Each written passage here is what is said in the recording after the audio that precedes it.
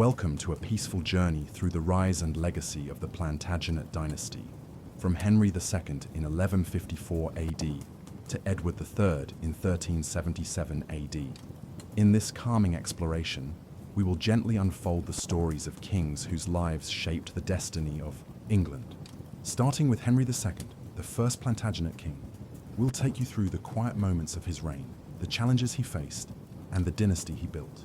We'll glide through the centuries, touching on the achievements of kings like Richard the Lionheart and Edward III, whose courage and wisdom have inspired generations. This documentary is designed to be a soothing narrative, guiding you through history in a serene and tranquil way. As we reflect on their journeys, let the ebb and flow of the Plantagenet legacy bring peace to your mind, setting the stage for restful sleep. Take a deep breath, relax, and let us guide you through the gentle chronicles of England's great kings. The man known to history as King Henry II of England was born on the 5th of March 1133 at Le Mans in Normandy in northern France. His father was Geoffrey, Count of Anjou, Touraine, and Maine, and in that capacity, he was the ruler of much of northwestern and central France, particularly those regions to the west of Paris, at a time when France was divided into a number of powerful principalities, with the French king otherwise ruling over a relatively decentralized overlord. Geoffrey was known by the epithet the Handsome or the Fair. Henry's mother was Matilda, known as Empress Matilda, on account of her subsequent position as the possible heir to her father's dominions. She was the daughter of King Henry IV of England and had previously been married to the Holy Roman Emperor. Henry V of Matilda's lineage was pivotal for the future of her son's life. Her father, Henry the Firm, was the fourth son of William the Conqueror, the Duke of Normandy, who in 1066 had crossed to England and conquered the country for the Normans. As a younger son, Henry had not succeeded to any of his father's lands when William died in 1087. But when his older brother William Rufus died in 1100, Henry seized the throne of England. In due course, his own son and successor William was in line to succeed him. But in 1120, when Henry was already in his early 50s, William died in a naval accident known as the White Ship Disaster, and the issue of the succession was now thrown wide open. Matilda, as one of Henry's daughters, provided one potential line of succession, although it was generally accepted that a woman could not succeed to the throne at the time. This aside, Henry IV concluded as he aged that Matilda would indeed provide his successor through her marriage to her husband Geoffrey. Thus, despite some family quarrels between the king and his daughter and son-in-law, there was a strong claim that the 2-year-old Henry should succeed his grandfather. When Henry I died after a brief illness on the 1st of December 1135. However, this would not happen, and the virtual usurpation of the English throne by Henry I's nephew, Stephen of Blois, ushered in a period of civil war which would last for nearly 20 years, the nearly 2-decade-long period from Henry I's death in 1135 to the eventual full ascent to power of Henry II in 1154, is often referred to as the Anarchy. Stephen of Blois' seizure of power in the aftermath of Henry I's death and the competing claims of the infant Henry, driven by his mother Matilda and father Geoffrey, ensured that there would be no stable succession. While Stephen was the nephew of William the Conqueror, having been born to the Conqueror's daughter Adela, his accession was not accepted without hesitation by his English and Welsh subjects. It would cause the first stages of a crisis between the English monarchy and the English barons, which would escalate for decades to come, with rebellions arising within Wales and border clashes with Scotland occurring during the course of the 1130s and 1140s. Then most forcefully, Matilda and Geoffrey began to press their claim and that of their infant son. In 1139, Matilda led a direct invasion of southern England with several key noble allies. While she, Geoffrey, and their allies were unable to achieve a complete victory over Stephen at this time, they did secure key footholds in the south of England. Using their bases of support in France, particularly around Anjou, they were able to continue the conflict in such a way that the anarchy would continue for many years to come. Into the 1140s, the anarchy continued. As it did, Henry was growing up oblivious to the wars being fought across the English Channel in his name. His first years were spent largely in France, as indeed the vast majority of Henry's life would be. He shared this with many of the early Anglo-Norman kings of England, whose power base lay largely in Normandy and the other French possessions. Later, from the age of 7, he resided at his father's home in Anjou, where he was educated by Peter of Saintes, a well-regarded grammarian and scholar of the mid-11th century. But when he was 9 years of age, a more active involvement for the young would-be monarch was decided upon by his parents. He was sent to Bristol, which was one of the principal towns of England in late medieval times, as well as a focus of support for Henry's cause in England in the 1140s.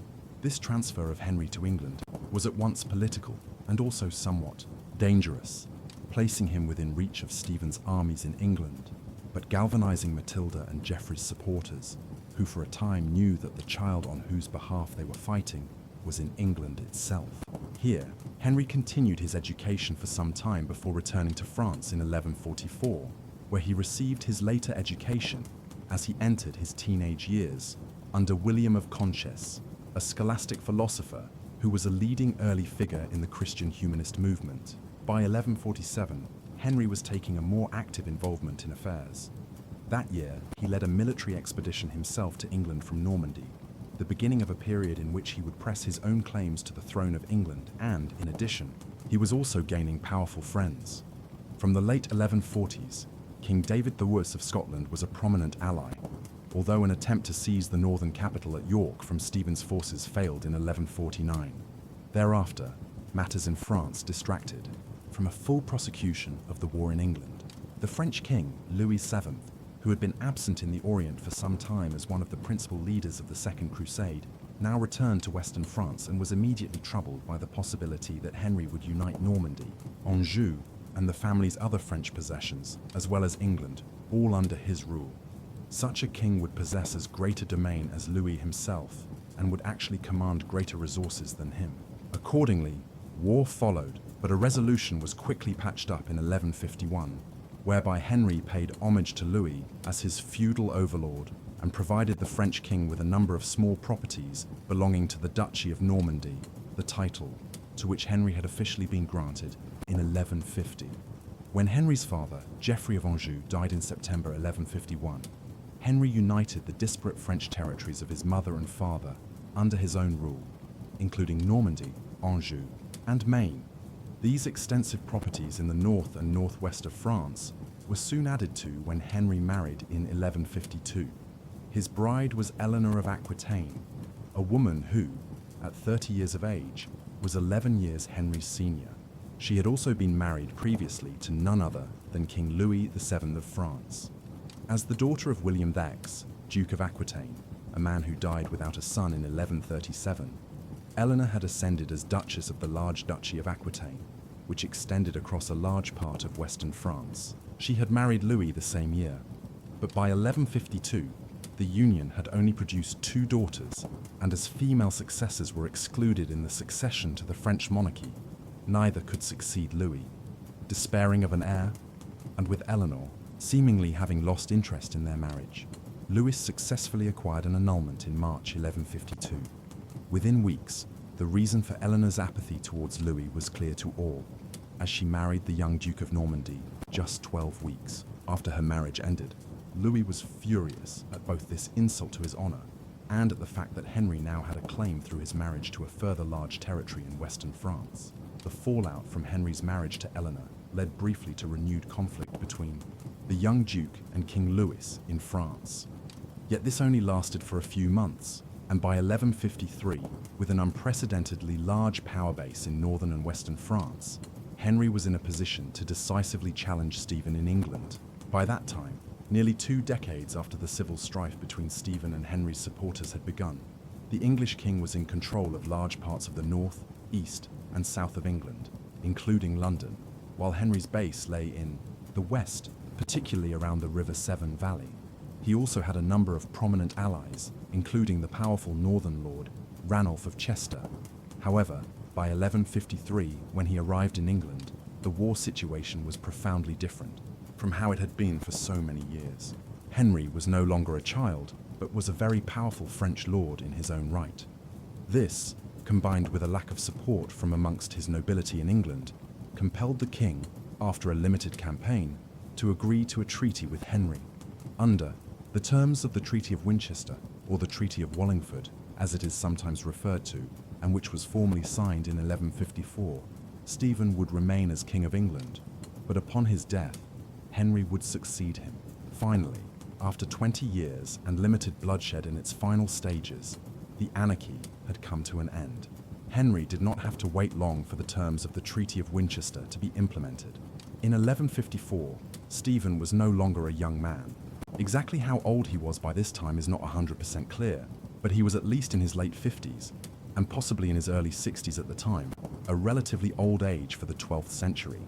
Stephen might well have viewed the treaty as a temporary expedient, during which time he could regroup and muster support for his son William's cause to succeed him over Henry. But if this was the case, ill health scuppered his plans.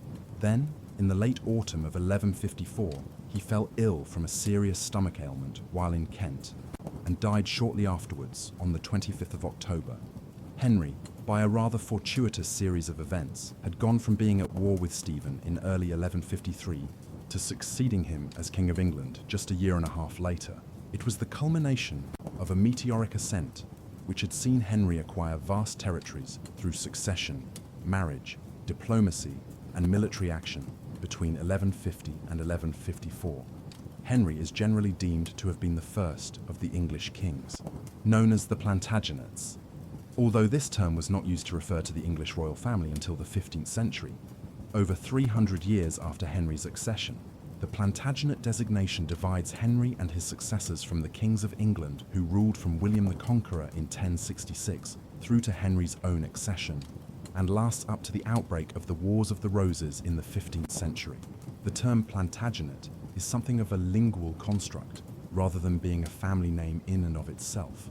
It derives from a nickname which Henry's father, Geoffrey, Count of Anjou and Duke of Normandy, was given during his lifetime, in recognition of a bright yellow flowering plant which he used to wear as a symbol of his house.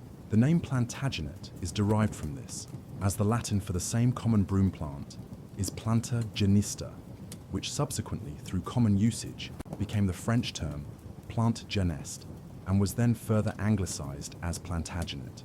As a result, the dynasty of English kings, which held the throne from Henry's eventual accession in 1154 through to the advent of the Tudors in 1485, is known as the Plantagenets.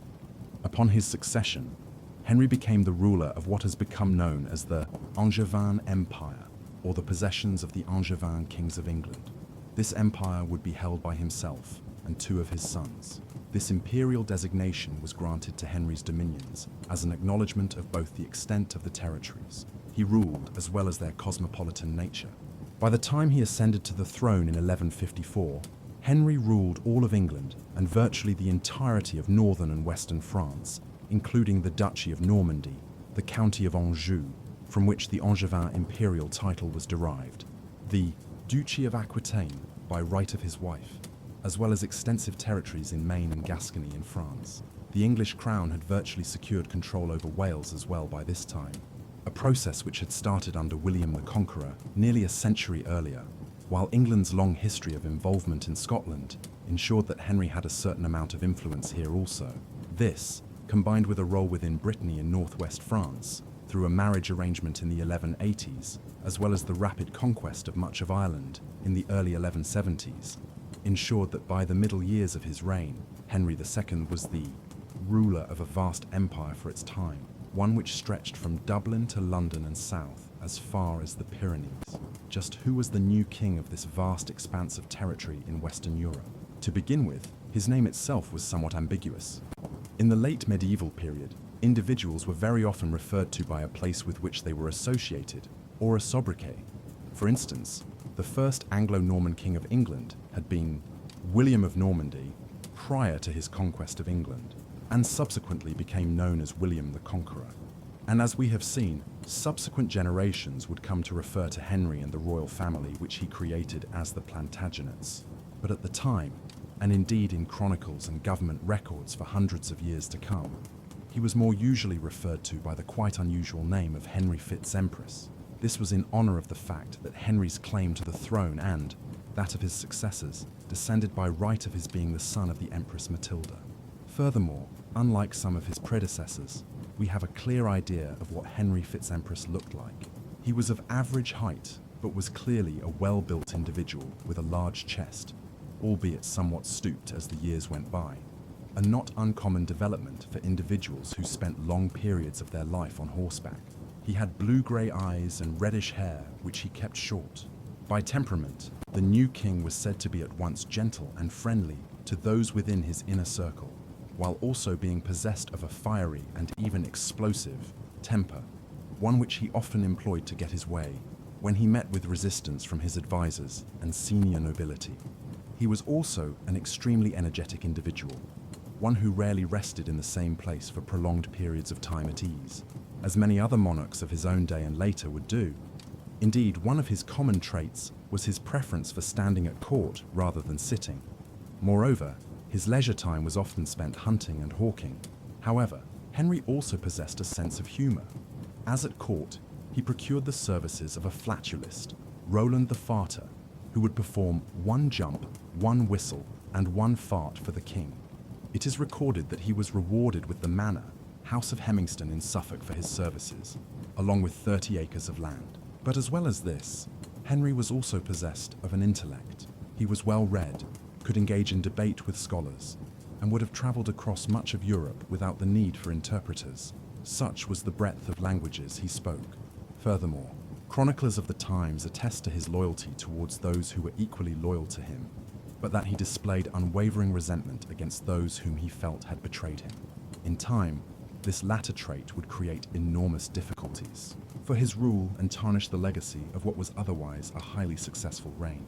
Whilst Henry had finally secured the throne after years of struggling with Stephen, and brought the political anarchy which had subsumed England to an end, Henry's reign was quickly confronted by a fresh challenge, and it came from his own brother, Geoffrey. In December 1155, Geoffrey initiated a revolt in France, calling for parts of the family's French possessions to be handed over to him, now that Henry had assumed power in England, specifically the counties of Anjou, Maine, and Touraine. An extensive family conference in France in February 1156 failed to resolve the conflict, but within months, without any major military action, Henry managed to crush his brother's ambitions, in part by making Geoffrey the new Count of Nantes. In the end, the challenge proved beneficial to Henry's cementing of his rule. He used the opportunity presented by Geoffrey's revolt to crush the independence of some of those French knights and nobles under his dominions who had sided with Geoffrey. When Geoffrey himself died in 1158, the time proved opportune to fully cement Henry's control over his French possessions. Now, Henry would have unequivocal control of the growing Angevin Empire, a hegemony which would not be challenged for nearly 20 years. In part, Henry's success came about because of his own boundless energy, combined with a shrewd pragmatism. The young king knew what was achievable and worked to implement it, but his accomplishments in bringing stability to England and France, after so many years of turmoil, must also be attributed to the intelligence with which he selected his advisors. Significant amongst them was his mother Matilda, who had done so much to champion Henry's cause in his youth, at a time when he barely knew what it was that was being fought over. She worked extensively with the church and patronized the Cistercian reform movement throughout the 1150s and 1160s, until her own death in 1167. Other close advisors included Henry's uncle, Reginald of Cornwall, the Earl of Arundel, William d'Aubigny, and the justiciars, Robert, Earl of Leicester, and Richard de Lucy. Several senior bishops were also brought into the administration, but no figure was as ubiquitous and influential in the young king's government than the man he made Lord Chancellor of England, Thomas Becket, a protégé of the Archbishop of Canterbury, Theobald of Bec. Becket was recommended to Henry in the mid-1150s and quickly became an indispensable part of his regime, increasing Henry's revenues throughout England. What each of these advisors offered was experience in administration, which the young Henry otherwise lacked. These years would also see the almost continuous growth of Henry's family, and eventually, Henry and Eleanor would have 8 children in total. Surprisingly, in a time of high infant mortality, all but one of the 8 survived infancy. By 1170, Their surviving 4 sons and 3 daughters ranged in age from 15 years old to just 3 years old. The elder daughters, Matilda and Eleanor, were married to the Duke of Saxony, named Henry the Lion, and Alfonso, the King of Castile, respectively, while the third daughter was Joanna. The eldest son was Henry's namesake, who was married to Margaret, the daughter of the King of France, Louis Thesives. Henry Jr.'s younger brothers were Richard, Geoffrey, and John, 2 of whom, even as younger sons of the king, would eventually go on to have extremely consequential lives and careers in their own right. Richard, not least, as a king and the Lionheart, who would battle with Saladin in the sands of the Holy Land on the Third Crusade, and John as a future king of England, whose famous clash with his barons and nobles in the early 13th century would result in the fashioning of the Magna Carta, the Great Charter. Henry's relationship with his sons would soon come to dominate the latter half of his reign. Although he was very often distant from his English dominions, Henry II took a decidedly strong interest in the administration of his kingdom and the oversight of the courts there. For instance, he initiated a series of inquests and issued many royal edicts, which led to the development of a more coherent and centralized bureaucracy. An ordinance of 1170 brought local officials such as sheriffs and major local landholders under greater royal scrutiny, and made it clear that wide-scale corruption would no longer be tolerated, even if Henry was absent in France or elsewhere. Other regulations standardized some specific elements of oversight. For instance, the Assize of the Forest Act of 1184 brought the regulation of forests and the taking of wood from the same into a formal and standardized form of royal control. Other extremely important laws in this regard provided new prohibitions around the ability of landlords to simply eject tenants from their lands and around how freeholds could be created and maintained. These new regulations also evolved the system which allowed 12 knights to adjudicate on disputes at the local level, which eventually would lead to the development of the modern jury system. In terms of taxation, Henry increased the rates payable based on a knight's service from as early as 1166, based on a document known as the Carta Baronum, or the baronial chart. This was the first countrywide listing of dues owed to the crown by knights, and was used by Henry's exchequer officials to increase the potential yield from military taxation. Some of these taxes were gradually increased during the course of the 1180s to pay for exchequer increases, which were necessary to support the Crusades to the Holy Land, as the Muslim Lord Saladin was threatening to recapture Jerusalem and the Crusader states there. Ultimately, Henry's administrative reforms are most clearly defined by the uniformity he lent to the kingdom's courts and taxation. In the early 12th century, a series of competing judicial systems still existed. In England, in large part owing to the overlapping Anglo-Saxon, Norman, and Viking traditions in use across the kingdom. But by the end of Henry's reign, a much greater degree of uniformity had been lent to the system of administration. In the end, Henry II's managerial policies were leading to a situation at the local level where a system had been created, which one historian has defined as a species of self-government at the king's command. This meant that local courts and administrators could govern themselves, as long as they gave ultimate authority to the king. Henry was, perhaps above all else, an innovator as a king of England, in contrast to William the Conqueror and his immediate successors, in that Henry understood how to manifest and display the royal power he had attained. In an effort to impress his contemporaries, he employed numerous building programs and other measures, which in more modern times would be referred to as acts of propaganda. For instance, Henry had a great leper house, or Lazarus, constructed at Caen in France in the early 1160s, while there were many other royal building projects underway throughout Normandy, Aquitaine, Anjou, Maine, and England, which commanded the enormous respect of contemporaries. Such was their grandeur. These displays of wealth and power were intended to convey an aura of strength and prosperity, and were designed to indicate that a strong monarchy had returned after the years of anarchy which preceded Henry's full accession. And Henry was well attuned to the statement architecture could make.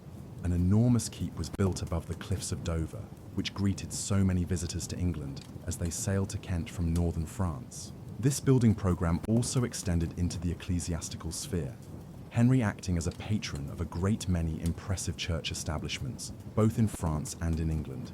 All of this served to cement and aggrandize Henry's rule, something which was much needed in the aftermath of the anarchy of Stephen's reign. Having secured his rule during the course of the 1150s and introduced a number of highly effective reforms to consolidate his grip on the Angevin Empire in the years that followed, Henry might have looked forward to a more sanguine, peaceful time in the 1160s, one in which he could enjoy the fruits of his earlier accomplishments. However, it was not to be so. The 1160s were largely defined in Henry II's reign by conflict, and it came from the strangest of places. We have already seen that one of the individuals in whose hands Henry placed great power in the first years of his reign was Thomas Becket, whom he made Lord Chancellor of England. This patronage of Becket reached its height in 1162, when, following the opening of a vacancy in the position, he promoted Becket to become the Archbishop of Canterbury. As Archbishop, Becket was the senior ecclesiastical officer in all of England and was theoretically answerable only to the Pope in Rome in the management of many church affairs. Henry's reasoning for this promotion was clear. He wanted an individual who would do his bidding as Archbishop, yet it would prove to be one of his few bad moves. A year later, in the summer of 1163, at a major conference held at Woodstock, Becket first quarrelled with Henry by attacking the king's effort to turn an annual payment, which was paid to sheriffs by the church, into a form of royal revenue. This was an extraordinary clash, vitriolic in its anger, during the course of which Henry turned in fury on the Archbishop and stated that, by the eyes of God, it shall be given as revenue, and entered in the royal rolls, to which Becket responded that, by the reverence of the eyes by which you have sworn, my Lord King, there shall be given from all my land, or from the property of the church, not a penny. It was just the first step in an increasingly intense rivalry between the king and England's most senior religious figure. This was all very different from what Henry had expected in 1162 when he promoted Becket. He expected a compliant senior cleric who would act in unison with him as king. The conflict would drag on for the remainder of the 1160s and eventually formed one of the most turbulent and controversial aspects of Henry's reign, one which is still widely remembered and written about today, over 800 years later. Soon after the initial clash between the pair at the Council of Woodstock, the king and the Archbishop quarrelled yet again over the issue of Becket's right to excommunicate tenants-in-chief on the church's vast lands throughout England, without first seeking out royal approval. Henry, perceiving Becket's behaviour in this respect to be a breach of his royal position, began to pressurize the bishops of England to acknowledge his superior authority over such matters, compared to that of Becket as primate of the English Church. These clashes culminated in the Constitutions of Clarendon in 1164, where Henry presided over a synod that sought to reduce clerical independence. Ultimately, it was no surprise when Becket resisted any efforts by Henry to weaken the church's jurisdiction and rights. Henry responded by stripping Becket of several large estates, which Becket held by right of his previous role as Lord Chancellor of England. A tit-for-tat exchange followed throughout the mid-1160s, with Becket trying, with some considerable success, to interfere in Henry's marriage arrangements for his wider family, an issue over which the Archbishop of Canterbury had significant jurisdiction. For his part, Henry took over Becket's personal residence at Berkhamsted and used it henceforth as a royal Christmas retreat. Thereafter, as tensions escalated in the mid-1160s, the struggle between the pair became increasingly personal.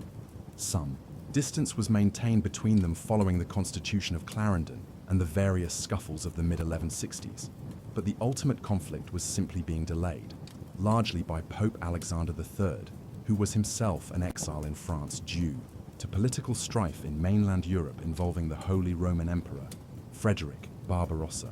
He had advised Becket to keep his distance from Henry, nor was the king inclined to let the matter go, and so from 1164 onwards, he attempted to break Becket's political resistance by imposing a series of highly punitive financial fines on the Archbishop, some of which concerned his previous exercising of the office of Lord Chancellor of England. This culminated in the charging of an obscene bill of $30,000 against Becket, the equivalent of tens of millions of pounds in today's money. Rather than accept such measures, Becket entered into outright opposition to Henry, fleeing to Flanders in the Low Countries, or modern-day Belgium. The pair would not see each other directly again for 5 years, with Becket spending time in Flanders and at the papal court of Pope Alexander III in exile during the late 1160s. It is difficult to know on whom the majority of the blame for what had already occurred and what subsequently occurred should be placed. Henry was certainly an autocratic monarch, but Becket was also a cleric who thrived on being at the heart of political intrigue. Moreover, the Archbishop liked the fact that he was the center of much of Europe's political correspondence, as the King of England fought with his senior ecclesiastical official. Henry, for his part, hated this need for celebrity in Becket, and viewed the Archbishop's disloyalty, after having been promoted by him, in a highly unfavorable light. And yet, a rapprochement was eventually reached in July of 1170, as the leading monarchs of Western Europe and the Pope intervened to make the King of England and the Archbishop of Canterbury see eye to eye. It was ultimately an ephemeral peace. When Becket landed in Kent, in the south of England, on the 1st of December 1170, after 5 years in exile on the continent, he cannot have expected what would happen. Disputes over land yet again arose, and within days it was clear that Henry desired to be rid of Becket once and for all. 4 knights who were followers of Henry from northern France duly took up the charge. On the afternoon of the 29th of December 1170, they entered Canterbury Cathedral and murdered the Archbishop within the church. The clash had residual consequences for Henry. The conflict between the Church and the King of England intensified, and Pope Alexander III quickly had Becket canonized in 1173, one of the swiftest acts of bestowing sainthood ever undertaken by the Roman Catholic Church. Yet Henry tried his level best to separate himself from the murder, which he did not orchestrate directly, with a diplomatic drive amongst the monarchs of Western Europe. Ultimately, Henry feared his excommunication by the Pope, whereby he, even as one of Europe's leading monarchs, would be officially excluded from taking the sacraments and receiving the services of the Catholic Church. Although a general rapprochement was worked out between Henry and the Pope in the course of 1172 and 1173, it was a chastening experience. Overall, the clash with Becket must be remembered as one of the least successful and dire aspects of Henry's reign. He had sought to increase his control over the Church, particularly its land and wealth, and succeeded in little other than creating a church and state crisis, which dragged on for an entire decade. Yet it was a significant moment in English ecclesiastical affairs, one which foreshadowed the more significant rupture that occurred over 3 centuries later during the reign of Henry VIII. While the clash with Becket generally dominated the 1160s and early 1170s for Henry, another major aspect of his reign was playing out during these years, one which would have enduring consequences for England and Britain down to the present day. This involved the island to the west. Ireland had never been conquered by the Romans, and it remained largely aloof from Britain during the early Middle Ages, although it too had experienced various Viking encroachments from the late 8th century onwards. Nevertheless, by the mid-12th century, it was still a land largely made up of competing Irish kingdoms, controlling different parts of the country, such as the provinces of Leinster and Connaught. Yet this rivalry between small kingdoms was about to have an enormous bearing on England's involvement with Ireland, as in 1166 the King of Leinster, Diarmait mac Murchada, pressed a claim to the High Kingship of Ireland. When this was successfully resisted by Rory O'Connor, the King of Connaught, Diarmait petitioned for outside help from Henry II.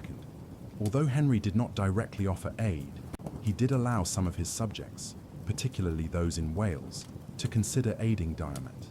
This was to be the beginning of much strife in Ireland. In 1169, one of the major Cambro-Norman lords of Wales, Richard Fitzgilbert, or Richard de Clare, who was also known as Strongbow and who had succeeded in 1148 as Earl of Pembroke in Wales, was successfully solicited by Diarmait to undertake a military incursion into Ireland to ally with Diarmait against his Irish enemies. In a bewilderingly quick military campaign between 1169 and 1171, when Strongbow and his allies, beginning with Robert Fitzstephen, first began arriving in Ireland, they succeeded in conquering large swaths of the country. For instance, Waterford was quickly seized by Strongbow upon his first landing in the south of the country in the early autumn of 1170, and he then moved on to capture Dublin itself. As a result, Diarmait was able to consolidate his position within Ireland and was soon challenging his rivals in Connaught and the broader west of the country. as the Cambro-Normans in the south and east of the country were consolidating their position, one which would not diminish in one form or another for over 700 years. Moreover, Diomate's death in 1171 removed him as the driving force behind Strongbow's invasion and created a situation in which de Clare and his allies could begin to carve out their own principalities and act upon their own initiatives. All of this quickly agitated Henry, who now perceived de Clare as becoming a potential threat as an overmighty subject across the sea in Ireland. Accordingly, he mounted his own expedition to Ireland in the autumn of 1171, as Rory O'Connor was himself attempting to strike back against Strongbow and his allies around Dublin and Waterford.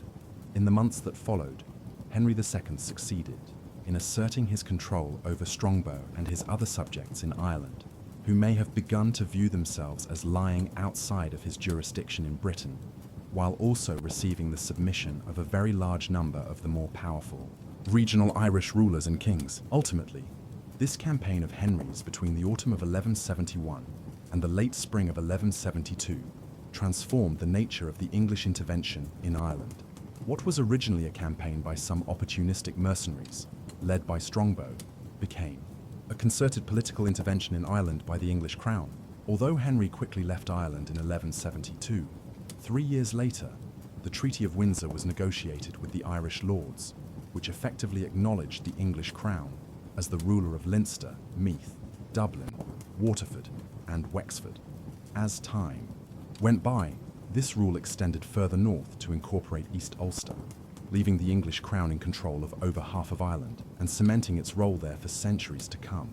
While the Irish conquest must be viewed as a huge success for Henry's reign, at least from the Anglo-Norman perspective, if not from that of the Irish, it was soon followed by further turbulence within Henry's wider dominions. This fresh unrest, following quickly upon the near decade-long controversy surrounding Becket, must have stung Henry even more than the perceived betrayal of the man he had promoted to Lord Chancellor and then Archbishop of Canterbury. It came from within the king's own family. As we have seen, Henry and Eleanor's union had produced many children by the end of the 1160s. It was customary in Western Europe in the 12th century that a ruler who held such extensive territories, as Henry did, would begin to hand over control of some of these to his sons as they came of age. Henry himself had been granted the Duchy of Normandy by his father while he was still a teenager. Now the king's eldest surviving son and namesake, typically called Henry the Young King, having turned 17 in 1172, began to grow restless at his father's failure to devolve some power to him, despite naming him as his legal heir in 1170. The young Henry was encouraged in this resentment by two sources. One was his father-in-law, Henry II's on-off nemesis, King Louis VII of France, whose daughter Margaret the young Henry had married. The other was, shockingly, his own mother and King Henry's wife, Eleanor of Aquitaine. This unrest soon turned into outright plotting and then civil war, one which would come to dominate much of the mid-1170s throughout the Angevin Empire. During it, Henry's consummate abilities as a tactician and diplomat were yet again on display. Before he was fully aware of what the young Henry, Eleanor, and King Louis were even plotting, a massive alliance had been formed against him, which included the Kingdom of Scotland and the powerful counts of Boulogne, Flanders, Dreux, and Blois, in France and the Low Countries. Moreover, to add insult to injury, Eleanor had succeeded in drawing King Henry's other sons, including Richard the Lionheart, who was also of a substantial age like young Henry, into the conspiracy. But despite this array of enemies, King Henry pulled through. The Count of Boulogne was knocked out of the conflict when he was killed by a crossbow bolt in the summer of 1173, which also effectively removed the Count of Flanders, the Count of Boulogne's brother, from the war. Similarly, the back of the rebellion was broken in Britain when King William I of Scotland was captured at the Battle of Alnwick in Northumberland in July 1174. Henry studiously stayed away from these conflicts and oversaw events from afar, allowing his enemies to damage their own efforts through overt involvement. But surely the most significant moment in the war came when Eleanor was captured as she was traveling to Paris from Poitou. And this, combined with the military defeats of their allies, forced the young Henry and his brothers to concede to their father in 1174. Yet despite the victory of Henry Fitz-Empress over his family, many of the familial problems which had brought about the rebellion would remain and continued to fester in the years that followed. Henry never forgave Eleanor, and in 1175 he sought to obtain an annulment of their marriage from the papacy, a move which was protested vigorously by his sons, Henry, Richard, and Geoffrey, and which was, in any event, blocked by Pope Alexander III.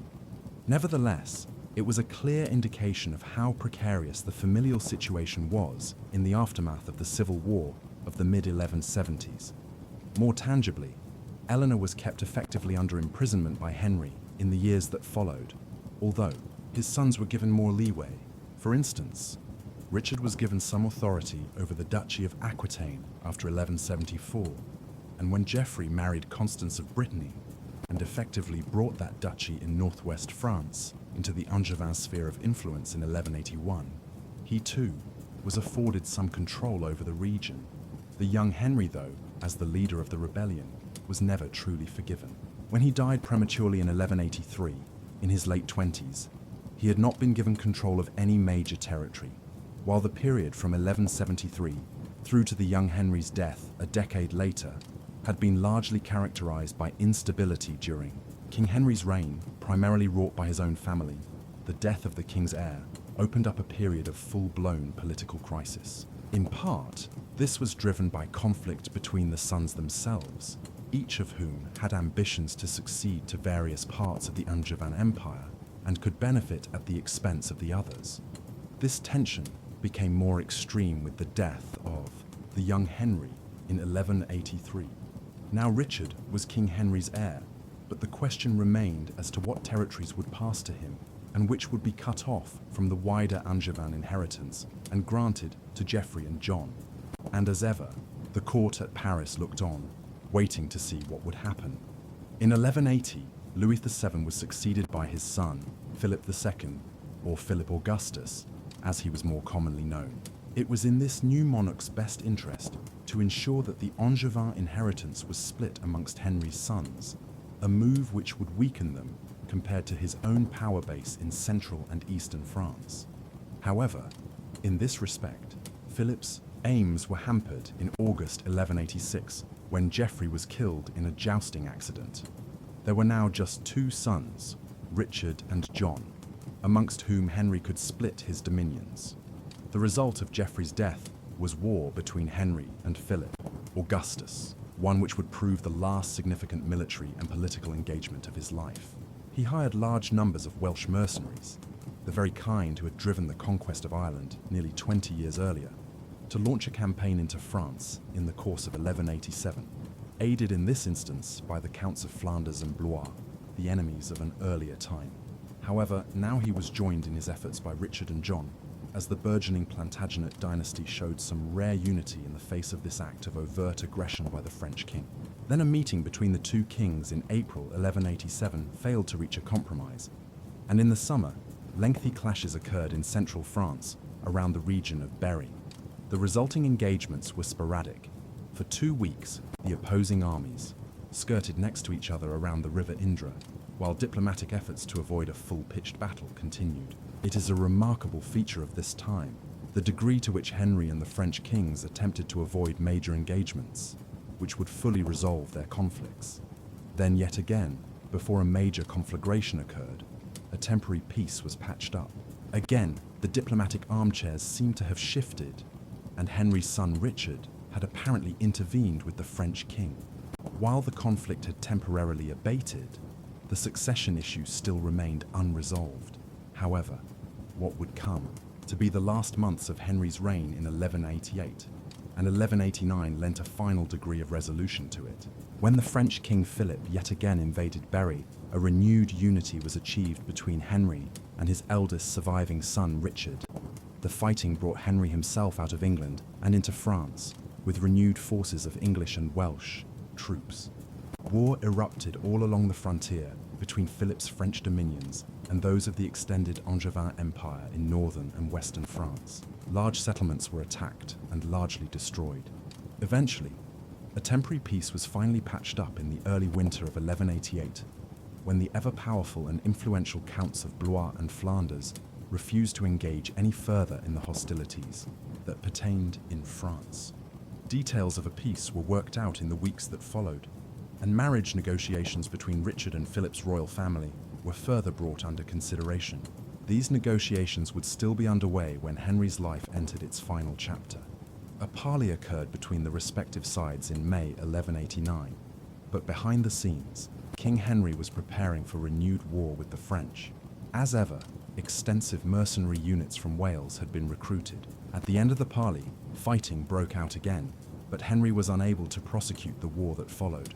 His health had been failing for some time, the result of a severe ulcer, diminished physically and perhaps worn out psychologically, owing to the continuous conflicts with his family members, so many of whom had predeceased him. Henry appeared at a final conference with Philip, with whom Richard was now unequivocally allied, in July 1189. At this meeting, Henry was visibly ill. As a result, he agreed to some conciliatory terms, but was said, by a contemporary chronicler, Gerald of Wales, to have defiantly whispered in his eldest surviving son's ear, "God grant that I may not die until I have my revenge on you." If he did say this, and the account may be spurious, he would never live to see that wish fulfilled. 2 days later, Henry II, the man who had ruled England for 35 years and had created the Angevin Empire, died at the age of 56, just hours before he collapsed into a final fever. He learned that his other son, John, had joined Richard's new rebellion. As a result, many chroniclers and scholars have judged that this final act of betrayal had all proved too much after years and years of family strife. He was buried in the Abbey of Fontevraud in the county of Anjou. Despite the massive difficulties which had arisen in Henry's family relations throughout the 1170s and the 1180s, the succession to his rule would not prove as fraught as had been that which followed the death of Henry III over a century earlier, with its nearly 20 years of anarchy before Henry's own accession in 1154. But the succession in 1189 was complicated. Nonetheless, Henry's eldest surviving son, Richard Coeur de Lion, or Richard the Lionheart, as he is more commonly known, had already taken the Crusaders' cross in France in 1187, and committed himself to traveling to the Holy Land to try to secure Jerusalem from the great Arab lord Saladin, who would eventually reconquer the city that year, after nearly a century of it being in Christian hands. Although he was still in Western Europe when his father died, and was duly crowned as King of England at Westminster on the 3rd of September 1189, 2 months after his father's death, he soon set off for the Holy Land in January 1190. He would not return for several years, and in the interim, his younger brother John assumed a great degree of authority in England. It was the beginning of a period of renewed unrest within England, one which worsened after John succeeded Richard in his own right in 1199, and which culminated in a major baronial revolt in England, the First Barons' War, in 1212. Consequently, the political consensus which Henry II managed to create for much of his reign quickly broke down following his death. Henry II must surely have a place amongst the English kings who are most difficult to decipher. There is little doubting his achievements. For instance, the very act of his accession and consolidation of power ended a period of nearly 20 years, during which England and its French possessions had been racked by political anarchy, owing to the insecure succession to King Henry. By way of contrast, Henry II not only secured his ascent to power in his youth, but consolidated his power in such a way as to set England on the path to becoming the most centralized state in late medieval Europe. Beyond this, his marriage to Eleanor and his intervention in Ireland created the so-called Angevin Empire, a political entity which spanned England, Wales, substantial parts of Ireland, and much of France, including Normandy, Maine, Anjou, and Aquitaine. All of this is a formidable achievement, but against it must be considered the failings of his rule, notably his inability to control the ambitions of his children and even his own wife. As a result, a state of civil war essentially existed within his kingdom throughout much of the 1170s and 1180s, but perhaps most significantly, his clash with Thomas Becket and the murder of an Archbishop of Canterbury during his reign stands considerably against him. For these reasons, we might say that Henry II was an enigmatic ruler, a king who aspired to greatness and whose reputation was irrevocably tarnished by one or two key failings. What do you think of King Henry II? Was he one of England's greatest kings, or are there aspects of his reign, most notably his clash with Thomas Becket, which tarnish him beyond repair? The man known to history as Richard the Lionheart was born on the 8th of September 1157 in England, possibly at Beaumont Palace in Oxford, one of the royal residences of the Angevin royal family during the 12th century. His father was King Henry II of England, who was born in 1133. Henry had taken possession of the French territories of the successors of William the Conqueror in the 1140s, including the Duchy of Normandy and the County of Maine in the north of France, but he had contested for years with his cousin, King Stephen III, for possession of England and Wales. Then, 3 years prior to Richard's birth, he finally ascended to these territories when Stephen died, bringing the extended civil war to an end. Richard's mother was Eleanor of Aquitaine, a formidable woman herself who had earlier been married to King Louis VII of France before divorcing him and marrying Henry in 1154. As the successor to the Duchy of Aquitaine in western France, she had brought this territory to the marriage, expanding the territory ruled by Henry to cover much of northern and western France, in addition to England and Wales. The dynasty into which Richard was born is known to posterity as the Plantagenets, after a flower of the order Plantagenista, which Henry II's father used to wear. This family now ruled extended territories on either side of the English Channel, and Richard's life would be spent straddling these two worlds, where the Plantagenets were the royal family of England, as well as a major noble family in France. Richard's early life was typical of a family that ruled over a very disparate dominion. King Henry II was the King of England and Lord of Wales, much as the modern-day state of England has included a close connection with Wales for centuries. But the Plantagenet dominions stretched much further still. As the descendant of William the Conqueror, Henry ruled over the Duchy of Normandy in northern France, along with several other territories in northern and western France, such as the County of Maine. Moreover, as we have seen, his marriage to Eleanor had brought the Duchy of Aquitaine into the Plantagenet sphere of control. As a consequence, Henry's dominions were nearly as extensive as those of the French monarchy in France, with the south and east of the country ruled by the French kings from Paris. However, owing to the peculiarities of France's territorial divisions, the kings of England swore allegiance to the French kings as subjects, as dukes of Normandy, even while simultaneously challenging the French crown for political and military predominance throughout France. As well as this, Henry II oversaw the establishment of a new English lordship across the Irish Sea during Richard's youth. Thus, what is known as the Angevin Empire stretched across England, Wales, Ireland, and most of northern and central France. It was this disparate territory that Richard would one day come to rule over. During his youth, many would not have countenanced the idea that young Richard would one day succeed to the kingship, as he had an older brother named Henry after the king himself, while he also had two younger brothers, Geoffrey and John, and three sisters, Matilda, Eleanor, and Joan, each of whom would play a consequential part in Richard's life at one time or another. As was typical for the age, the upbringing of Richard and his siblings was the responsibility of his mother. Much of it was entrusted to a nurse named Hodierna, to whom Richard later granted a substantial pension in recognition of her service. As is typical of the time, little concrete evidence is available for Richard's youth and education, but we know that he would have received a conventional education for a royal son, insofar as it focused on the art of war. Yet there was enough broader reading in there also, that later in life he was able to read and speak Latin to a very high level, while he also evidently had a keen interest in poems and music. Moreover, several Muslim writers would later attest to him having an interest in Arab culture, although it is unclear if this evinces some previous learning on his part, or was cited by Muslim authors as a way of suggesting the English king was possessed of considerable cultural tolerance. Richard's adult life was overwhelmingly connected with France rather than England, and this association began early. In June 1172, he was formally made the Duke of Aquitaine when he was just 14 years old. A year later, he was implicated in the first of a series of internal wars within the Plantagenet family.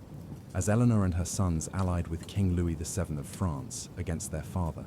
During this rebellion, Richard was actually knighted by King Louis, and in the summer of 1173, he saw his first significant military action in Normandy. Just weeks later, his father offered Richard full possession of several major castles in France, and half of the revenues of Aquitaine, to which he had ascended largely just in name the previous year. This was initially rejected by Richard. However, the nature of the rebellion changed in November 1173, when Eleanor was captured by Henry II. The fighting continued for months thereafter until Henry the Younger and King Louis elected to make peace with King Henry in 1174. Richard, who was already showing a surprising degree of independence for a teenager, finally submitted himself in September 1174. Terms were given to the sons, but Eleanor would effectively remain her husband's prisoner for years to come, as a means of offsetting further unrest within the family. Henry II was evidently impressed by his second eldest son's performance during the war. This was a time when familial rivalry, which spilled over into actual rebellion, was not entirely uncommon, and the king would not have viewed his son's revolt as marking a fatal break with them.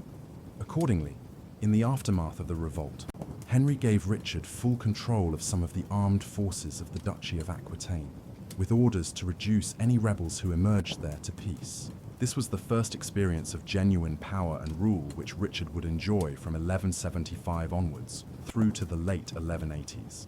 Much of this work focused on quelling any independent streaks amongst the nobility of western and central France, notably Aymar, the Viscount of Limoges, and Guillaume, the Count of Angoulême, both of whom were inclined to challenge Plantagenet primacy in the region. In 1176 and 1177, this military campaigning even extended as far south as the borders of Navarre, a small Basque kingdom straddling the Pyrenees in both France and Spain. Consequently, Richard began to develop his reputation for military prowess at a very young age, as he was still shy of his 20th birthday at this time when he undertook these campaigns. It was this military ability which later earned him the name of Richard Coeur de Lion, or Richard the Lionheart, a name which was entering into widespread use by the mid to late 1180s. We know a lot about the character of the individual, who was emerging at this time from several chronicles composed on him by contemporary or near-contemporary historians and writers, such as Ralph of Coggeshall and Benedict of Peterborough. Richard was evidently exceptionally tall by the standards of the 12th century, standing well over 6 feet high. He was handsome, with reddish blonde hair and a pale complexion. He was known to have a character that favored military prowess, and he cultivated an image of himself as a great warrior, one who patronized troubadours and poets, though he was also prone to pride and greed, and was sometimes quick to anger. He married later in his life, after lengthy negotiations, to have him wedded to Berengaria, the eldest daughter of Sancho VI of Navarre, although the union would never produce any children. This lack of children, combined with some contemporary allusions to Richard's sexuality, has led 20th century historians to query whether Richard was in fact gay and did not produce any children with Berengaria for this reason. But this is still open to debate, with the sources proving ambiguous, leading other historians to conclude that he might have actually been bisexual. The late 1170s and early 1180s saw Richard's relationship with his father strengthening, despite the rebellion years earlier. In 1176 and 1177, he campaigned as far away as northern Spain in order to shore up the Angevin Empire's southern boundaries in Aquitaine. Simultaneously, his actions could often prove overly heavy-handed, and there are many instances of his crushing local rebellions, particularly the pulling down of castles of those whose loyalties were suspected, leading to resentment and unrest. As one poet of the period, Bertrand de Born, noted, he besieges and pursues them, takes their castles, and smashes and burns in every direction. Even by the standards of an age which expected warlike behavior of its rulers, there is the inference here that young Richard the Lionheart's tactics were excessive. Resentment at this brutal suppression of any signs of revolt culminated most notably in the outbreak of a major rebellion within Gascony in southwestern France in the late 1170s and early 1180s, and in the Limousin region towards central France. Richard continued to suppress these instances of unrest, though the degree to which he was responsible for causing them through his own heavy-handed rule over Aquitaine is debatable, given the manner in which his actions were often depicted in an overly positive light by later chroniclers. Underlying all of this activity in the late 1170s and into the early 1180s was continuing familial conflict amongst Richard, his brothers, and their father, aggravated by Henry II's ongoing imprisonment of their mother, Eleanor. Much of this increasingly focused on the issue of the succession as Henry II neared his 50th year, what would have been considered the beginnings of old age in the 12th century, whilst Henry was his eldest son and heir designate according to the principle of primogeniture. The disparate nature of the Angevin Empire and the antagonistic relationship between Henry and his sons ensured that there was much confusion as to who would succeed to which parts of Henry's dominions, and perennial tension as a result. Richard, for instance, clearly hoped to secure Aquitaine for himself over his elder brother. This all boiled over in the winter of 1182, when King Henry asked Richard to pay homage to his elder brother Henry. This required Richard to acknowledge that Henry would have some say over the Duchy of Aquitaine in time to come, whereas Richard was clearly pressing to have the duchy separated from the wider Angevin Empire and made his own fiefdom upon his father's death. When this became clear, Henry sent the third eldest son, Geoffrey, to Richard's territories to prepare a family conference. However, this backfired, and instead, Geoffrey entered into a new rebellion with Henry the Younger. 1183 witnessed a dramatic shift in the diplomatic arrangements within the Angevin Empire. On the 11th of June that summer, Henry II's eldest, surviving son and namesake, sometimes referred to as Henry the Young King, died of dysentery while yet again in rebellion against his father in central France. Richard was now his father's eldest surviving son and the new heir of the Angevin territories in England, Wales, Ireland, and much of France. On the surface, the reduced number of sons should have made the family rivalries more stable, particularly when the king's third son, Geoffrey, also died in 1186, under largely unclear circumstances surrounding a jousting tournament. Yet, this did not bring an end to the Plantagenet family squabbles, and in the years that followed, the king began to increasingly favour his younger son, John, particularly following Geoffrey's death. Henry now wished for John to inherit the Duchy of Aquitaine, while Richard would take the rest of his father's lands. Conversely, Richard would not easily agree to his father's wishes in this respect, not least because his long-standing ties to Aquitaine had created a personal attachment to the duchy for him. It was thus in an effort to force his father's hand in this respect that Richard allied with the French King Philip II in 1187. It would be the last rebellion between Henry and one of his sons. The rebellion of 1187 proceeded quickly. Philip II had succeeded to the throne of France in 1180 when he was just 15 years of age. He and Richard would have a long-lasting rivalry for over a decade between when they first allied with each other and Richard's own death over a decade later. Yet during the late 1180s, it was a highly amicable relationship. A combined military campaign by Richard and Philip against Henry II in early 1189 culminated in a major military defeat of Henry in the summer of 1189. At a final conference, Henry was visibly ill and is believed to have cursed Richard. He died days later, on the 6th of July 1189, leaving Richard as his clear successor. The new king moved quickly to secure his patrimony. He was invested as the Duke of Normandy 2 weeks later, on the 20th of July. Later that summer, he made one of the few, very brief visits he ever made to England, and was crowned as king there on the 3rd of September 1189. Finally, after over 15 years of internal strife, the political landscape of the Angevin Empire seemed to be settling down. Richard had only his brother John as a rival.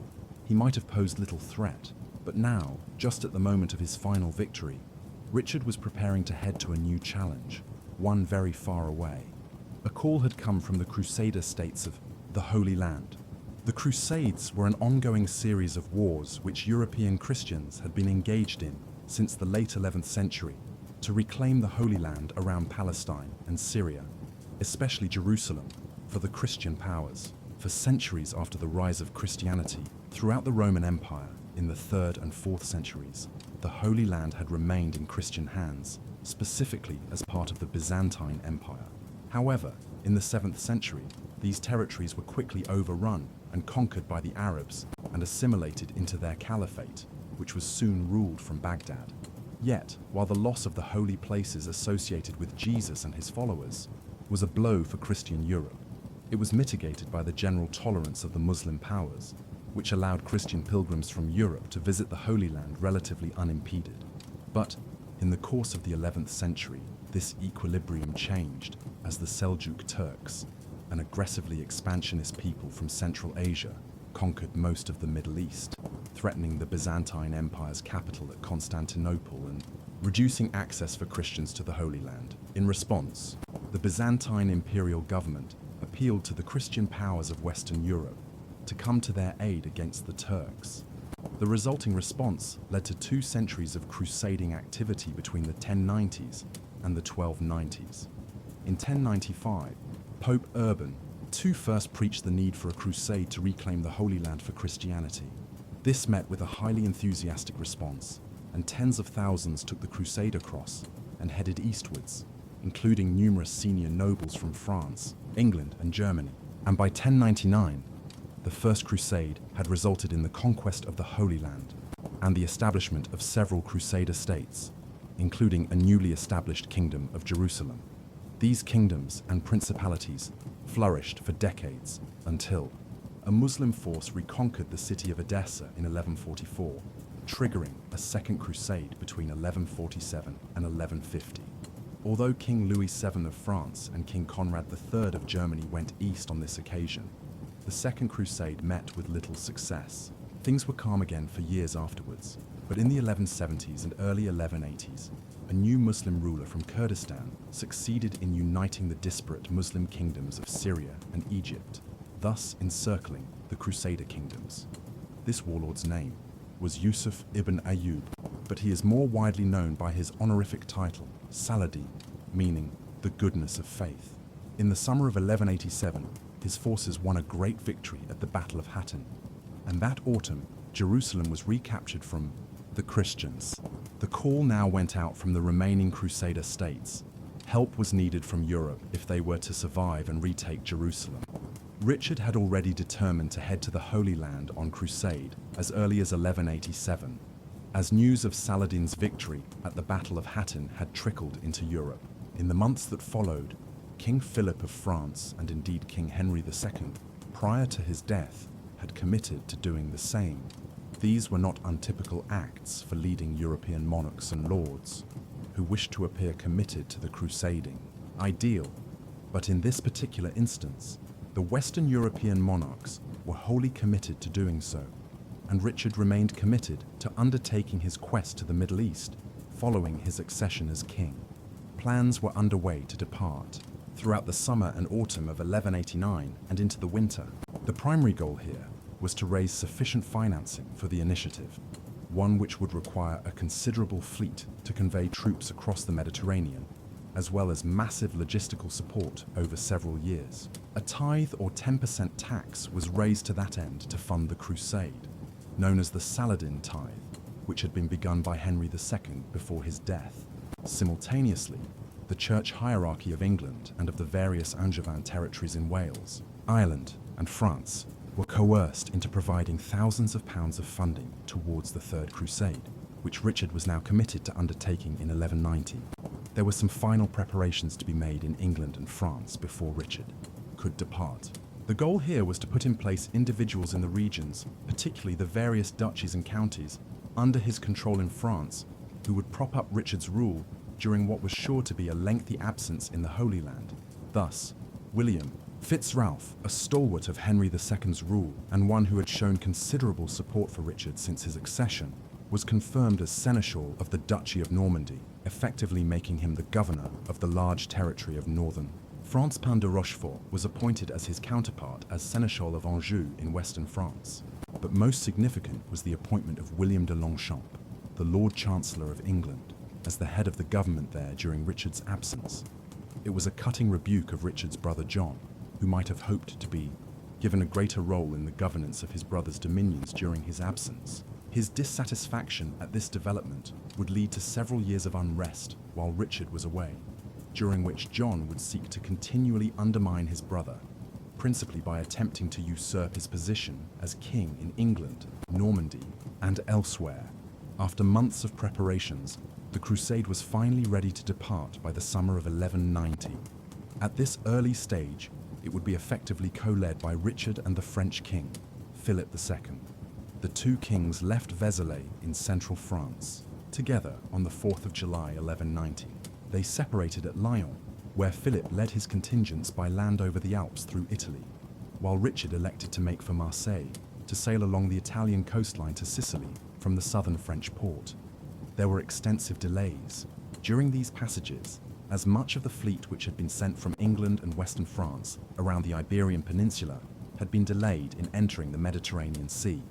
Notably, a drunken spree by the soldiers, while in Lisbon, Portugal, had particularly slowed proceedings, and so Richard had to hire other ships at Marseille to send much of his forces to the Holy Land ahead of him. He then conducted a lengthy tour of the Italian coastline to visit locations in the region, such as the medical school of Salerno, a trip which evinced Richard's interest in the new learning of the 12th century Renaissance, which was underway in Italy. Finally, he arrived in Messina, Sicily, on the 23rd of September 1190. Here Richard conferred with Philip before the French monarch quickly headed away to the Holy Land. Richard, however, had matters to attend to in Sicily before leaving. Himself, in 1177, Richard's sister Joan had married King William II of Sicily, known as William the Good. William died in November 1189, and the crown was quickly usurped by an illegitimate contender named Tancred. This Tancred then imprisoned Joan, fearing she would become a focus of resistance to his reign. Having arrived in Sicily, Richard quickly secured her release. But there were serious issues to still be resolved concerning Joan's dowry and valuable household plate. Tensions quickly escalated in late September and early October, and by the 2nd of October, Richard had ordered his troops to disembark fully from their ships and prepare for battle if necessary. When skirmishes broke out between Richard and Tancred's troops 2 days later, Richard ordered an attack on the city of Messina, one which quickly proved successful. Peace terms were agreed on the 6th of October, whereby Tancred paid a huge sum of money to Richard, and a formal alliance was agreed between the two. Simultaneously, ships were sent to Spain to bring Richard's long-promised bride, Berengaria of Navarre, to Sicily, so that the pair could have their long-awaited marriage during the winter of 1190, as they waited to set off for the Holy Land. However, it would not happen here. When Richard finally left his base at Messina, it was several days more before Berengaria finally arrived in Sicily. Richard's Crusader army finally left Italy on the 10th of April 1191, consisting in total of over 200 ships and 17,000 soldiers and mariners. It soon ran into difficulties, but in the long run, these would prove highly fortuitous. On the third day out from Sicily, a severe storm scattered the fleet, and by the time the ships rendezvoused near the large Greek island of Crete, it was clear that dozens of ships had either been lost or had gone astray in their navigations. These included one of the royal ships transporting Richard's would-be bride, Berengaria, and his sister Joan. This particular ship could not simply be abandoned, and a wide-ranging search throughout the eastern Mediterranean was now undertaken to locate it. Eventually, it was discovered to be at anchor in the port of Limassol on the island of Cyprus. Cyprus had long been a possession of the Eastern Byzantine Empire and was governed by Isaac Ducas Komnenos. Komnenos had recently developed delusions of grandeur and had proclaimed himself Emperor of Cyprus, independently of Constantinople. Now, in the summer of 1191, he seized several of the scattered Crusader ships and was considering doing the same with the ship on which Joan and Berengaria were traveling. It would prove a fateful mistake. In early May, Richard arrived in Cyprus. When the self-proclaimed Emperor Komnenos refused to release the captured ships and prisoners, Richard decided on immediate military intervention and attacked the city of Limassol. A surprise night attack quickly saw the capital completely overrun. Although the emperor managed to escape, this effectively robbed him of his treasury and military support. In the weeks that followed, further resistance was mopped up, and Cyprus was brought under the control of the Crusaders. Much of this was achieved by Richard, linking up with the leaders of the Crusader states in the Holy Land. One of their primary leaders, Guy de Lusignan, having received word of events in Cyprus, arrived with several contingents of hardened Crusader warriors. De Lusignan was the titular king of Jerusalem, albeit he was a king without a city since the fall of the Holy City to Saladin several years earlier, and he was challenged amongst the nobles of the Crusader states for primacy, notably by Conrad de Montferrat, a claimant to the Kingdom of Jerusalem. Guy and Conrad would prove to be the most significant figures, other than Richard and Saladin, in the events which followed in the Holy Land. By the beginning of June, Richard had seized control over the entirety of Cyprus, a rich island nation, with notable trade links, and one which would serve as a crucial base for the Crusaders in years to come. In the broader term, Cyprus became an independent Christian kingdom, one which was ruled by the Lusignans for decades to come, and as an independent Christian kingdom down to the late 15th century, making its conquest arguably the most tangible result of Richard's entire crusade. The conquest of Cyprus and the subsequent sojourn there during the summer of 1191 also provided the opportunity for Richard to finally wed Berengaria. The wedding ceremony was held at Limassol on the 12th of May 1191 at the Chapel of St. George there. The marriage was designed to potentially unite Navarre and the Duchy of Aquitaine, and thus make it part of the wider Angevin Empire in the long run, but this plan would prove elusive. Richard and Berengaria never had any children. They would remain distant from one another, and it has even been questioned whether the marriage was consummated at all.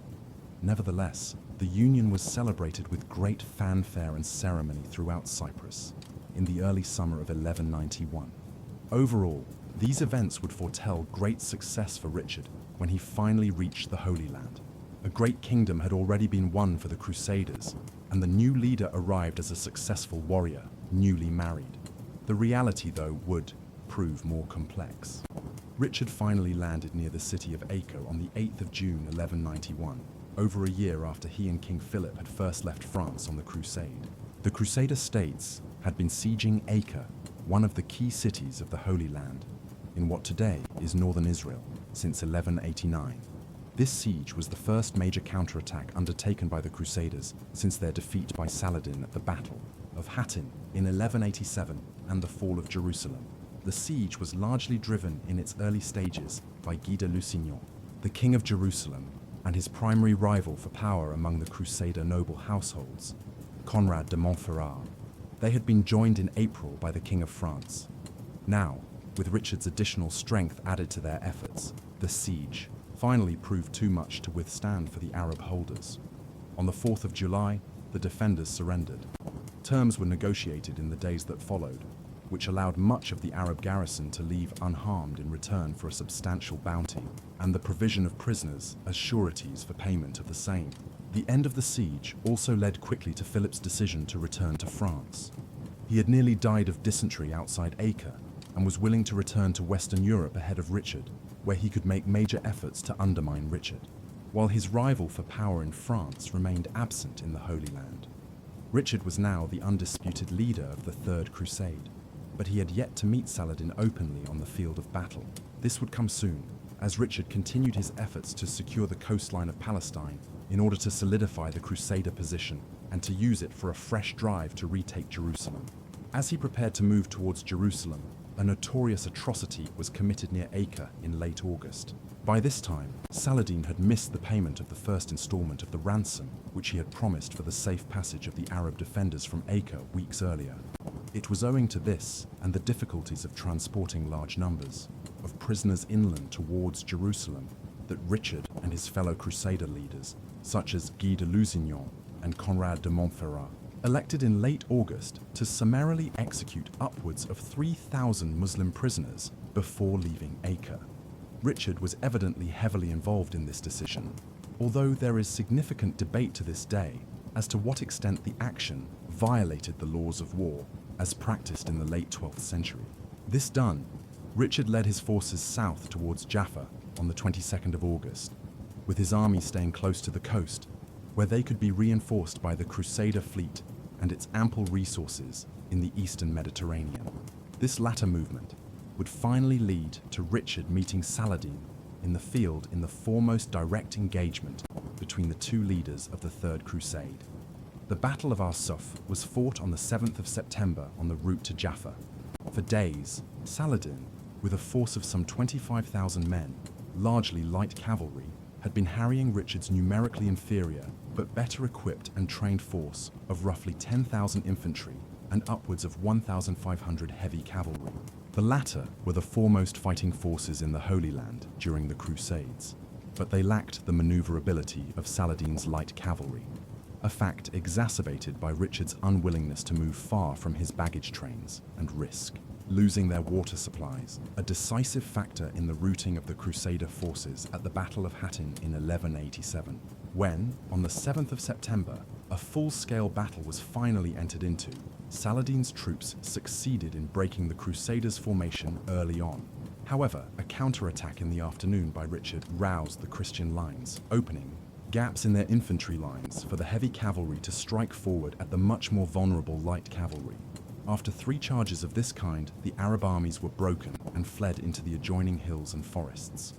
Contemporary accounts of the casualties are wildly exaggerated, but it is estimated that as many as 5,000 or 6,000 of Saladin's men were killed for under 1,000 of Richard's. Arsuf was the foremost victory in the field for Richard during the Third Crusade.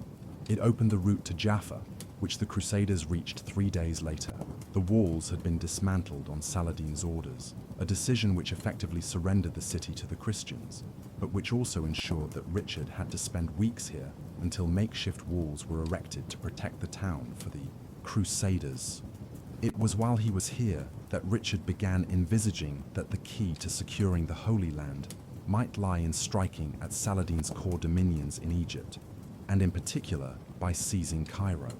And this was a strategy which was eventually widely accepted as being the best available to the Crusaders many years later, during the 13th century.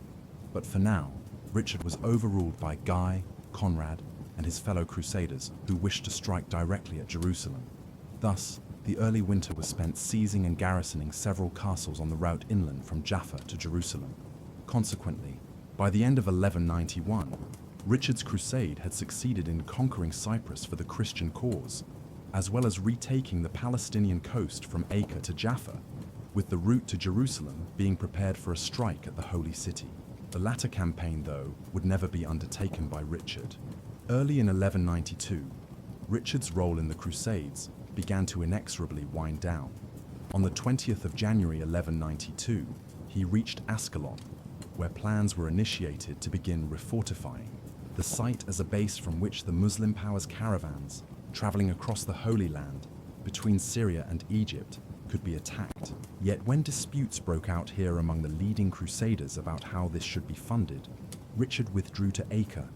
Here, further disputes arose between the Crusader contingents, particularly the merchants representing the major trading powers of Italy, on whose financing and supply much of the Crusader states depended, about how to proceed. Consequently, by the late spring, Richard was increasingly faced with the futility of trying to motivate the disparate leaders and groups involved to act in concord. Moreover, it was while at Acre that he received disconcerting news from Western Europe that fresh unrest had arisen back home in his dominions. His brother John was now openly plotting with the French monarchy, and Richard's continued presence in the Holy Land on the Crusades threatened his position as king of the Angevin Empire back home. It was these combined factors which, in the spring of 1192, led him to take the decision to return home without capturing the ultimate prize of Jerusalem. There remained a number of things which needed to be resolved in the Holy Land before Richard could leave. First and foremost amongst these was the issue of the leadership of the crusade after the English king left. Would Guy of Lusignan, the acknowledged king of Jerusalem, or Conrad de Montferrat, his would-be challenger, succeed Richard as the head of affairs? In an effort to resolve this, Richard summoned a council where he attempted to establish Conrad as the next head of the Crusader states. In return, Richard sold Cyprus to Guy for a sum of 60,000 bezants.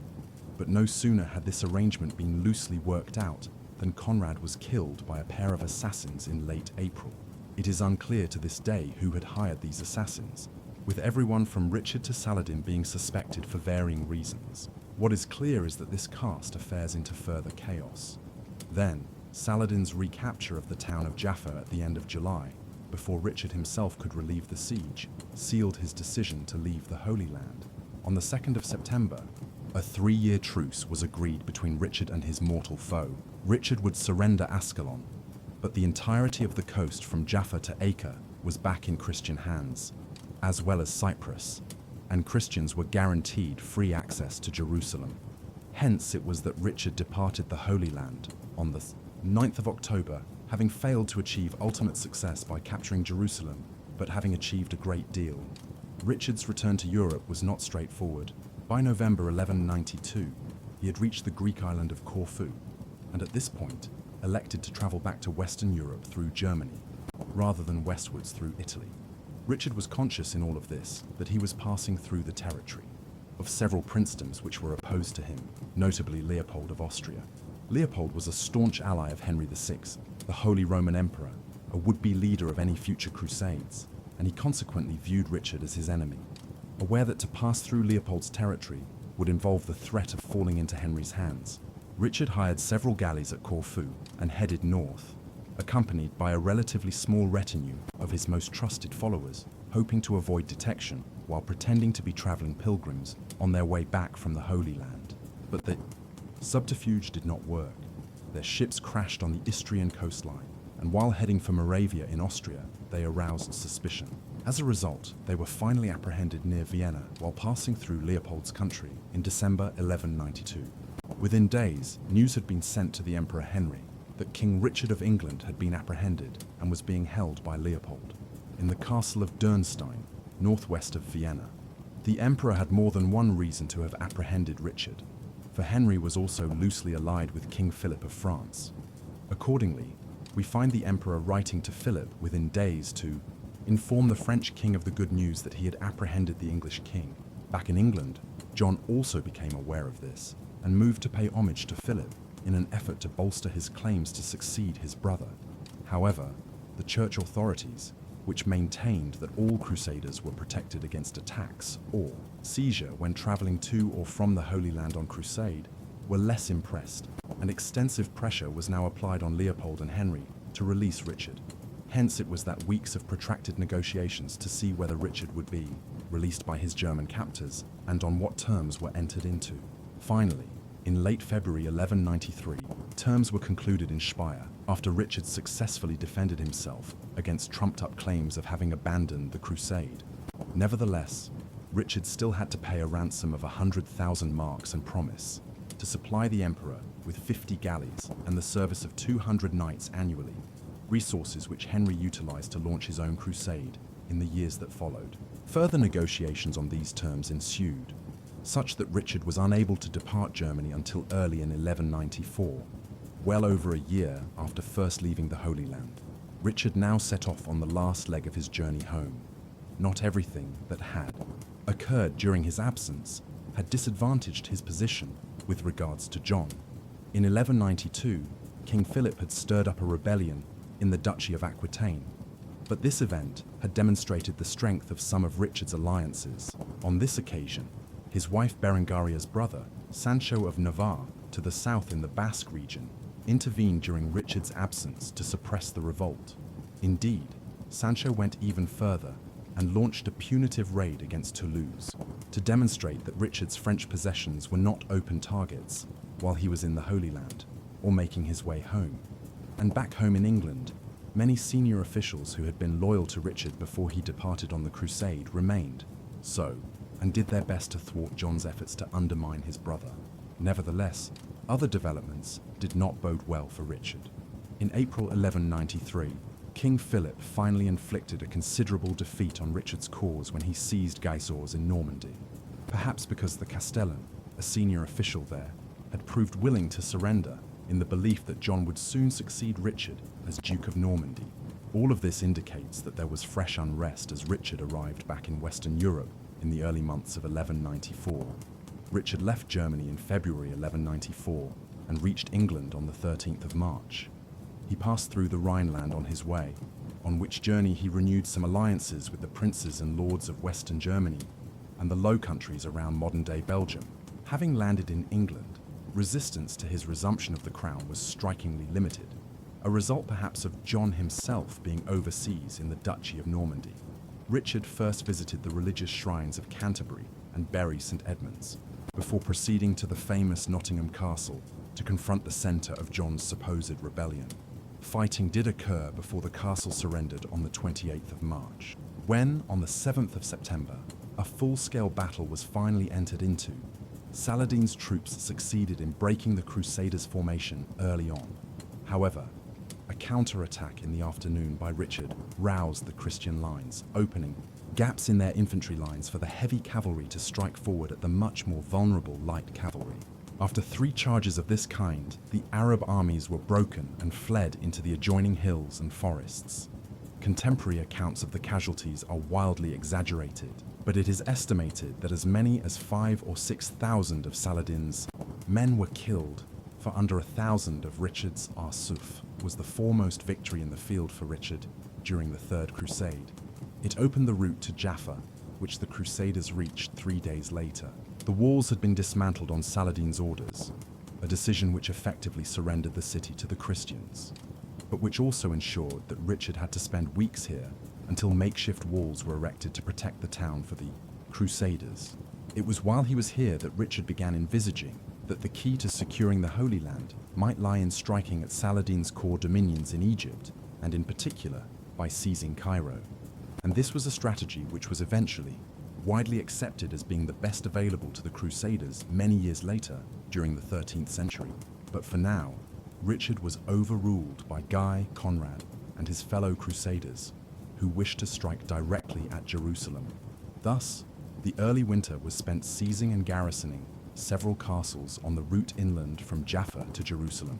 Consequently, by the end of 1191, Richard's crusade had succeeded in conquering Cyprus for the Christian cause, as well as retaking the Palestinian coast from Acre to Jaffa, with the route to Jerusalem being prepared for a strike at the Holy City. The latter campaign, though, would never be undertaken by Richard. Early in 1192, Richard's role in the Crusades began to inexorably wind down.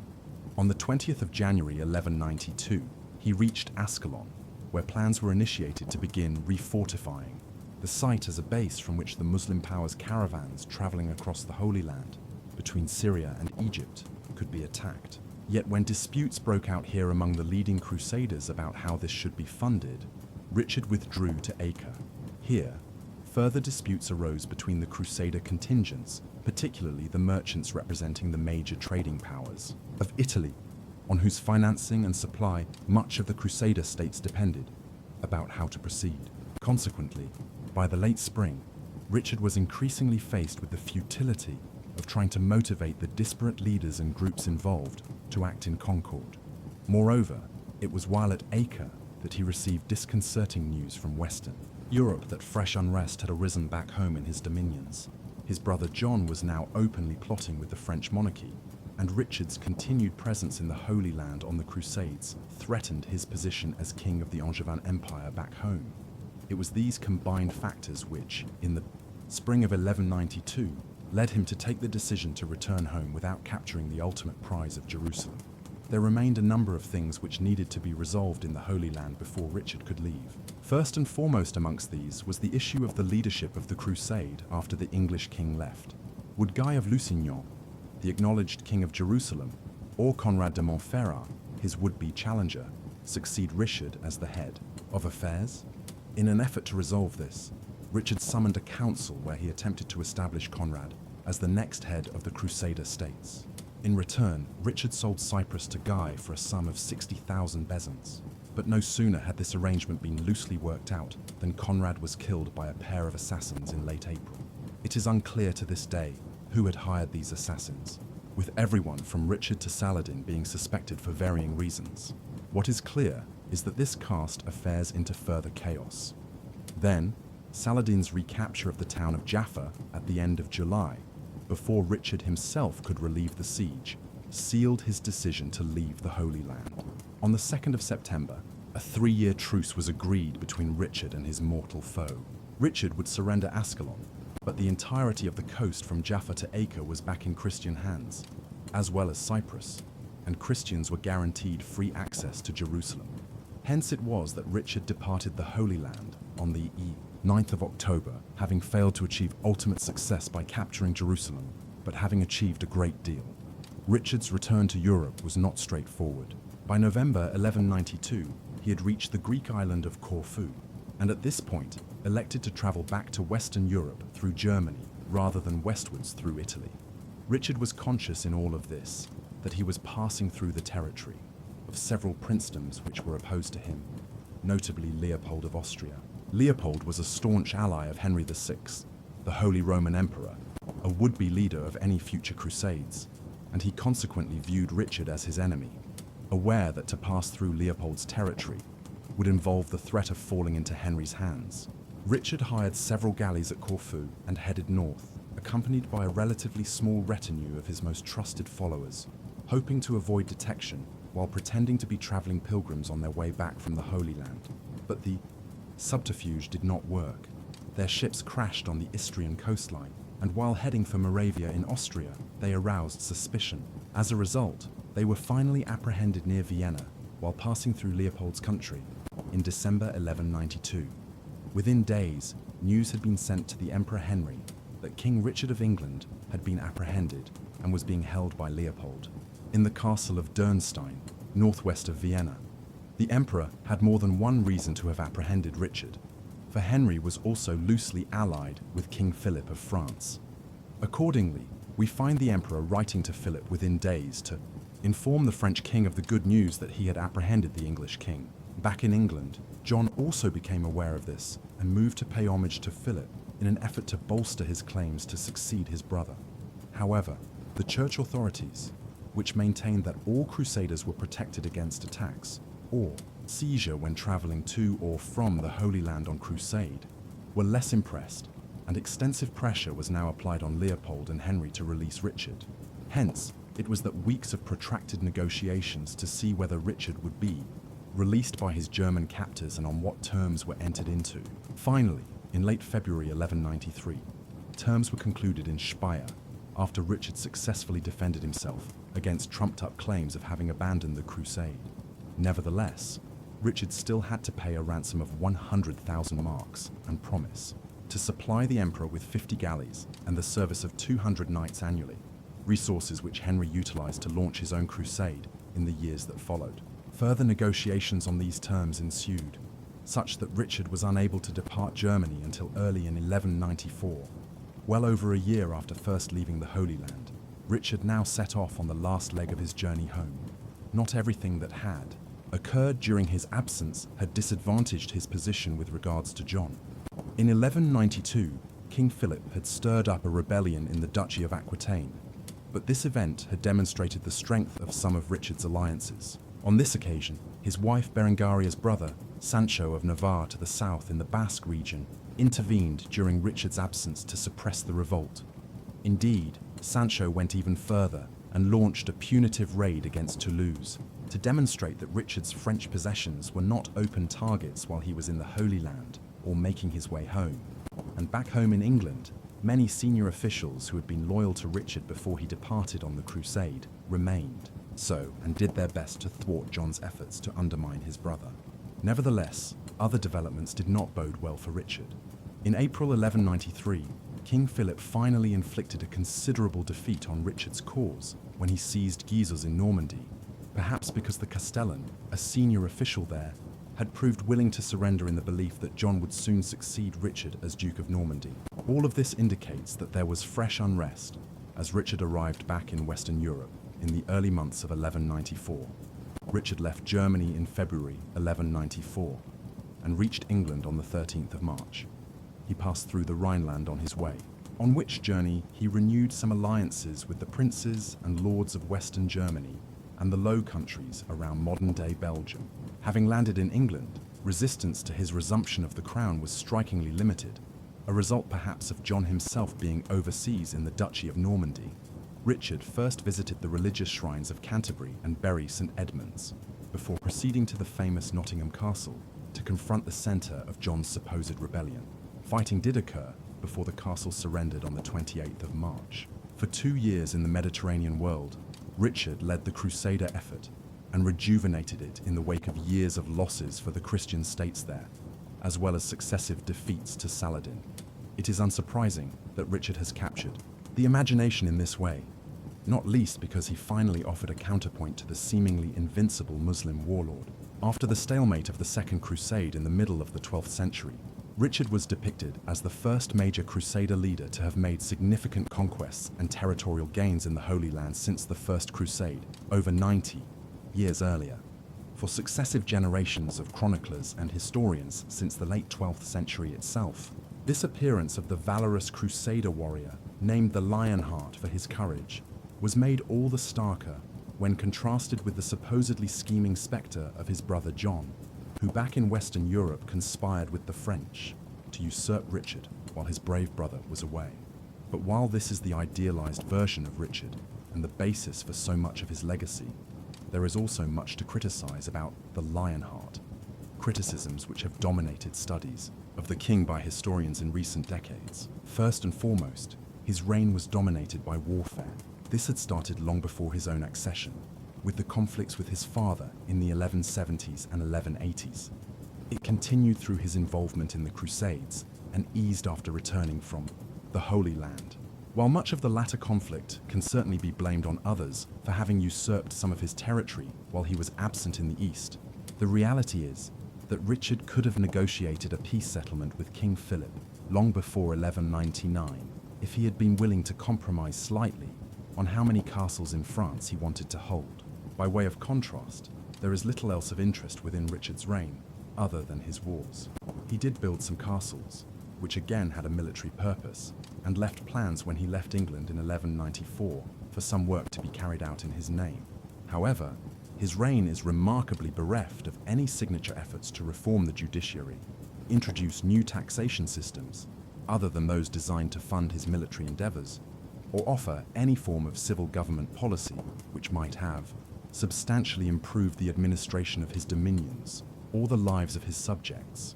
But perhaps the most balanced appraisal of Richard the Lionheart is one which takes stock of both extremities of his reign.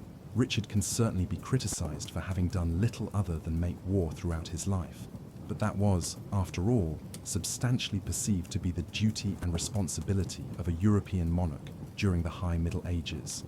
Moreover, while it is fair to suggest that he could have established peace with France more quickly in the mid-1190s and moved on from there to work on taxation and issues of noble rights, which plagued John's subsequent reign, it is also only fair to note that Richard was responding to aggression committed by others. The Third Crusade was launched in response to Saladin's conquests in the Holy Land, and Richard's wars in France were the result of Philip and John's conspiracies while Richard was away on crusade.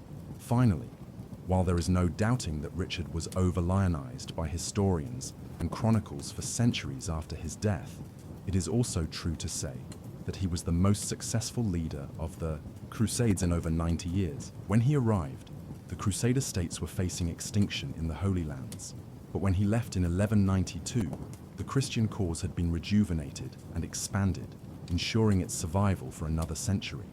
Perhaps in this respect, his most exaggerated legacy is also paradoxically his most genuine. What do you think of Richard the Lionheart? Does his brief reign constitute one of the great missed opportunities of English kingship, or are his abilities as a king exaggerated? The man known to history as King John was born during Christmastide in 1166 near either London or Oxford. John was the 8th and last child and the 5th boy born to his parents. John's father was King Henry II of England, born on the 5th of March 1133, the eldest son to Geoffrey, Count of Anjou, Touraine, and Maine in what is today France. John's mother, Eleanor of Aquitaine, was born in 1122 near Bordeaux.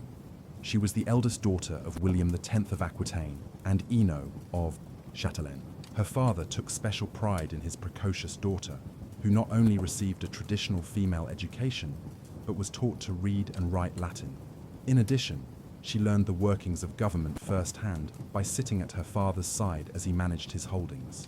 When her father died in 1137, Eleanor found herself in a precarious situation and needed assistance to protect her father's lands. She appealed to King Louis VI, who promptly betrothed her to his son. The king died soon after, and Louis VII and Eleanor were crowned king and queen on Christmas Day, 1137. Although they had 2 daughters, it was a loveless marriage, largely because Louis VII was so pious. Indeed, he had intended to be a monk. In March of 1152, the council under the Archbishop of Sens declared their marriage annulled on the grounds that they were third cousins. This released Eleanor to find a husband to her liking. She did not wait long. 8 weeks after her divorce, she married a man she had seen paying homage to her then husband the year before, Henry, Duke of Normandy. They married in May of 1152 and were destined to become the stuff of legend. They were the ultimate power couple, ambitious, headstrong, and formidable. It proved to be a tumultuous yet fruitful relationship. Eleanor bore 8 children, 5 boys and 3 girls. For her sons, she was not only a force to reckon with, but also a powerful influence on their lives. During John's lifetime, there were no true nation-states as we know them today, only a series of ducal and baronial landholdings controlled by powerful leaders who continually fought each other for the right to rule and to expand their power base. A king was only the most powerful baron in that region and could be overthrown at any moment by another baron through armed conflict. Society was organized around a hierarchical structure, what philosophers called the Great Chain of Being. In this great chain were 3 main links: those who work, these being the peasants and artisans; those who fight, such as kings, nobles, and knights; and those who pray, including the Christian clergy, bishops, and the Pope. In addition to these divisions, there were those who were free or not bound to the land, and those who were unfree, serfs, who were bound to the land controlled by a king, baron, or bishop, and did his bidding. In addition to these layers, there was also a hierarchy of obligation, where the king could ask his barons for soldiers and resources to help him wage war, and those barons would then press those below him for the people and goods needed to fulfill this feudal commitment. Those who suffered most during conflicts were those who worked or were bound to the land because the powerful considered them expendable. Women also played a limited role in society. Only those women connected to powerful men through marriage or family ties, or those who served as nuns, could have any significant influence on historical events, such as John's mother, Eleanor, who knew how to pull the levers of power and wield military force as well as any man. She was the exception. However, most women served as pawns in the power games of men, who routinely used marriage as a way to gain control over more land or build key political connections. Because of this, most women of this time remain anonymous to us today. During this period, society also experienced explosive population growth that exerted new pressures, resulting in heightened creativity, economic growth, and increased wealth. To accommodate this change, huge trade networks formed all over Europe and into Africa and Asia. Christian religious art and Gothic architecture achieved some of their greatest magnificence. Innovative ideas in political philosophy likewise blossomed. These developments changed how people saw their world and their role within it. A few of these political ideas led to the societal thunderbolt known today as the Magna Carta, which had lasting implications on how government should be structured, including the enduring ideal that no one was above the law, not even a king. Being the 5th son, John was not given much consideration by his father on matters of inheritance and marriage. In fact, his father would joke that John was source terre, hence the sobriquet Lackland that would follow John throughout his life. As a small child, John was taken to the monastery at Fontevraud near Chinon, France, accompanied by his sister Joanne. Fontevraud had some unique attributes that made it possible for John to receive the very best in literate education at that time. First, it was founded by Robert of Abrissel, whose preaching attracted women from all walks of life. He became so popular that in around 1101, he established a unique Benedictine monastery that housed both men and women, but unlike most other church structures, here it was the women who supervised the men. Secondly, it received patronage from the Counts of Anjou and was considered their spiritual home. Eleanor's family also had a connection there. John and his sister Joan were not abandoned, but instead were surrounded and supported by people who functioned as an extension of their immediate family. It was important enough to the family that Eleanor, Henry II, Richard I, and several of John's sisters were buried there. It was a perfect place for John to get the rudiments of education in a nurturing environment. John learned to read and write both Latin and French based upon the books he owned. We know he had a grounding in topics such as astronomy, geography, Biology, agriculture, medicine, and pharmaceuticals, the properties of metal and stone, art and painting. John had a lifelong fascination with gemstones, which were often given to him as gifts from those seeking his favor. In addition, he had read widely in philosophy and literature, including authors like Pliny, St. Augustine, and Hugh of St. Victor. He played chess regularly and loved to hunt. According to some historians, John was probably one of the best educated men of his era. Furthermore, he was not completely alienated from his family. He did travel to England and to other parts of the realm for holidays and important ceremonies. At age 12, his family sent John to live with the household of Ranulph de Glanville, a trusted member of Henry II's government, and the man who served as his justiciar, or chief minister in charge of administration in England, when he was away on the continent. De Glanville was a powerful man and an expert in government administration and finance. He even wrote a manual titled The Treatise on the Laws and Customs of England. By living in this man's household, John learned important lessons in finance, taxation, and administration that he would bring with him when he ruled as king. He also learned from Glanville how to manipulate that system for gain, even if it meant misrepresenting the facts or destroying others without just cause in order to reach some larger objective. It is striking that although John did have an education in the martial arts and could fight, it had never been the focus of his education, unlike his older brothers. This would have profound implications during his rule. What he gained from his education was an expertise in administration, having taken his lessons from de Glanville to heart. John's grandmother on his father's side was Matilda, the daughter of Henry III, King of England, and granddaughter of William the Conqueror. She was her father's sole legitimate heir. When her father died in 1135, the barons who had sworn fealty to her reneged on their allegiance and placed her cousin Stephen on the throne. She fought a bitter civil war over the next 20 years, known as the Anarchy, trying to regain the throne. That was rightfully hers. In 1144, her husband Geoffrey conquered Normandy. In 1150, Geoffrey passed the title of Duke of Normandy onto his son Henry, who was then 17 years old. Henry had come of age during this conflict, and the lessons he learned during the Anarchy created a formidable person, both in military prowess and in political adeptness. He married Eleanor of Aquitaine in 1152, adding one of the wealthiest regions in what would later become France to his land holdings. The following year, Henry invaded England to claim his mother's birthright. When Stephen's only son died later that year, he declared Henry as his heir to the throne of England. Stephen died in October 1154, and Henry assumed the throne later that same year, on the 19th of December, in a ceremony at Westminster Abbey. Henry now controlled land from the border with Scotland in the north to the Pyrenees in the south, more than any other king at that time. This made him one of the wealthiest landholders in Europe, and as a result, the most powerful ruler in Christendom. Although Henry II was technically a vassal to the King of France, since he only ruled as a duke or count over his continental holdings, and was obligated to pay homage, he chose to ignore this legal technicality and function as if he were king over all of his territory, much to the annoyance of the French kings. Energetic and authoritative, Henry spent his entire reign restoring order after the Anarchy, consolidating power, and creating bureaucratic systems to manage his vast land holdings, raising funds to support his government and the army that enforced it. This governmental system laid the foundations for what would happen during John's reign. Henry also deftly managed many conflicts as king, including a rebellion of his sons and wife. Although he had 5 sons, only 2 outlived him: Richard, nicknamed the Lionheart, and John.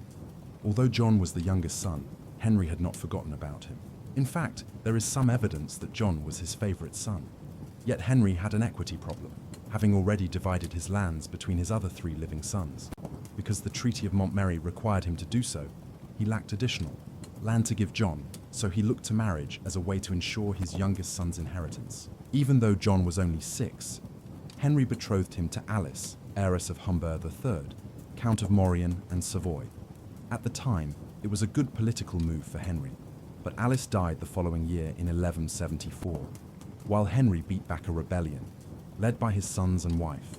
Once he pacified his sons, imprisoned his wife, and restored order in his kingdom, he searched for another solution for John's livelihood.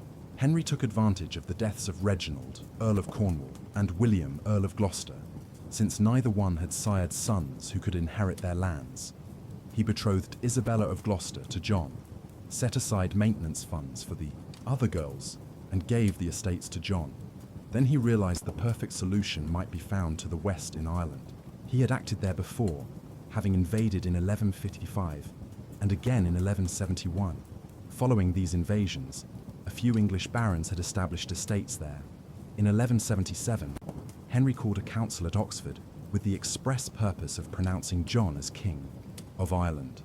At only 10 years old, John received direct homage from the English barons with Irish holdings.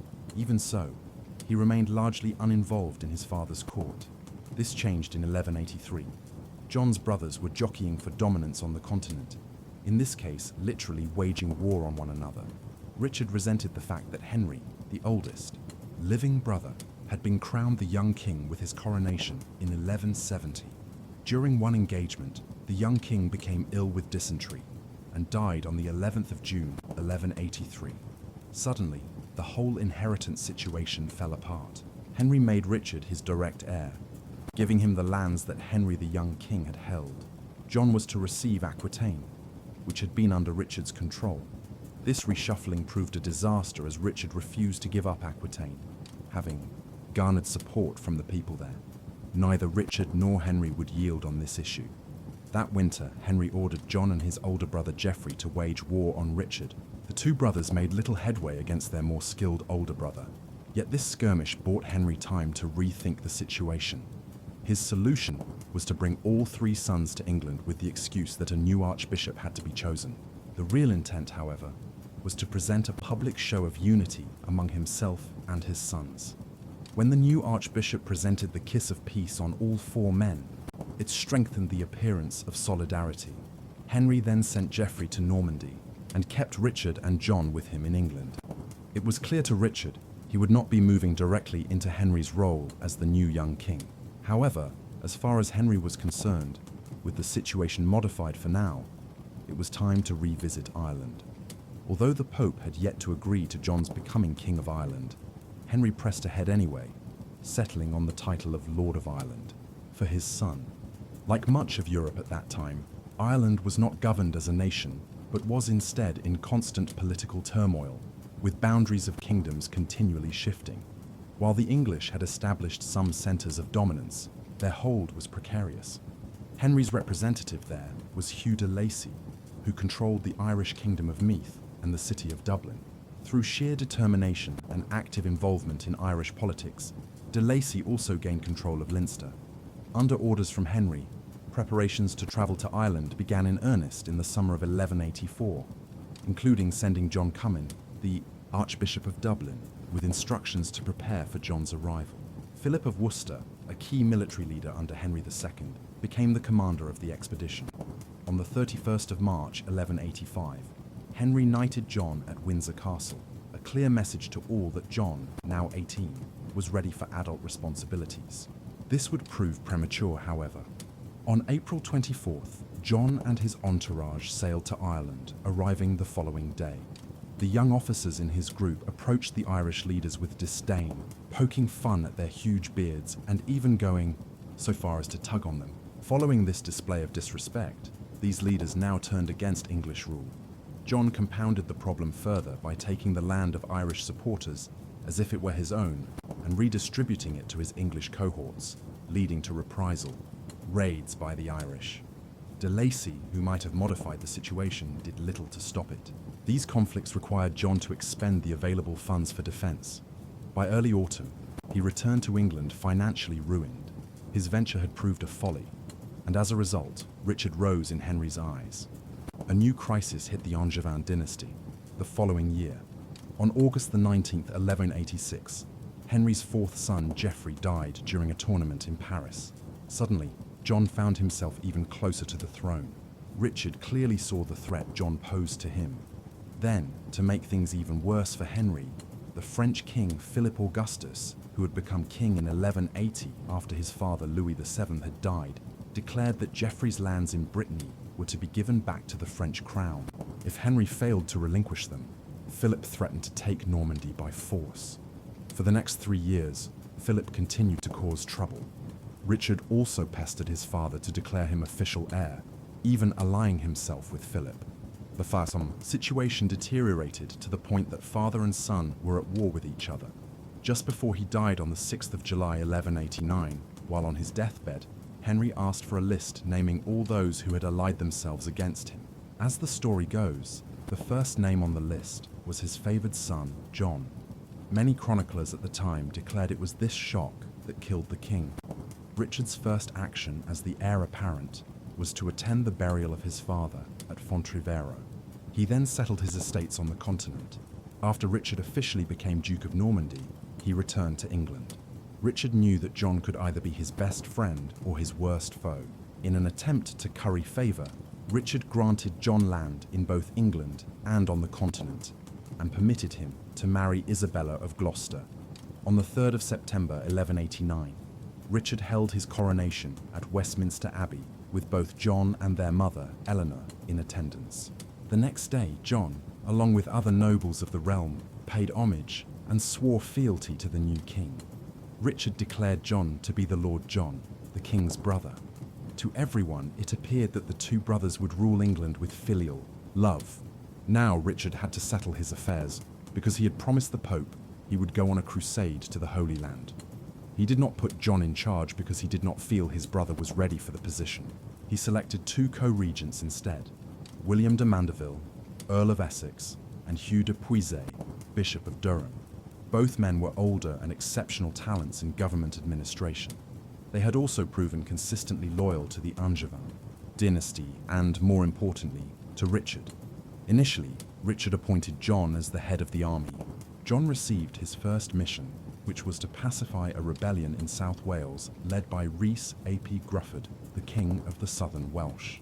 At first, things appeared to be going well, but then disaster struck. William de Mandeville died that December, and Richard now had to find a replacement. He appointed William de Longchamp, a longtime Richard loyalist who had a prickly. Richard's behaviour towards John began to change soon after this appointment. The question of naming his heir became even trickier, especially as he was losing faith in John. However, Richard did have other options.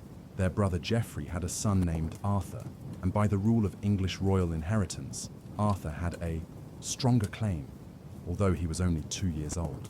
Richard's troubles compounded further as his 2 justiciars could not get along. Early in 1190, he put d'Apuies in charge of the north and appointed de Longchamp the sole justiciar. Richard then took John to Normandy and ordered him to stay on the continent. He would not be permitted to enter England without Richard's specific permission. Richard left on crusade on the 15th of July 1190, and while in Sicily, declared Arthur as his true heir. De Longchamp continued maneuvering behind the scenes against John, including getting the King of the Scots to support Arthur's claim to the throne. De Longchamp also placed d'Apuies under arrest. Unaware of de Longchamp's behaviour, Richard asked Pope Clement III to make de Longchamp a legate of the Apostolic See. After this, he began acting above his station and often behaved as if he were king. At this time, he was making powerful enemies, including John. By the spring of 1191, the conflict between John and de Longchamp had become public when de Longchamp attacked holdings of John's supporters. John counterattacked. He did what he could to keep de Longchamp's aggressive behaviour at bay. When the Archbishop of Canterbury died, confusion erupted over who to appoint. Richard wanted William of Monreal, but de Longchamp wanted the position for himself. During this controversy, Richard began to understand that all was not well in his kingdom. He asked one of the men in his group of Crusaders, a longtime Angevin supporter who had served 4 Angevin kings, Walter of Countance, to return to England to regain order. John continued to play the role of a dutiful brother, determined to support Richard and his kingdom. What finally led to the removal of de Longchamp was his arrest and brutal treatment of the Archbishop of York. After a great council reviewed the events, de Longchamp was removed as justiciar. This council also agreed that John be made supreme, governor of the whole realm with the consent of Walter, the Archbishop of Rouen, now the new Chief Justiciar, with the assistance of William Marshal, another trusted Angevin supporter, who had served in many key government posts under Henry II de Longchamps, protested mightily against his ill treatment and declared his downfall the result of scheming by John. John found himself in the seat of power and knew that Richard might not return from the crusade, so he began to solidify his support, being careful not to make de Longchamp's mistakes. The realm appeared quiet and secure for a short time under John's care, until Philip Augustus, now King of France, returned early from the Third Crusade. Although Richard and he had made a peace treaty while they were on crusade, Philip chose not to keep his word and began maneuvering to take back lands from the English king that he felt rightfully belonged to him. Rumours flew about John and who he might truly support. De Longchamp even reappeared briefly, under a bribing scheme that John supposedly used to gain supporters. Some rumours hinted that John had gone over to Philip's side in an attempt to take the throne. Richard left the Holy Land on the 9th of October, 1192. He made great progress until he was captured near Vienna by Duke Leopold of Austria, who passed him to the Holy Roman Emperor Henry VI, who held Richard hostage and demanded a ransom to be paid for his release. John learned about this in January of 1193. His impulsive nature failed him this time, for he thought that this meant that Richard might never return, and it was his chance to claim the throne. John went to Paris to create an alliance with King Philip, then returned to England and did the same with the King of Scots. Eleanor, his mother, built up the defences along the coast in Kent and prepared to repel Flemish or French invaders. Philip attacked Normandy only to be repelled. Civil war broke out in England, but was stopped by the new Archbishop of Canterbury, Hubert Walter, who had instructions on how the ransom was to be paid.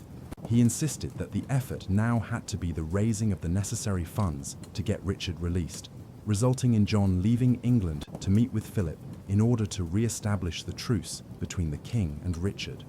In the end, Henry VI released Richard on the 4th of February 1194. In April, John and Richard met in Lisieux with their mother mediating. John begged forgiveness, and Richard provided a patronizing response to his younger brother. According to chroniclers, he said, "John, have no fear. You are a child, and you had bad men looking after you," despite John being 27 years old. Both Richard and Eleanor did not see good things in John. Eleanor said that John had the shallow mind of an adolescent. Richard's assessment that John lacked the ability to stand up to someone who opposed him proved prophetic. Richard pulled lands away from John as punishment. It took time for Richard to forgive John for his betrayal, but eventually he did. John gradually played more important roles in Richard's court, starting in May 1195, when Richard returned John's lands to him in Gloucester and Morton. By trade coffee, trade connects people with the country's best craft roasters to help them find their own personal perfect cup of coffee. We took the quiz on their website to find out our perfect coffee. We got Peru Inca from Drink Coffee Do Stuff, with notes of chocolate, nuts, and ripe fruit. It's delicious. For freshly roasted coffee that you will love, try Trade. They are awesome. They send you the beans, ground or whole, and they ship them to you for free, so you can have your perfect coffee in the comfort of your own home. Plus, they guarantee you'll love your first order, or they will replace it for free. Trade's coffee expert team taste tests thousands of coffees and limits this to 450 of the best, which are ready to ship fresh to you every day. Right now, Trade is offering new subscribers a total of $30 off your first order plus free shipping when you go to drinktrade.com, people profiles, or click the link in the description below. That's more than 40 cups of coffee for free. Get started by taking their quiz at drinktrade.com, people profiles, and let Trade find you a coffee you'll love. That's drinktrade.com, people profiles, for $30 off. By July 1197, Richard had forgiven John for his poor judgment and declared that he was to be his preferred successor. John received more land grants and other signs of favor from his brother. John also began to pull powerful allies around him, including two men, Hubert Walter and William Marshall. The rumor that John had fallen into Philip's camp never died. In early 1199, Philip told Richard this and showed him some documents that backed up his claim. When John heard of this accusation, he sent 2 knights to the French court to repudiate the charges. Richard was relieved by this and again declared John his true and only heir. It proved an important moment, as on the 6th of April, 1199, Richard died of gangrene after being hit by a crossbow bolt in his shoulder while attacking the castle of Charlus-Chabrol in Limousin. Although Richard's wishes had to be taken into consideration, it did not mean that powerful men had to honor them. It did not help that Richard, throughout his reign, had been fickle in his opinion on the matter, presenting both Arthur and Otto of Brunswick, the son of their sister Matilda, as possible heirs. During this succession confusion, Eleanor made sure that John received the region of Aquitaine. Another problem stemmed from the fact that no one in the realm fully trusted John, especially after his power grab during Richard's captivity. It took the stellar reputations of Hubert Walter and William Marshal to ensure John obtained the English crown, and with it the Angevin lands. On the 25th of April, John was invested as the Duke of Normandy. His mother then moved to secure the rest of the continental lands. Meanwhile, Philip moved his troops against Normandy, but failed to make any headway. John hurriedly sailed to England to secure his position as king. On the 27th of May, 1199, Ascension Day, John became the anointed King of England, crowned by Hubert Walter at Westminster Abbey. After he received oaths of allegiance from his barons and established his administration, it was time to address outstanding issues on the continent, namely Arthur. At this time, English kings had a peculiar relationship with the King of France. They did not have full control over the Angevin lands, but had to pay homage to the King of France. This is why John always signed his letters as King of England, Lord of Ireland, Duke of Normandy and Aquitaine, and Count of Anjou. For obvious reasons, this created great strain between the two rulers, and Philip Augustus, unlike his forebears, had determined he would fight until he had returned all Angevin continental lands to his direct control, removing the component of the English king if possible, or finding a more pliable puppet if not. Philip saw the perfect tool to do so by supporting Arthur as the true heir to the English throne. For John, although he served as the King of England, his ancestral heart was in Aquitaine, so losing these lands would hurt him personally. John headed to Normandy to meet with Philip. Their three-day meeting started on the 17th of August and did not go as either one would have liked. Philip did not negotiate in good faith and made it clear whom he had chosen to support. Since Arthur paid homage to Philip for his control over Anjou, Maine, Brittany, and Normandy, Philip insisted that John relinquish control over these lands, especially the most eastern portion of Normandy, the Vexin. The Vexin region had been fought over for years because the river Seine, which connected Paris with the sea, flowed through there. For Philip's security, it was critical that the French king controlled it, but John balked at all of Philip's demands. It was clear that John had to marshal his continental supporters to block attacks from Philip. John also contacted foreign leaders for their support, including the Count of Flanders, as well as his nephew Otto of Brunswick. By August, John had received enough homage from many of Richard's former supporters in his continental realms that it appeared he had the upper hand. When Philip tried to test their resolve, such as in Le Mans, John's supporters repelled his attack. John at one point almost had Arthur in his grasp until he and his mother fled back to Brittany. John also used his time to arrange for himself a new wife after his marriage to Isabella of Gloucester had been annulled due to their being related. Soon after his coronation, he settled on 12-year-old Isabella, daughter of the Count of Angoulême and heiress to his lands. Isabella was already betrothed to Count Hugh Le Brun of the Lusignan family, but that did not seem to deter John because he saw the alliance with her father as strategically expedient. He failed to consider that he might alienate the powerful Lusignan clan by his actions. John would pay for his impulsiveness. Since John had now solidified his control over the southern portion of his realm, he focused on addressing the issue of who controlled Normandy. John and Philip met in a place called Le Goulet. The resulting Treaty of Le Goulet, completed in May 1200, proved to be a triumph for John. Not only did Philip acknowledge that John was Richard's rightful heir, but it also placed Brittany firmly in the hands of John, with his nephew Arthur obligated to pay him homage. Moreover, John retained his claim on both Maine and Anjou. For these benefits, John gave Philip some key concessions. These included John's refusal to aid his nephew Otto, in his struggle against Philip. The counts in Flanders and Boulogne had to pay homage to the French king. The treaty instituted a complete ban on castle building throughout Normandy. He also agreed to pay Philip fees of 20,000 marks sterling. Although they established a new border in the Vexin, neither side got what they wanted. To cement the deal, John's niece Blanche, daughter of his sister Eleanor, was betrothed to Philip's son and heir Louis. John, pleased with his diplomatic work, headed south to collect his bride. Lebron, furious that no one consulted him nor compensated him for his financial loss, switched to Arthur's camp. John and Isabella were hastily married on St. Bartholomew's Day, the 24th of August, 1200, at the Saint-Pierre Cathedral in Angoulême. Once she reached childbearing age, Isabella and John would have 5 children, 2 of them boys. Not everyone saw John's actions at Lagoulet or in Angoulême as a strategic success. With the high payment to King Philip, losing portions of the Vexin and other concessions, they felt he had given away too much. A few resurrected the nickname Richard once gave John, Soft Sword, implying that he had let Philip walk all over him. As his brother said, John had a hard time standing up to others, and John had made powerful enemies with his impulsive, short-sighted actions, such as alienating Lebron, who fomented trouble throughout Anjou and Aquitaine. King Philip saw an opportunity in this rebellion. Tensions increased so much that John returned to Normandy and began private conversations with Philip. While remaining polite on the surface, Philip worked behind the scenes, providing support to anyone in the region that asked for his help against John. He also began a campaign of defaming John, declaring he had mistreated his men and was not fit to rule. He insisted that John give up his lands in Poitou, Anjou, and Aquitaine. To emphasize this point, he knighted Arthur and pronounced him the liege lord of these lands.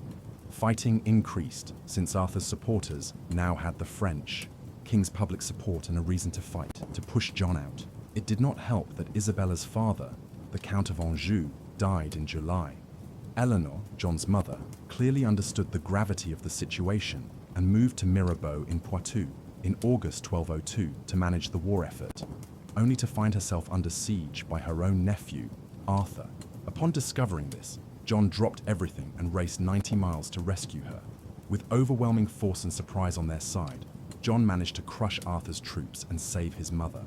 An added bonus was his capture of both Lebron and Arthur, yet the troubles did not end there. Another siege arose. This time it was against Chinon, where his wife was visiting her mother. This rebellion was put down, and he and his wife stayed with Count Robert of Say. Thinking all was well, they left to head north, but Philip had been waiting to pounce. The day after John left, Philip seized this strategic city.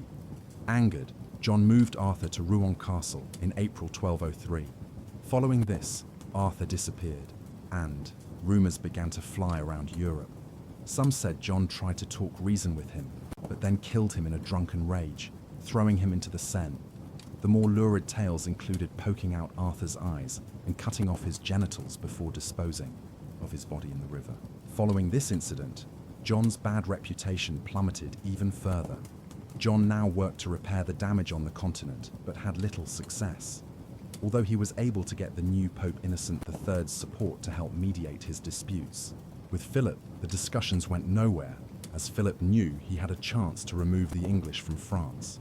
He attacked Normandy in earnest and removed John as his vassal in this region, effectively eliminating his right to the territory.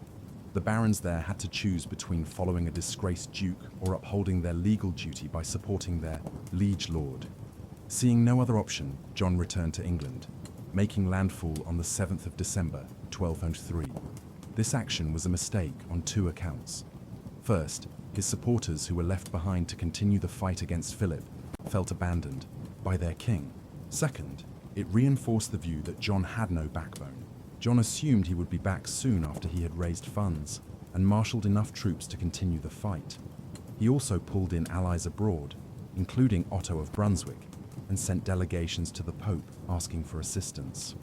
Pope Innocent wrote to Philip to cease his attack on Normandy or face harsh consequences, but Philip ignored this. On the 1st of March 1204, one of the strongest fortresses in Normandy fell, the Chateau Gaillard. By June, King Philip had full control over Normandy, and John had lost all of his continental inheritance. At first, he had interpreted this as the result of God's anger, and tried to appease him through payments to holy houses, such as the Cistercian Abbey of Beaulieu. Feeling he had bribed God enough, he then focused all of his efforts on regaining his inheritance. He took everything he had learned from de Glanville and began to pull money from his barons, the royal forests, and even the church in order to raise funds for an invasion force. In July, the faithful Hubert Walter, the Archbishop of Canterbury, died. John saw this as an opportunity to replace him with a trusted supporter, John de Grey, the Bishop of Norwich. The monks, who usually played a key role in this decision, wanted their sub-prior, Reginald, to be the new archbishop. Instead, the Pope disagreed on both counts, preferring Stephen Langton, who was a scholar of theology in Paris and had promoted new ideas about the rights of kings. Tensions grew, however, because no one in England wanted Langton. Meanwhile, John made preparations to return to Poitou throughout 1205 and into 1206. He also worked on a flurry of correspondence with the Pope, including sending a delegation to try to persuade the Pope to understand that a king must have some say in a political appointment as important as the Archbishop of Canterbury. In June 1206, John set sail to La Rochelle. His goal was to regain his lost homeland, but Philip made sure he did not. While John did have some success in regaining Gascony and some of Poitou, he did not pull his father's homeland of Anjou away from Philip. John sailed home with a 2-year truce and a better understanding of what kind of military he would need to build in order to defeat Philip. Throughout 1207, John developed innovative ways to extract funds from his barons, the church, and royal forests to finance an attack on France. While he did raise a great deal of money, it also led to a decrease in coinage in the country, which increased the cost of living, hurting everyone financially. It was at this time that Isabella gave birth to John's first son, Henry, on the 1st of October 1207. Pope Innocent determined it was time to press John into accepting Langton as the new archbishop and had him consecrated. John's reaction was a military one, taking Canterbury by force. Innocent sent letters to English barons and bishops insisting they convince John to accept Langton. Between John pressing his case and the Pope demanding compliance, the English bishops split over who to support. This was a consequential issue for them, as the ability to control who could select leaders in the church was at stake. In March 1208, while John prepared again to go to Poitou, the Pope placed England under an interdict, which meant that the sacraments could no longer be administered in England, denying the populace the comforts of the church. Rather than bowing to this pressure, as Innocent had hoped he might, John saw it as an opportunity to seize church property to raise funds for his military campaign in France and to shore up his English defences. He pressed his countrymen for money even harder, including calling in all debts from his barons in England, threatening to throw them into prison if they failed to pay. He even attacked longtime supporters such as Richard's point man, William de Broys, and even William Marshall.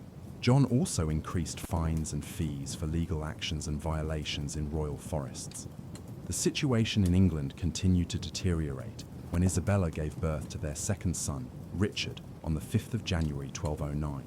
In August, John headed north to confront William, King of Scotland, after hearing rumours of an alliance between Scotland and France. Confronted with military force, William yielded to John's demands and submitted his country to England through the Treaty of Norham. To ensure William's compliance, his 2 daughters were taken as hostages. Meanwhile, furious that John still refused to yield to his demands, Innocent excommunicated him in November 1209, placing John in grave political danger.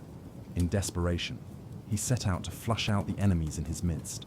First, in 1210, John returned to Ireland to collect debts and to reaffirm his control of the region. This turned ugly, especially John's treatment of de Broys, and fearful for his life, de Broys fled to Normandy. In response, John arrested his wife and son, throwing them into the stronghold of Cough on the southern coast of England, where he starved them to death. As the story goes, the jailer found them holding each other as they died, but it appeared that Lady de Broys had nibbled on her son's face in hunger. In 1211, with Ireland under his control, John then turned to Wales, where he put down a rebellion led by Llewellyn ap Gruffydd of Gwynedd, who was forced to submit to John and recognise him as overlord of Wales. Although these actions appeared to be violent acts of a desperate man, John had managed to pull all four countries together under one sovereign for the first time in history. By the summer of 1212, John's efforts to build his military and naval fleet had gone well. His diplomatic efforts had also borne fruit, with agreements with the Count of Bologna, the Duke of Limburg, the Count of Flanders, and his nephew, now Emperor Otto IV, in place to help him defeat Philip. John felt ready to head back to France to regain his birthright, but more pressing issues intruded. With the people increasingly exasperated with their excommunicated king and his brutal taxation, rumors spread across the country that a prophet, Peter of Wakefield, predicted that John could not survive past Ascension Day, the 23rd of May, 1213. If this story had not made him paranoid, then the discovery of a real plot to murder him surely did. Hatched by disgruntled northern nobles, the plot was put down, but the culprits escaped capture. As a result of this incident, John realized he had gone too far and began to relax some of his harshest administrative actions. John also clearly understood that Philip wanted to go beyond sweeping him out of France. He wanted to sweep him out of England and was making preparations to achieve this. Philip could easily acquire the support of the Pope to depose an excommunicated king, and so in late 1212, John sent representatives to Pope Innocent to negotiate. Early compromises were struck, including permitting the church to fill vacancies and that priests could perform last communion on the dying. Yet Innocent insisted that John agree to his terms, including allowing Langton to become archbishop. With the threat of Philip on the horizon, John capitulated. On the 15th of May 1213, John not only submitted to the Pope officially via his papal legate, Pandulf Farachius, but handed all of England and Ireland into the care of the Pope and agreed to pay him 1,000 marks per year. On Ascension Day 1213, John celebrated his return to the Christian fold. He had survived the prophecy of his demise. However, Philip ignored recent events and continued to prepare his ships to sail to England. On the 30th of May, while Philip attacked the city of Ghent, the English navy pulled up to the near-empty French ships in the harbour and set them ablaze, destroying Philip's fleet. Known today as the Battle of Dam, when word of this action reached John, it must have felt as if he had regained God's favour, so he prepared to sail to La Rochelle to reclaim his family's patrimony. John planned a pincer-like attack to squeeze Philip on two fronts, using his forces in southern France and his allies' forces in the north. He arrived in La Rochelle on the 15th of February 1214 to great praise from the mayor and citizens. He began to work his way through Aquitaine and Poitou, including taking down key supporters of Philip, such as the Lusignan family, and capturing Philip's cousin, Robert of Dreux. Things moved quickly until July. During his siege of Rochefort, for some unknown reason, John, after hearing that Philip's son Louis was on his way, retreated, fearing a large force. Surprisingly, Louis had made the same decision because he was not prepared to attack John in an open engagement yet. On the 15th of July, when John wanted to re-engage, he asked former supporters who had not turned out to come to his aid. But no one arrived to support him, so John turned south to solidify his control there. Meanwhile, a decisive open field battle happened several hundred miles away in Bouvines, north of Paris, where a coalition of key Western European powers attacked Philip on the 27th of July, 1214, in what would become known as the Battle of Bouvines. It was a brutal conflict with numerous casualties on both sides. In the end, it was Philip who came out on top. Not only was it one of the most critical battles in the lives of John and Philip, but it also helped to reshape the map of Europe. Upon hearing the result of this battle, John headed home, arriving in Corfe on the 18th of October 1214. While he had been away, unrest amongst the barons of northern England had arisen. John, wanting to engage them militarily, discovered he had few financial resources at his disposal because almost no one had made their payments to the exchequer.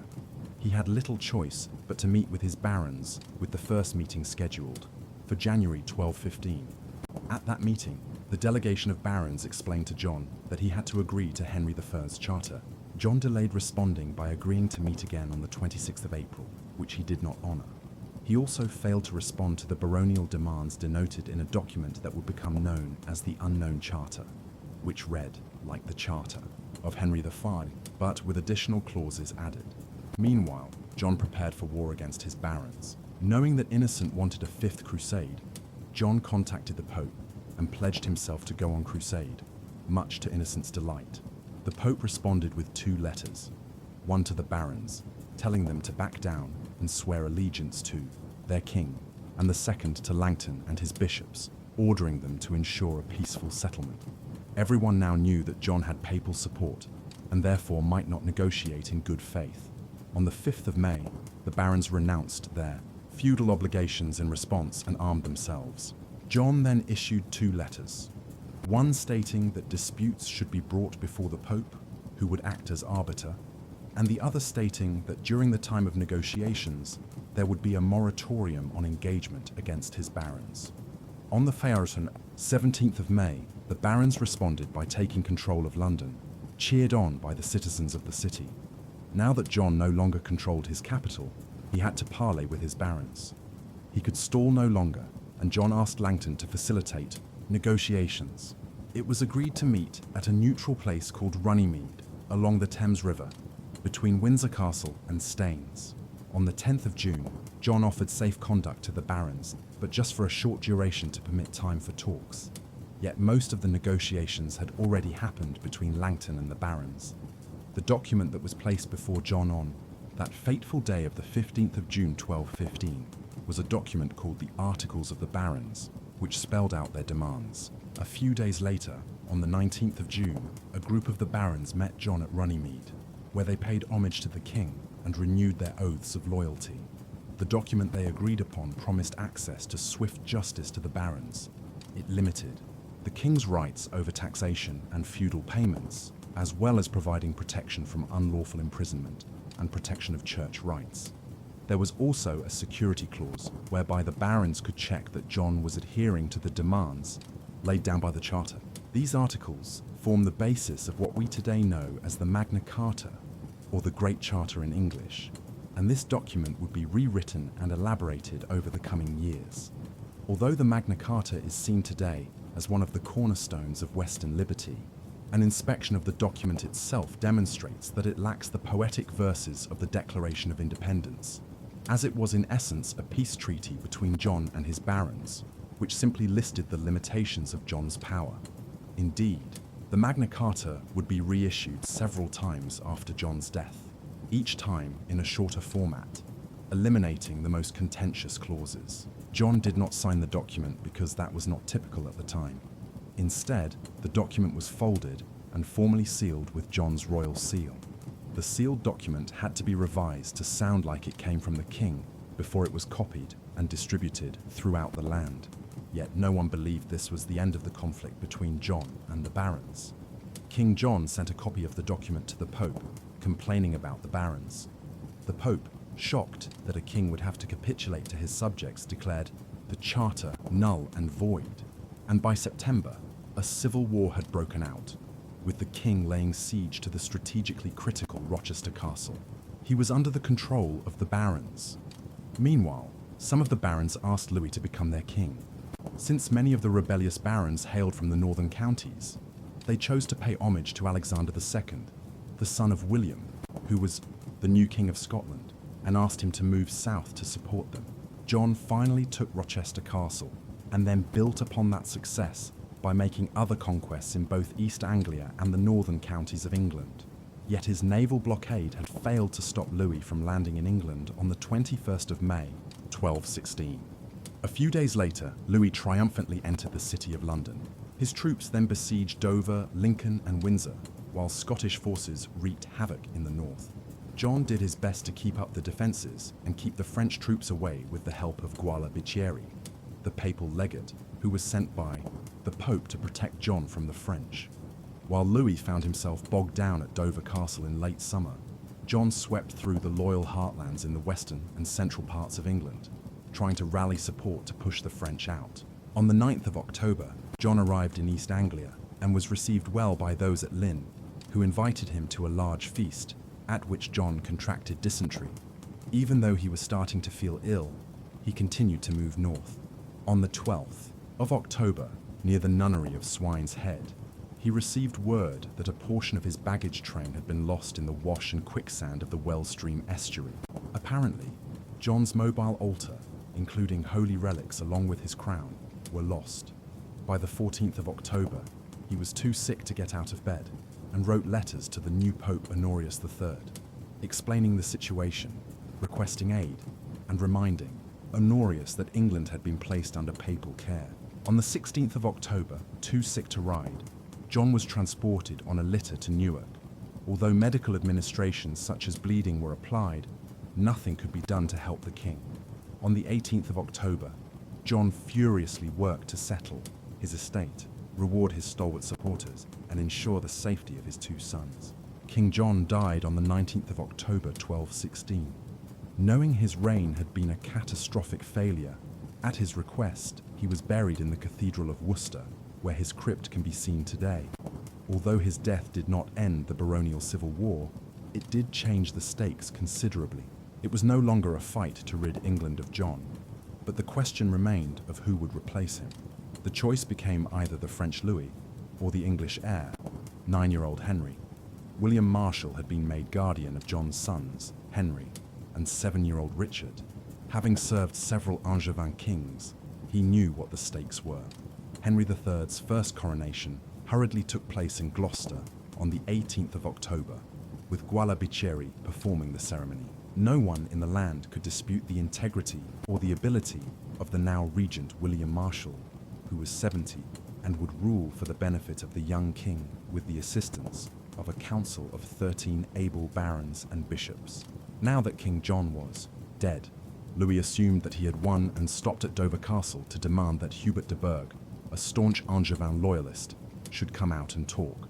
De Burgh refused and prepared to continue fighting, while Louis just walked away. The final nails in the coffin for Louis's kingship in England were two decisive battles. The Battle of Lincoln Castle, where the forces under Marshal resoundingly defeated the baronial and French adversaries on the 20th of May 1217, and the Battle of Sandwich, in which the naval forces under de Burgh defeated the French on the 24th of August. On the 20th of September, the Treaty of Lambeth ended the hostilities, and Louis headed home to France. Although the document that would become known as the Magna Carta had failed in its original intent, William Marshal and Treachery clearly understood its importance as a tool to create a covenant between the king and his people. They reissued the document on the 6th of November 1217, along with the Charter of the Forest, a similar agreement about the king's right to use and tax royal forest lands. In 1225, Henry III reissued both documents in his request to tax movable items, and in 1237, Henry again presented the document at a meeting in Westminster that had been promoted as a parliament. The Angevin kings had abused their power to promote their own personal interests at the expense of their nobles and the common people of England. Tension had built with each successive reign. John, an excellent administrator but a poor strategist, took this abuse to new heights and forced the barons to turn on their king. Yet the resulting agreement became an important tool to reach mutual agreements without bloodshed. As we know from English history, it did not always work out that way. Even so, the Magna Carta established a written covenant between the people and their rulers that served as a model for the democratic governments we treasure today. What do you think of King John? Was he truly evil and the worst king England ever had? Or was he a victim of circumstance and a product of the time in which he lived? The man known to history as King Henry III was born on the 1st of October 1207 in Winchester Castle in Hampshire in the southeast of England. He is often referred to as Henry of Winchester in reference to his birthplace at this royal residence. His father was King John I of England, who had ruled over the country since 1199. John had succeeded to large territories beyond England in France and Ireland, but, as we will see presently, owing to his weak rule, what has been referred to as the Angevin Empire of the 12th century kings of England was in decline by the early 13th century. Henry's mother was Queen Isabella of Angoulême. She had married John in 1200 when she was still just a teenager, and it was perhaps because of her youth that the marriage did not produce children until Henry was born 7 years later. He would be the first of 5 children born in quick succession. Henry's younger brother Richard arrived in January 1209, while 3 girls, Joan, Isabella, and Eleanor, were born in 1210, 1214, and 1215. Little is known about Henry's early years. He was raised by his mother and a wet nurse by the name of Ellen Dunn, whom he later provided an ample pension to. In 1212, when he was 5 years old, Henry's education was entrusted to the Bishop of Winchester, Peter de Roche, an arrangement which would last for the better part of the next decade. De Roche was evidently well picked, and by the time he was 9 years old, Henry was said to be an individual who spoke with a certain gravitas already, and had been instilled with a reverence for his Angevin forebears, a necessity in an individual whose duty would be to uphold the might of the royal family. It was also probably as a result of his having been educated by de Roche that Henry acquired the piety and religious sensibilities which he would display later in his life. Yet there were others involved in his upbringing as well. For instance, a bodyguard of Henry's, Ralph of St. Sampson, taught him to ride a horse, while Philip d'Aubigny, a Breton retainer of de Roche, attempted to train Henry from an early age in the art of war. It has also been suggested that it was while he was under de Roche's tutelage that Henry's reverence for the cult of the saints first emerged. This childhood would soon be interrupted, however. Much of Henry's long reign was shaped by the actions of his father. John had risen to the throne of England in 1199 after years of scheming against his own brother, King Richard III. When Richard was killed in 1199 without an heir, it facilitated John's rise, but was a disaster for the royal line. During the 12th century, the kings of England controlled much of France, notably the Duchy of Normandy in the north of the country, and other regions such as the County of Anjou and parts of Gascony and Aquitaine in the south and west of France. However, when John went to war with France in 1202, he quickly managed to alienate his French nobles, and then a series of catastrophic military setbacks against King Philip II of France resulted in the loss of much of the royal family's lands in northern France, which had been joined with England since the Norman conquest of England in the mid-11th century. The loss of these in 1204 was a humiliation for John, and his relationship with his own nobility in England was declining, as well in the years that followed. Both these factors, the relationship with England's nobility and the loss of much of the Angevin territories in France, would cast long shadows over Henry's reign. These disturbances peaked shortly before Henry became King of England, and, in 1214, John was back at war with King Philip II of France. But the cost of trying to reclaim Normandy and the other lost territory was effectively being shouldered by the English nobility in the shape of higher taxes. Their concerns about this were compounded when John's forces were badly defeated at the Battle of Bouvines in Flanders in July 1214, scuppering England's chances of recovering its French territories. As a result of this, a number of English nobles led by the first Earl of Winchester, Sayer de Quincy, and Robert Fitzwalter initiated a rebellion against John, which came to be known as the First Barons' War. Initially, John was inclined to be conciliatory, and on the 15th of June 1215, he met with the leaders of the rebellion at Runnymede near Windsor and agreed to the Magna Carta, or Great Charter, a document in which John acknowledged both the rights of the lords and the fact that there were limitations on John's ability to raise taxes and interfere in the church and the lives of the nobility. The Magna Carta has since been viewed as a critical moment in the evolution of England's political system, a document which effectively restricted the power of the monarchy, but at the time it was quickly dispensed with by John, who, having agreed to it originally, subsequently believed he was in a strong enough position to crush the revolt militarily. A highly unusual situation then developed. For decades, the kings of France had been forced to contend with England, interfering in French affairs. Now instead, France would intervene in England as the English barons petitioned Prince Louis, the son of King Philip of France, for support against John. Louis promptly invaded England in the early summer of 1216. John panicked and fled to Winchester, leaving London largely undefended for Louis's armies to occupy, after which the French prince was even proclaimed as King of England by the English rebels. Over the next weeks, the situation became extremely precarious for John, and, by extension, for his young heir, Henry. But then, John contracted dysentery and died in October 1216. Suddenly, the English nobles who were in revolt abandoned Prince Louis and began switching their allegiance to Henry. Thus it was that John's son, who had just turned 9 years of age days before his father's death, became King of England.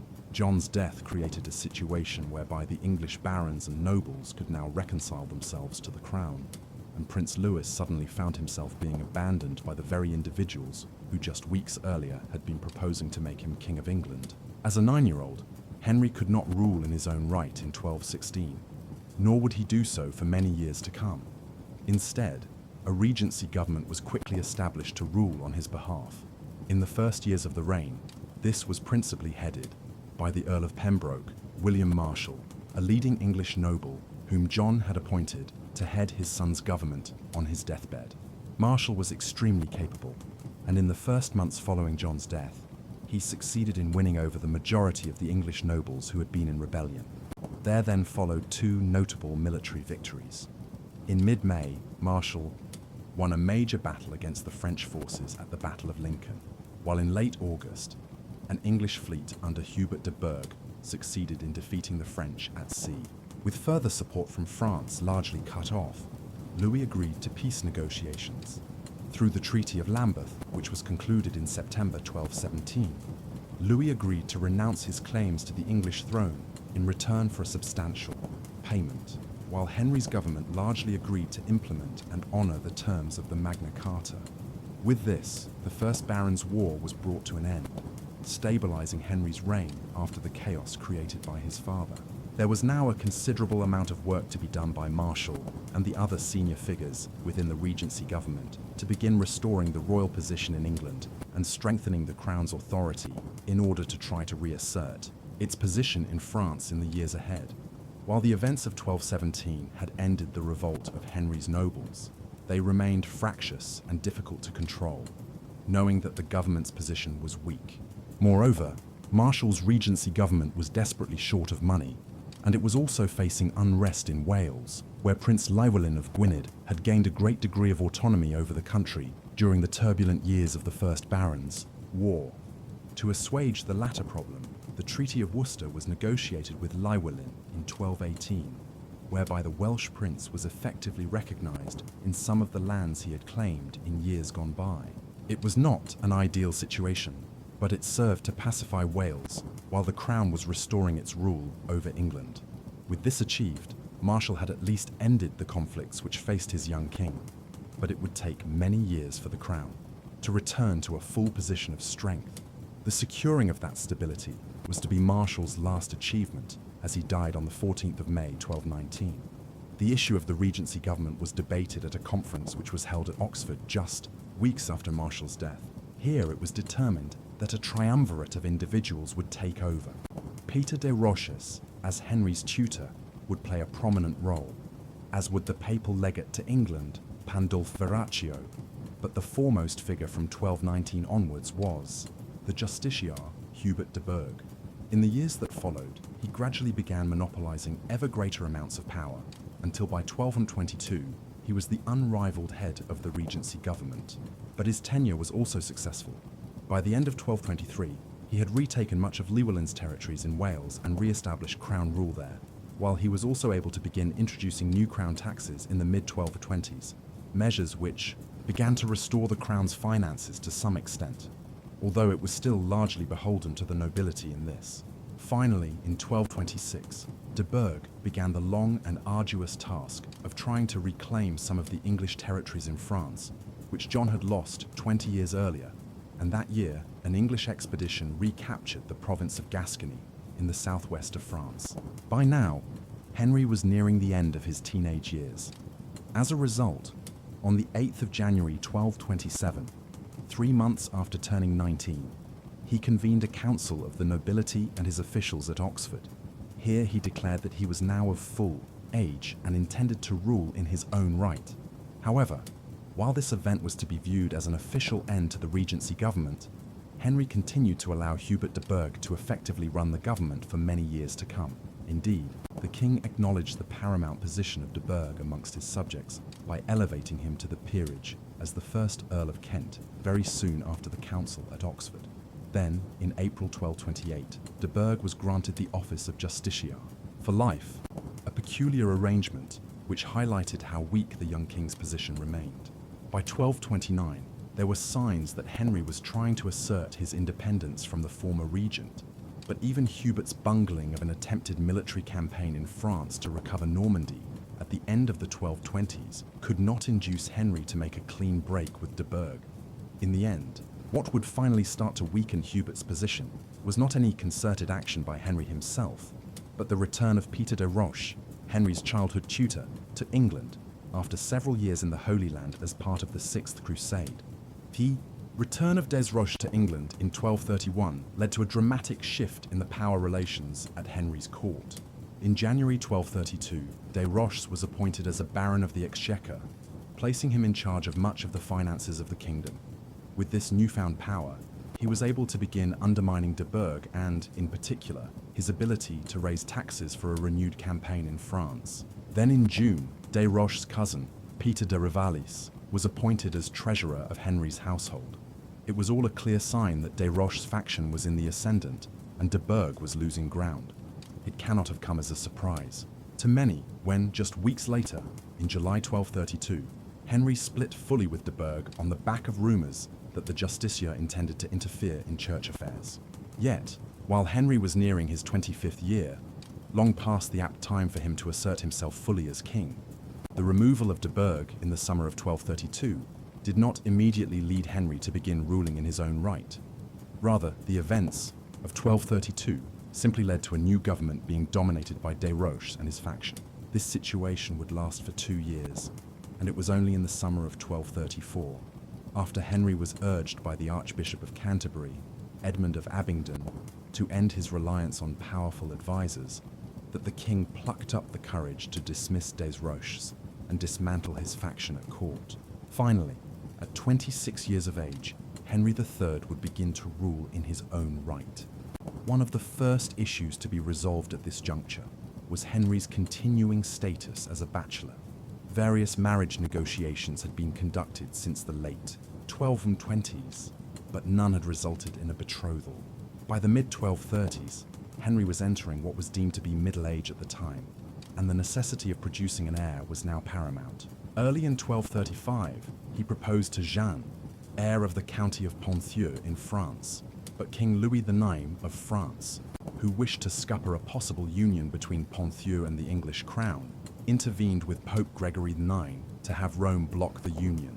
Unperturbed, Henry quickly established negotiations with the Count of Provence in southern France, Raymond Berengar, proposing to marry his 11-year-old daughter, Eleanor. It was a curious match. On account of her age, it would be several years before Eleanor would be able to bear Henry an heir, while her father was not a wealthy French lord, and the dowry which was brought to the marriage was very small. However, the Provence match did provide diplomatic benefits, as Raymond controlled the important passes over the Alps between southern France and northern Italy, while Eleanor's older sister was married to King Louis IX of France, and the union consequently worked to establish a more firm peace with Louis, who now became Henry's brother-in-law. Henry and Eleanor were married at Westminster on the 20th of January 1236. Despite their age difference, in time they would develop a relationship of genuine affection, although it was not without its problems. Eleanor arrived in England with her own household of figures from southern France. One of these, William of Savoy, soon rose to become an influential government minister, and resentment emerged amongst the English nobility in the years that followed, over the alleged influence of the French faction at Henry's court.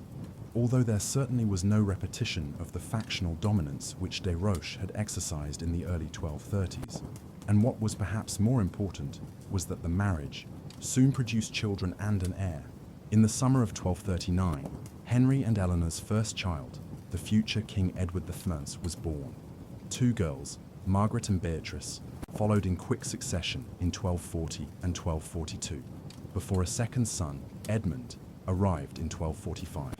A 5th and final child, Catherine, was born many years later in 1253, but she suffered from an illness, the exact nature of which is unclear, and died when she was just 3 years old. The surviving children, as will be seen, would go on to play significant roles in English political affairs throughout Henry's later reign. The changed circumstances of the mid to late 1230s also witnessed the emergence of a much altered royal court. In addition to the arrival of several French officials as part of Eleanor's household, Henry began promoting a generation of courtiers who did not have previous links to the old factions of de Burgh and des Roches, and with whom he could make a clean break. These included individuals such as William de Cantilupe, 2nd Baron of Eaton Bray, whom Henry appointed as Sheriff of Nottinghamshire and Derbyshire, Sir Bertram de Criol, who served as Warden of the Cinque Ports and Keeper of Dover Castle from the mid-1230s onwards, and Sir John Maunsell, who eventually became the Lord Chancellor. There was also a place of prominence afforded to Edmund, Archbishop of Canterbury, who had implored the king to make a break from des Roches a few years earlier. Nevertheless, mindful of ending any residual elements of faction at court, Henry eventually offered pardons to both des Roches and de Burgh in 1238 and 1243 before their deaths, and rehabilitated some of their associates in the years that followed. In this way, Henry neutralized several possible opponents and created a more stable court system in the 1230s and early 1240s, in which no individual was more powerful than himself. The first years of Henry's direct rule also saw a highly important arrangement reached between England and Scotland. Most kings of England, all the way back to William the Conqueror, and indeed subsequent to Henry's reign all the way down to the mid-16th century, engaged in conflict with England's northern neighbour. Henry took a different approach. The King of Scotland, Alexander II, had married Henry's sister Joan in 1221. Anxious to expand the opportunities made available by this arrangement, early in 1237, Henry instructed his officials to organise a meeting with Alexander at York, in the north of England. There, on the 25th of September 1237, an agreement known as the Treaty of York was arrived at. This fixed the border between England and Scotland, as Alexander relinquished any claims which the Scottish throne had previously had to the counties of Northumberland, Cumberland, and Westmoreland. Thereafter, Henry's relationship with Alexander and his successor, Alexander III, who ascended in 1249, remained very amicable. He even married his daughter Margaret to Alexander III in 1251. Perhaps more consequentially, the Treaty of York established, with only some minor revisions in the interim, the border between England and Scotland down to the present day. While Henry was scoring this diplomatic success on the Scottish border, trouble was brewing in England itself, and it came in the shape of Henry's younger brother. Richard of Cornwall was resentful of his reduced role in political affairs, following the arrival of the French coterie around Eleanor in the mid-1230s. He had tried to provoke unrest amongst the English nobility at this time, but this challenge was seen off when Henry's advisors, led by William of Savoy, called a council at Westminster in 1237, where, amongst other initiatives, the Magna Carta was reaffirmed.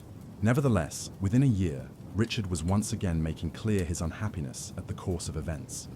The issue which provoked his anger now was revelations that Simon de Montfort, a French-born courtier, had begun a clandestine relationship with Henry and Richard's widowed sister, Eleanor.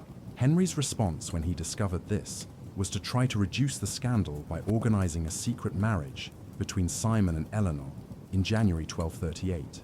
However, Richard was unwilling to accept this and saw in de Montfort's marriage to Eleanor the emergence of a new faction headed by French figures such as Simon and William of Savoy. While he was wrong in his assessment of the influence of the French faction, the result was the same. In the spring of 1238, Henry was faced with a new rebellion, one led by his own brother. The rebellion of 1238 was soon joined by several other prominent English nobles, notably the 4th Earl of Pembroke, Gilbert Marshall, a son of Henry's, old guardian, William Marshall, and the 2nd Earl of Winchester, Robert de Quincy.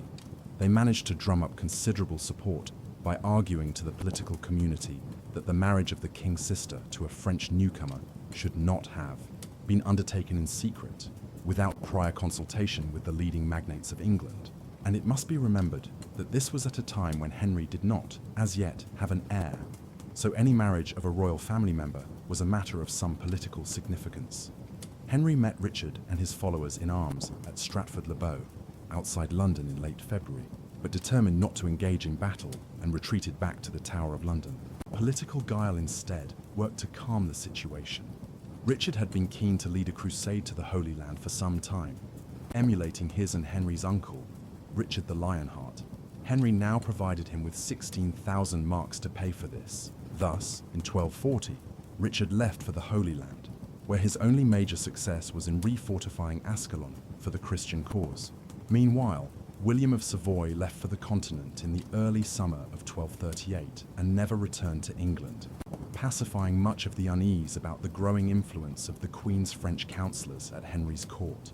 In the years that followed, the Jewish community of England became a matter of increasing preoccupation at court.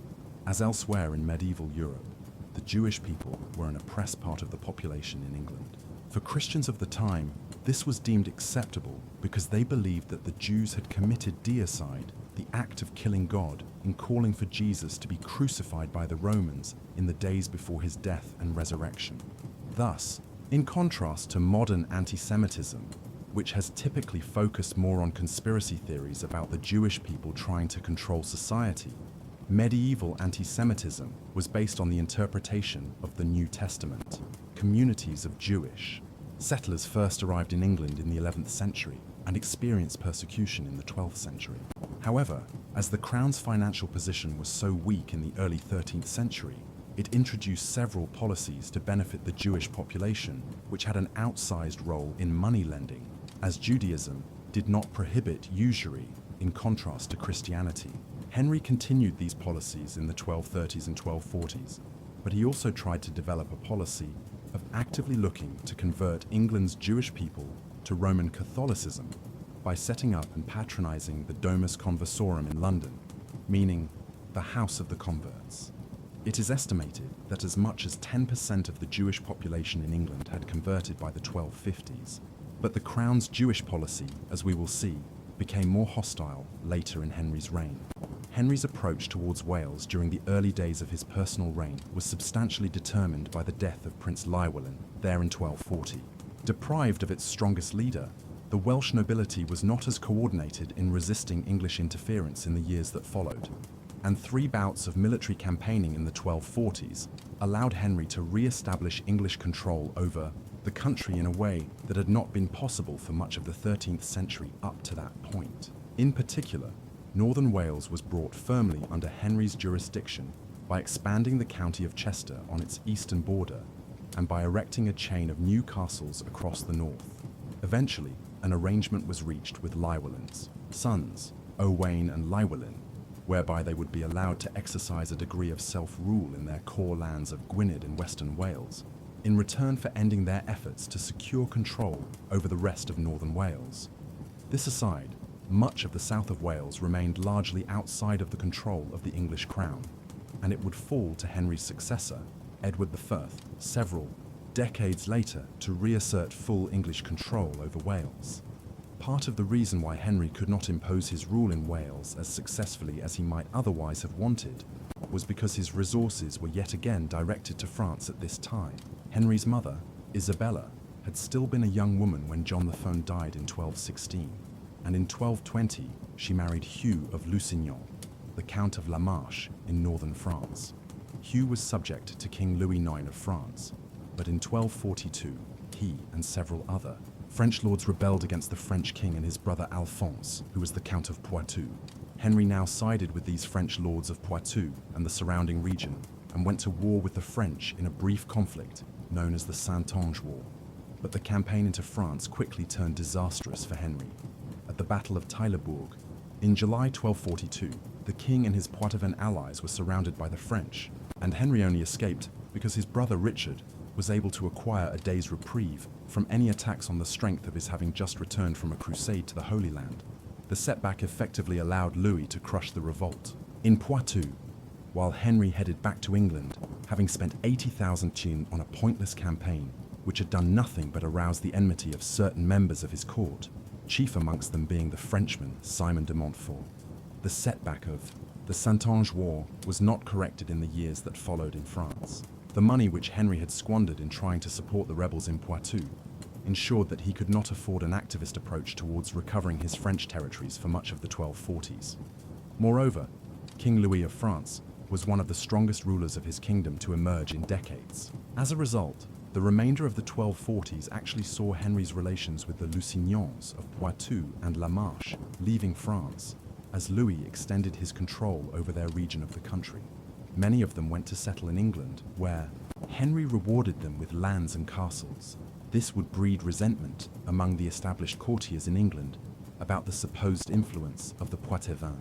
Meanwhile, Henry attempted to use diplomacy to strengthen his position relative to the French and cultivated an alliance with the Holy Roman Emperor Frederick II in the mid-1240s, hoping that the German king could apply pressure on Louis to return some of England's former territorial possessions. It was wishful thinking, and by the end of the 1240s, Henry's position in France was no better than it had been for England at the height of the crisis under his father.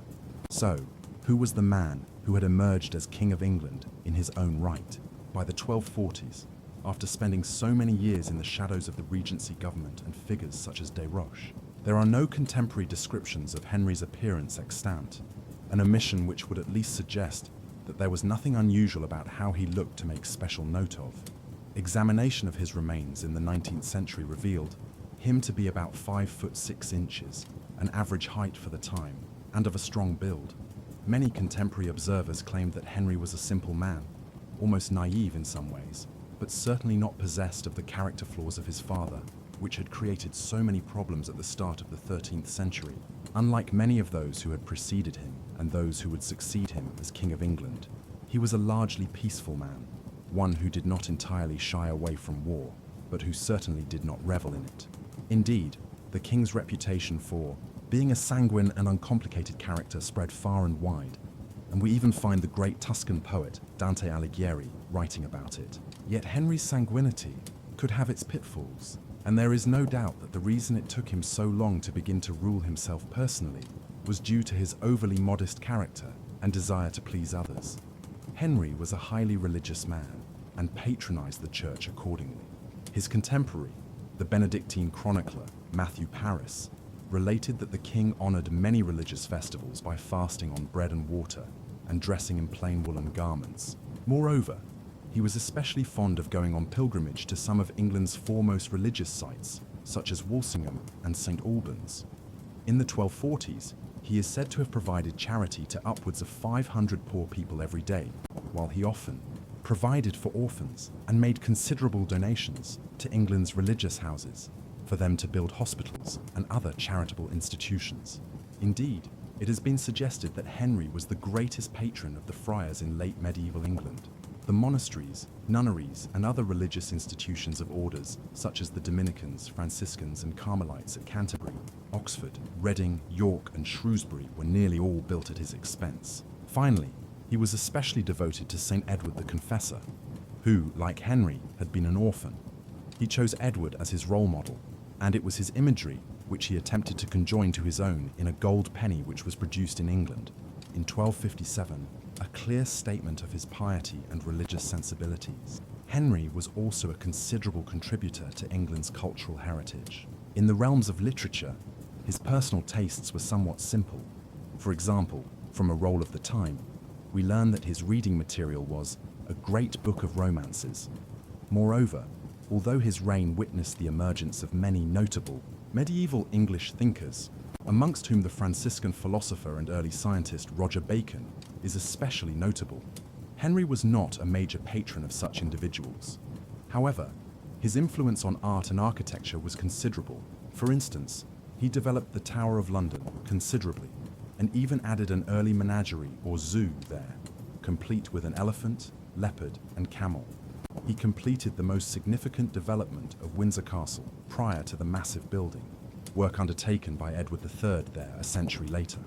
But his most notable accomplishment in this sphere was at Westminster, by that time the traditional inauguration site of the Kings of England.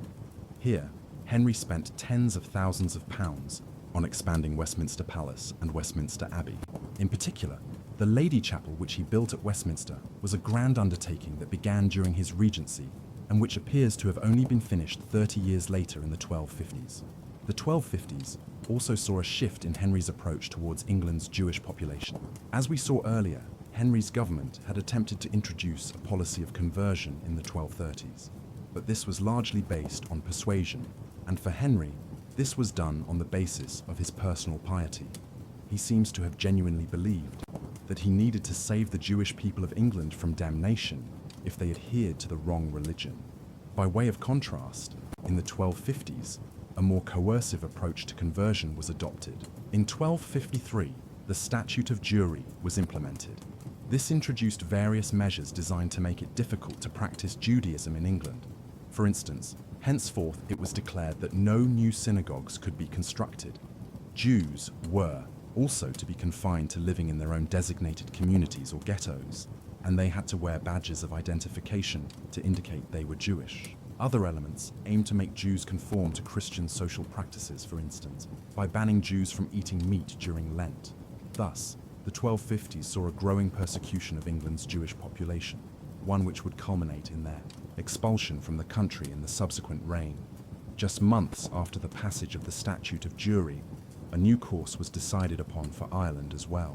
The English presence in Ireland was nearly a century old by that time, the conquest of the island from its dozens of independent Irish lords having first commenced with Henry's grandfather, Henry II, in the 1170s.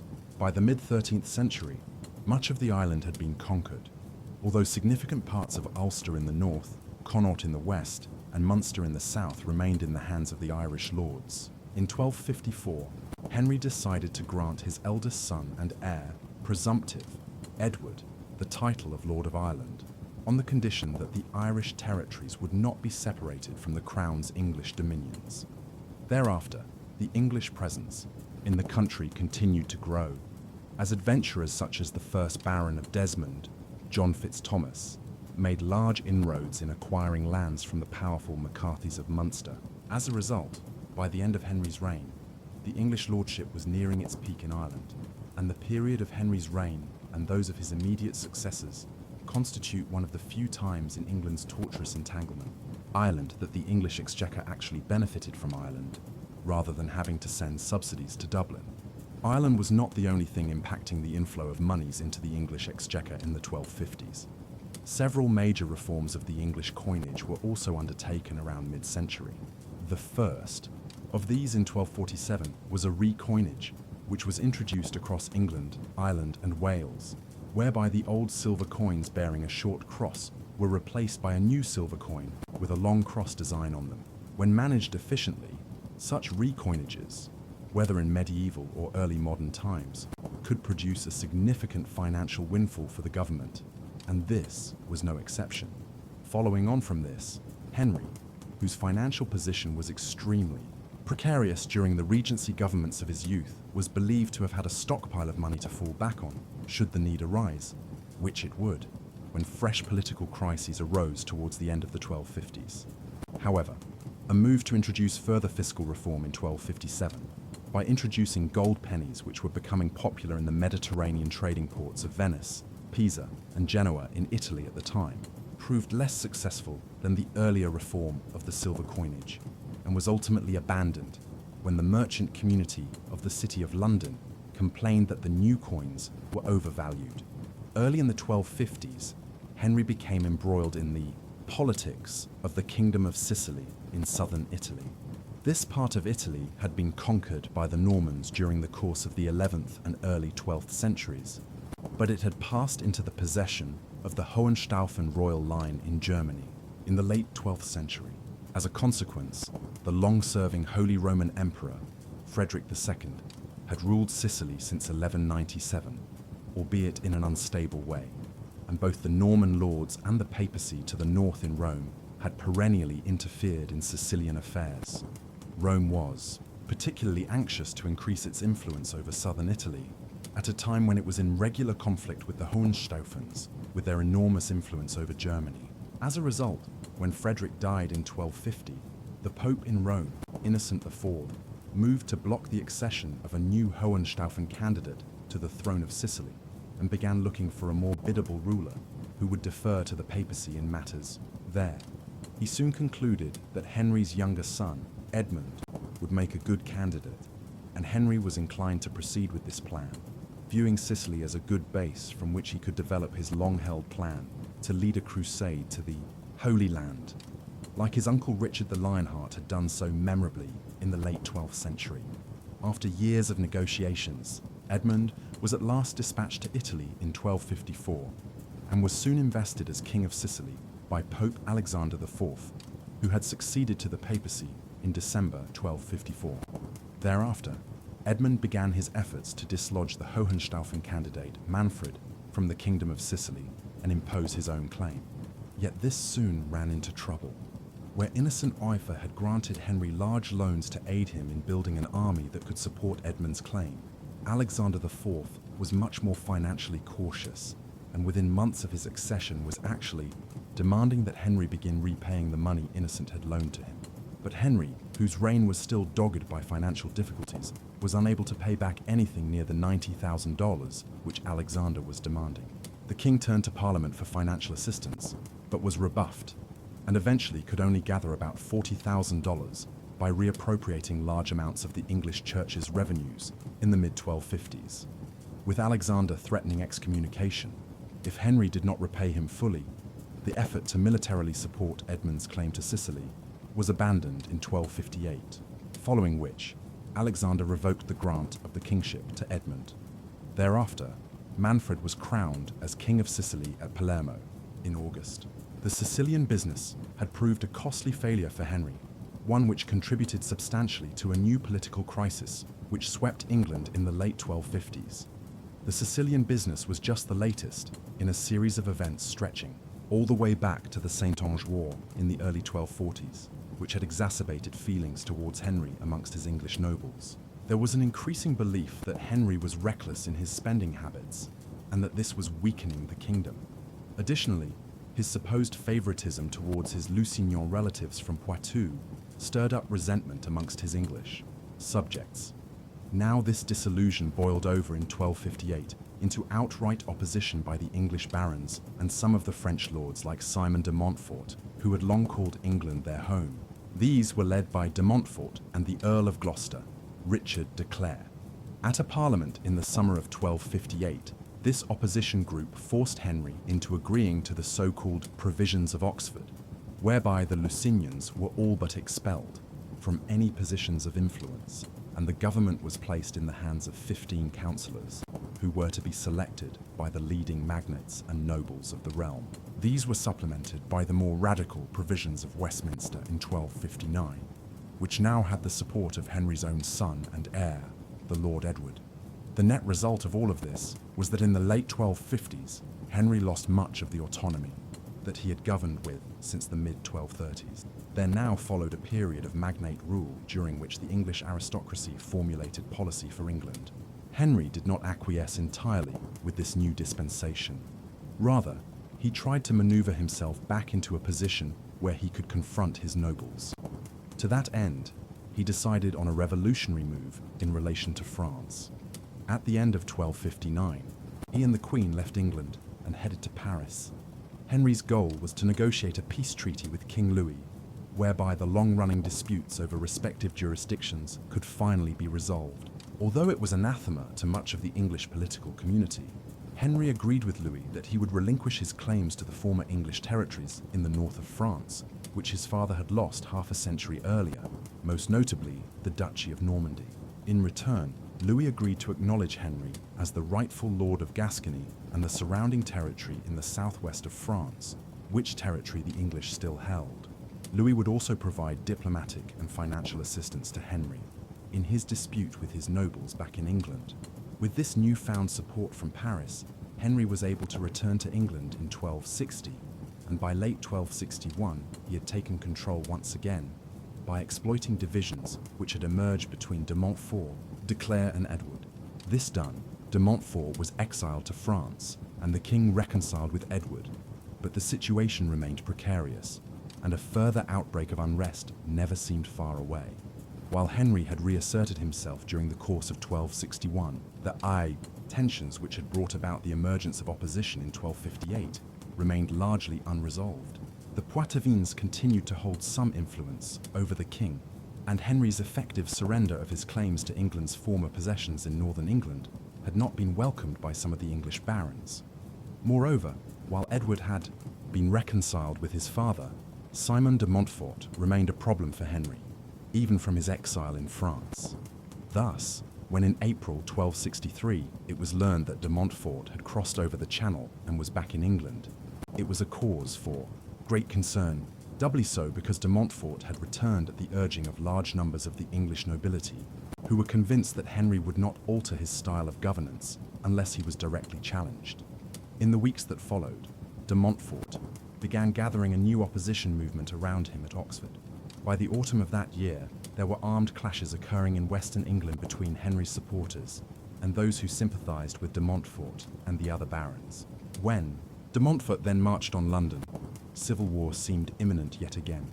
The conflict, which has become known as the Second Barons' War, broke out as a result of the events that transpired in London in the autumn and winter of 1263.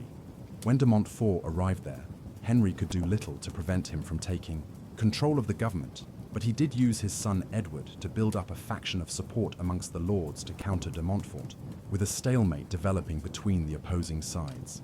It was determined that King Louis IX of France would be asked to act as an arbitrator in the dispute between Henry, de Montfort, and the English nobles.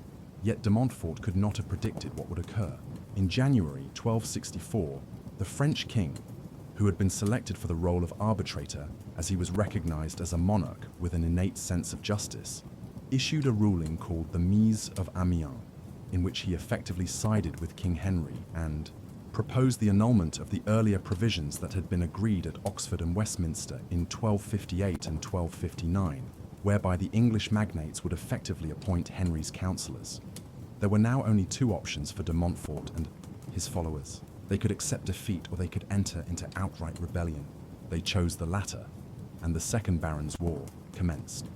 The conflict that developed now took many forms.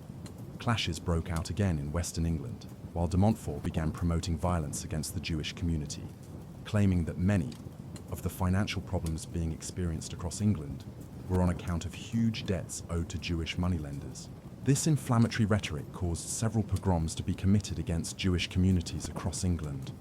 However, the main quarrel lay between de Montfort and the king. Eventually, the two sides clashed at Lewes in Sussex in mid-May 1264.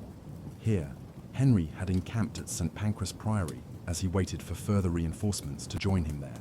Henry had as many as 10,000 men with him when the cavalry detachment under Lord Edward was added in.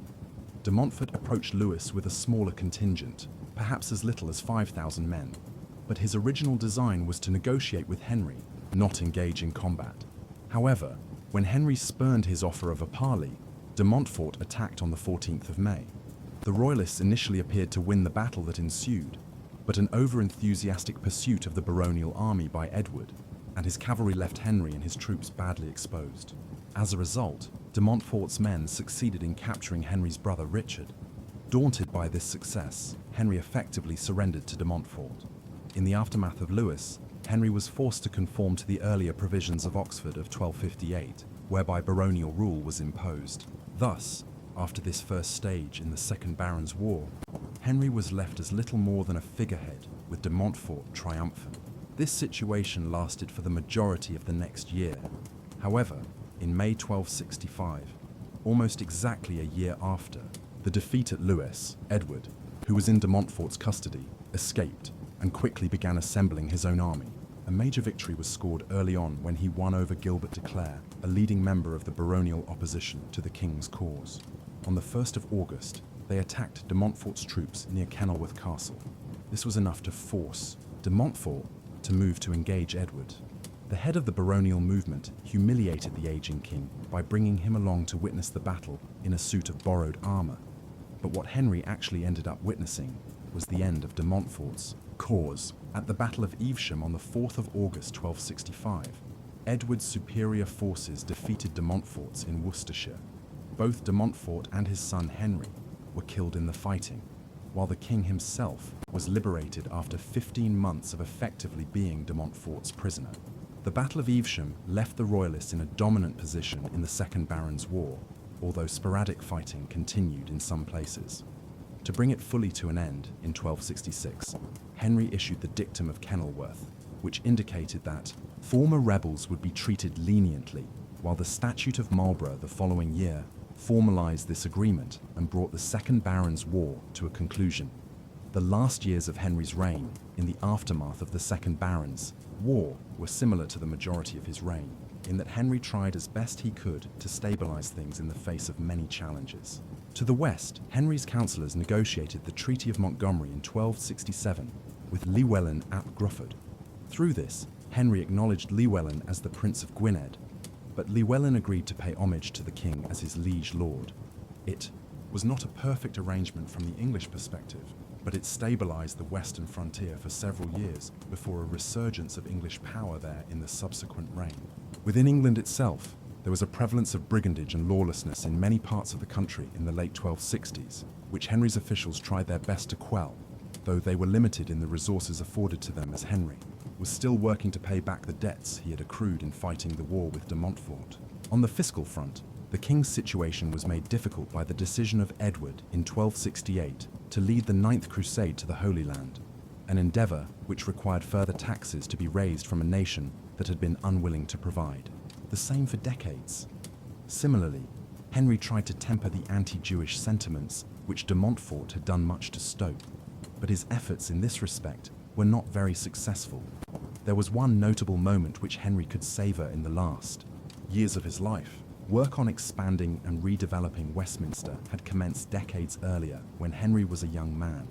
Now in late 1269, the work there was officially recognised when Henry oversaw a vast celebration in which the relics of St. Edward were borne to the shrine at Westminster. For Henry, whose piety and religious devotion was clearly very genuine, it was surely a high point on a personal level.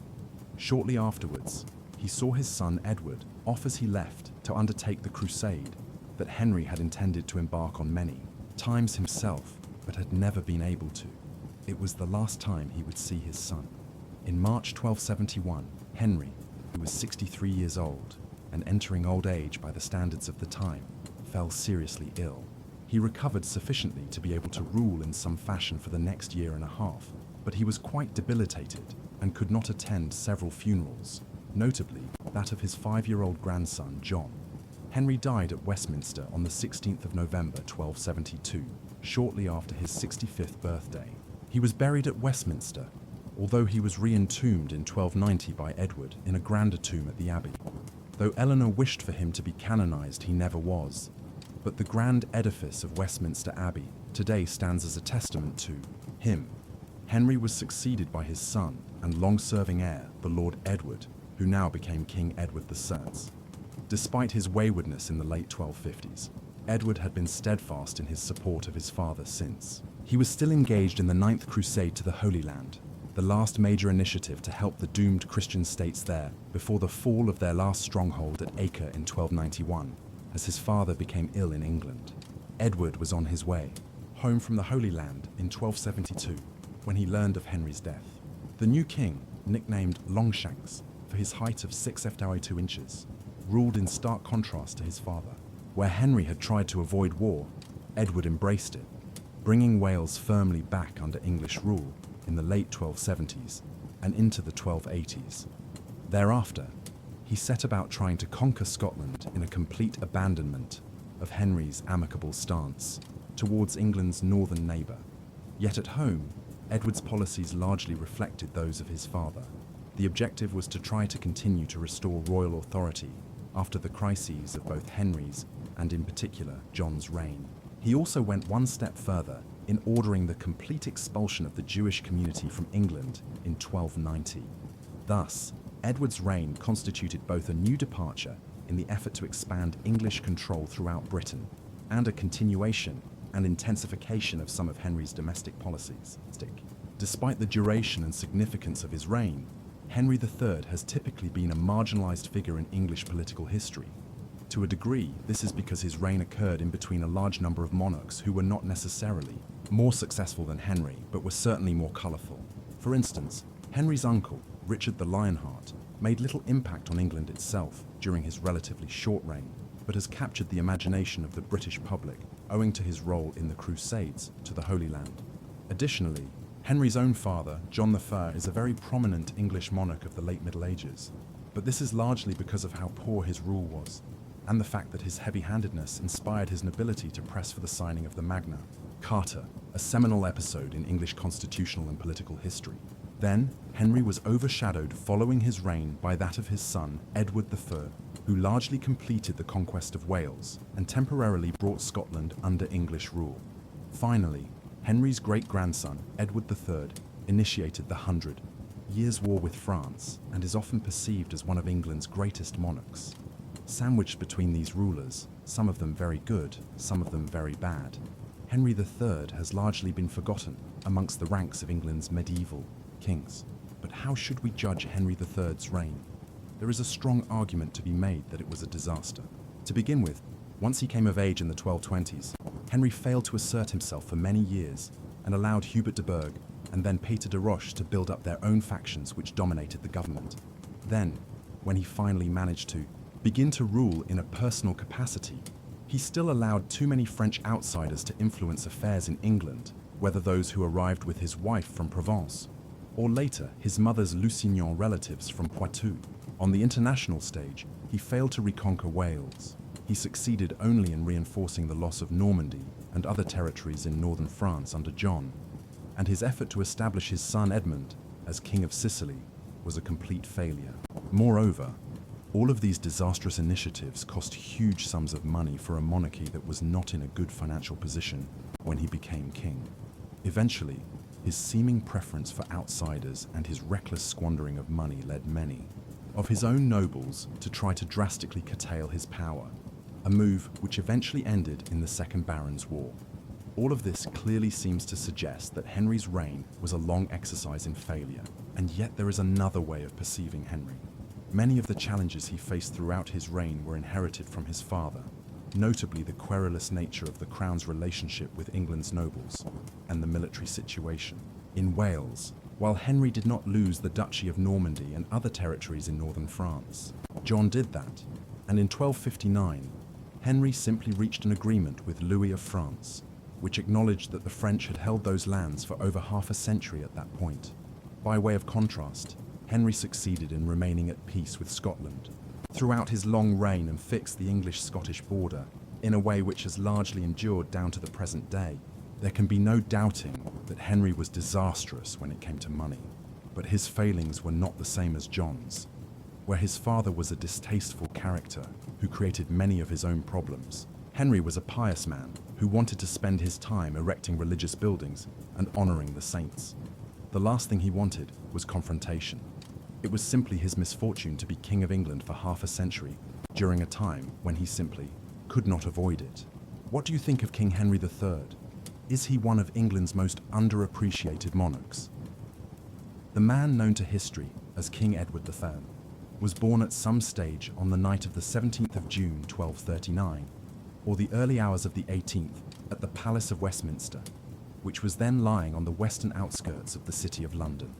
His father was King Henry III of England, a monarch who had ruled the country from childhood, but was only just beginning to exercise some actual authority himself in his early 30s as Edward was born.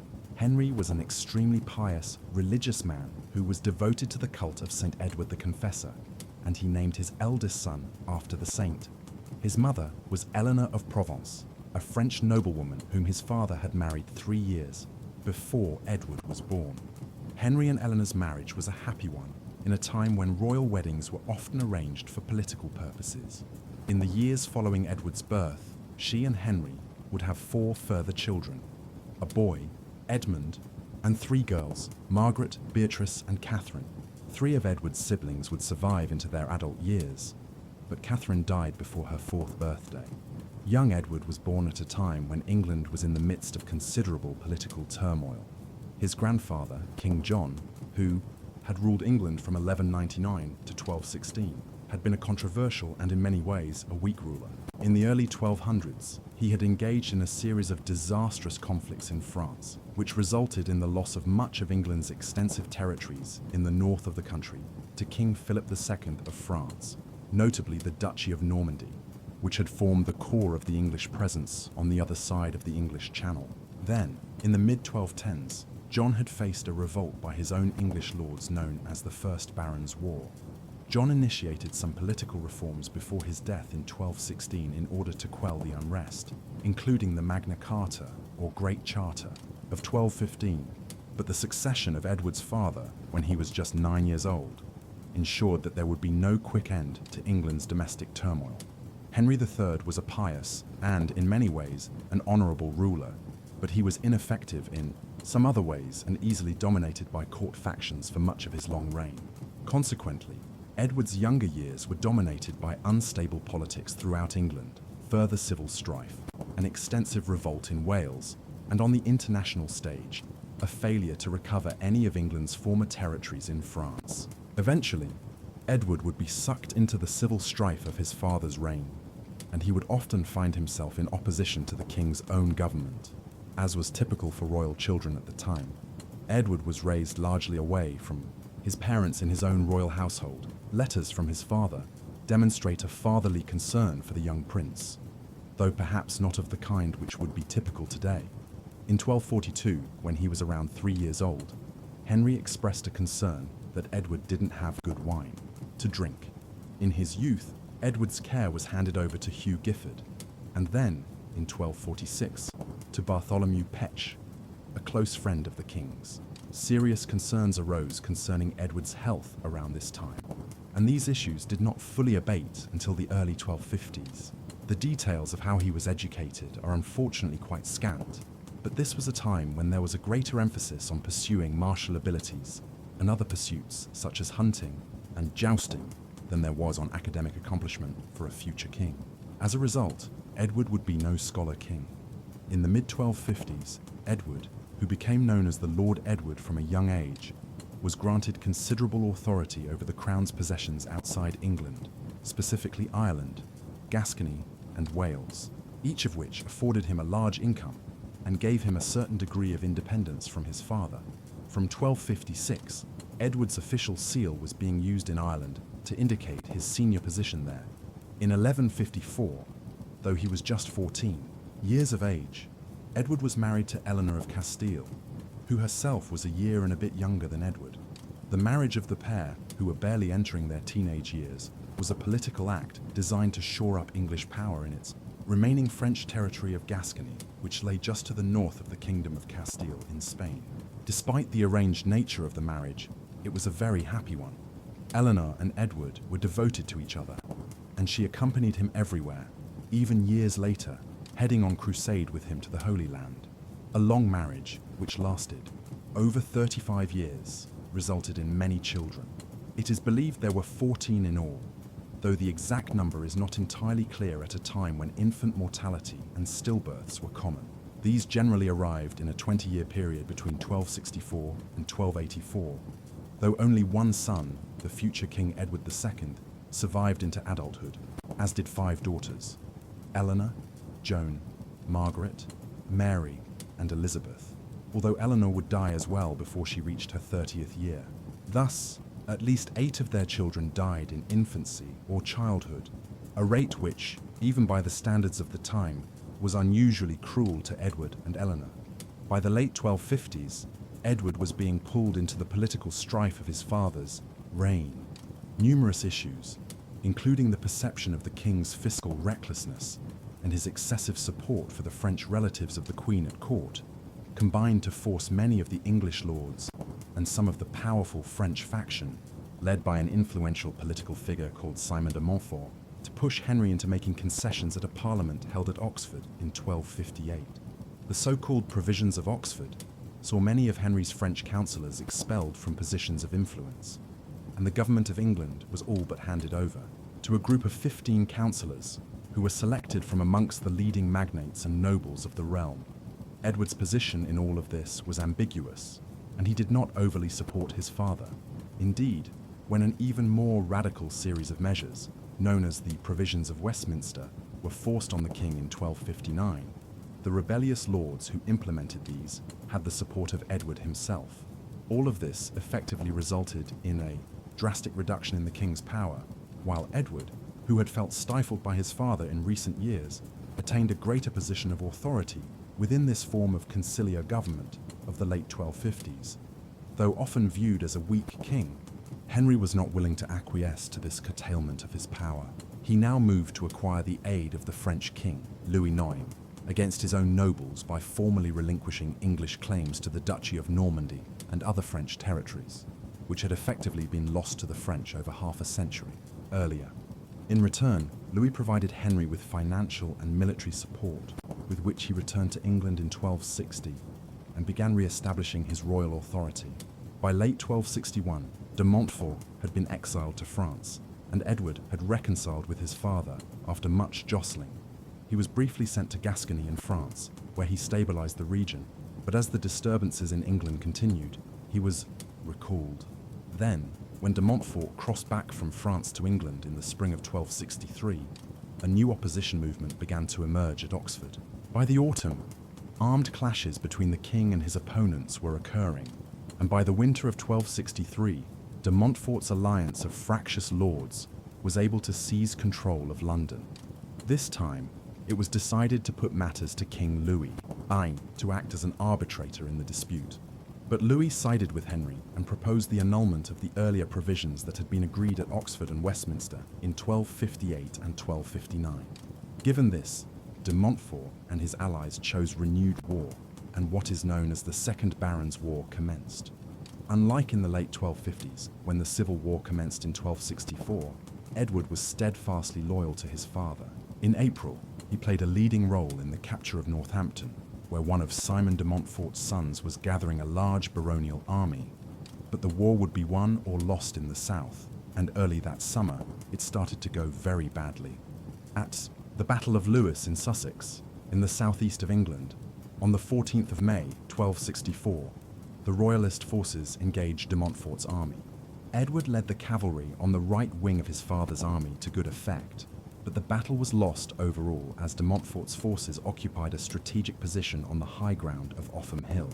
In its aftermath, Edward was taken as a hostage and placed under confinement, while Henry was forced to make massive concessions to de Montfort. For all of a year, de Montfort was virtually an uncrowned king of England, but when Edward escaped and began building up a royalist force again in the Welsh marches, the tables turned. He was now effectively the head of the royalist cause as his father remained a prisoner of de Montfort. Concerted campaigns throughout the summer of 1265 brought much of the north and western England back under crown control, and de Montfort was forced to engage Edward in the field at Evesham on the 4th of August 1265. Here, Edward outmaneuvered de Montfort before the battle, who was placed on the defensive from the offset. The result was a crushing victory for Edward, in the course of which de Montfort was killed, and the king was finally released. Victory at Evesham did not bring the war to an end. Campaigning continued through late 1265 and into 1266 before the last major stronghold, Kenilworth, was placed under siege. Edward briefly joined this action in the summer of 1266. The dictum of Kenilworth was issued in October, which laid out terms whereby those who had been in rebellion would be able to repurchase their lands from the crown. It was hoped by this that the garrison would surrender, but they refused and held out until December. By then, Edward had gone north to deal with further operations to mop up rebels there. A final push was made by the Lords on London early in 1267. It was led by the Earl of Gloucester and posed a serious threat that the tide of the war could yet again turn. But Edward entered into negotiations with Gloucester, who was effectively bought off. With this, matters began to wind down. A more conciliatory line was taken towards those who were still in arms, which led to the laying down of weapons in many locations. Edward campaigned to the Isle of Ely in the early summer, which was seized, with little difficulty, while a final push into the Fens in early July saw the last of the rebels surrender. The Second Barons' War was over, and Edward had played a key role in victory for his father's cause. Plans were quickly initiated to reach a political settlement in order to bring the tensions that had caused the Second Barons' War to an end. The result was the Statute of Marlborough, which was issued in November 1267, whereby some of the legal and fiscal reforms that had been desired in the late 1250s, and which Edward had briefly supported, were implemented, this time with royal consent. It is unclear what part Edward played in the debates over these changes. Indeed, it is difficult to determine what his exact role in government was at all in the late 1260s. Disputes arose frequently involving him, one with the Earl of Gloucester over their overlapping jurisdictions around the town of Bristol. There is some evidence of Edward being involved in royal councils, but certainly not on the scale that one would have assumed would be the case, given his prominence in ending the war, though he did receive extensive estates in the land confiscations that followed the conflict. Overall, it had been a mixed political apprenticeship for him. He had gained extensive experience as a military commander, and, to a lesser extent, as an administrator. But Edward had also gained a reputation, one which is perhaps overstated at times, for being politically manipulative, someone who had been willing to throw in his lot with his father's enemies in the late 1250s, but then changed sides quickly in the early 1260s. Despite his father's increasing old age and infirmity, Edward became determined in the late 1260s to depart on a crusade to the Holy Land. The Crusades had been a central pillar of life in Europe during the High Middle Ages. Beginning in the 1090s, the papacy had begun urging Christendom's monarchs, lords, and knights that it was their solemn duty as the faithful of God to try to reclaim the Holy Land, and the city of Jerusalem in particular, from the Muslim heathens there. A first crusade in the final years of the 11th century had proved enormously successful, with Jerusalem and several other cities such as Antioch and Acre captured, and 4 Crusader states established. However, in the course of the 12th century, these had declined, and Jerusalem was eventually conquered by the Muslim lord Saladin in 1187. Despite a concerted effort by Edward's great-uncle, King Richard the Lionheart, to reclaim it during the Third Crusade in the early 1190s, the city remained out of Christian hands, and the other Crusader states continued to decline into the 13th century, despite numerous further crusades. Edward's father had long hoped to head on crusade himself, but now Edward took up the mantle for him. In the early 1270s, Edward would head on what was to be the Ninth Crusade, but which is typically referred to as Lord Edward's Crusade. Such was his centrality to it. It was preached in response to the threat posed to the remaining Christian presence in the Levant by the Mamluk Sultan Baybars. When the crusade had been called by the Pope, the French king and his sons had agreed to take the cross and travel to the Holy Land. As a consequence, Edward possibly felt duty-bound to do so on behalf of the English royal family, though there is little doubting that he was also an enthusiastic participant. The expedition was funded in part by the Crown, but Edward bore a considerable amount of the expenses through his own household, a not inconsiderable burden. Approximately 225 knights agreed to travel with the prince, and these were complemented by several hundred further troops and auxiliaries. Most of these were royalists who had fought on the Crown's side in the civil conflicts in England of the 1250s and 1260s, and there was a reluctance by many of those lords who had only recently reconciled with the Crown to engage in the royal expedition. As a result of all this, the crusade which set off from England in the summer of 1270 was a decidedly small one by comparison with some of its forebears. Recruitment had been difficult, and even the financing precarious and based to a considerable extent on a loan of $1,700 from King Louis Lemoyne of France, the leader of the much larger French contingent, with plans for some taxes to be raised in England to pay for it retrospectively. Edward's army was travelling behind the much larger French contingent, and when he finally caught up with them in the late autumn of 1270 at Tunis in North Africa, he learned that King Louis IX had died of dysentery some weeks earlier. There, the new leader of the French contingent, Charles of Anjou, entered into a negotiation with the Emir of Tunis, whereby the expedition would be diverted to Sicily in order to see to matters in Italy, where the French had become involved in the south of the country some years earlier. Edward was indignant with this diversion, and instead elected to continue with his small contingent along the original route, heading eastwards as planned, landing at the Crusader stronghold of Acre in the Holy Land in mid-May 1271. The Lord Edward's crusade possibly scored an immediate victory upon his arrival. The Christian port was threatened by the Mamluk leader, Baybars, at the time, and some contemporary sources suggest that Edward's arrival prevented an onslaught on the town.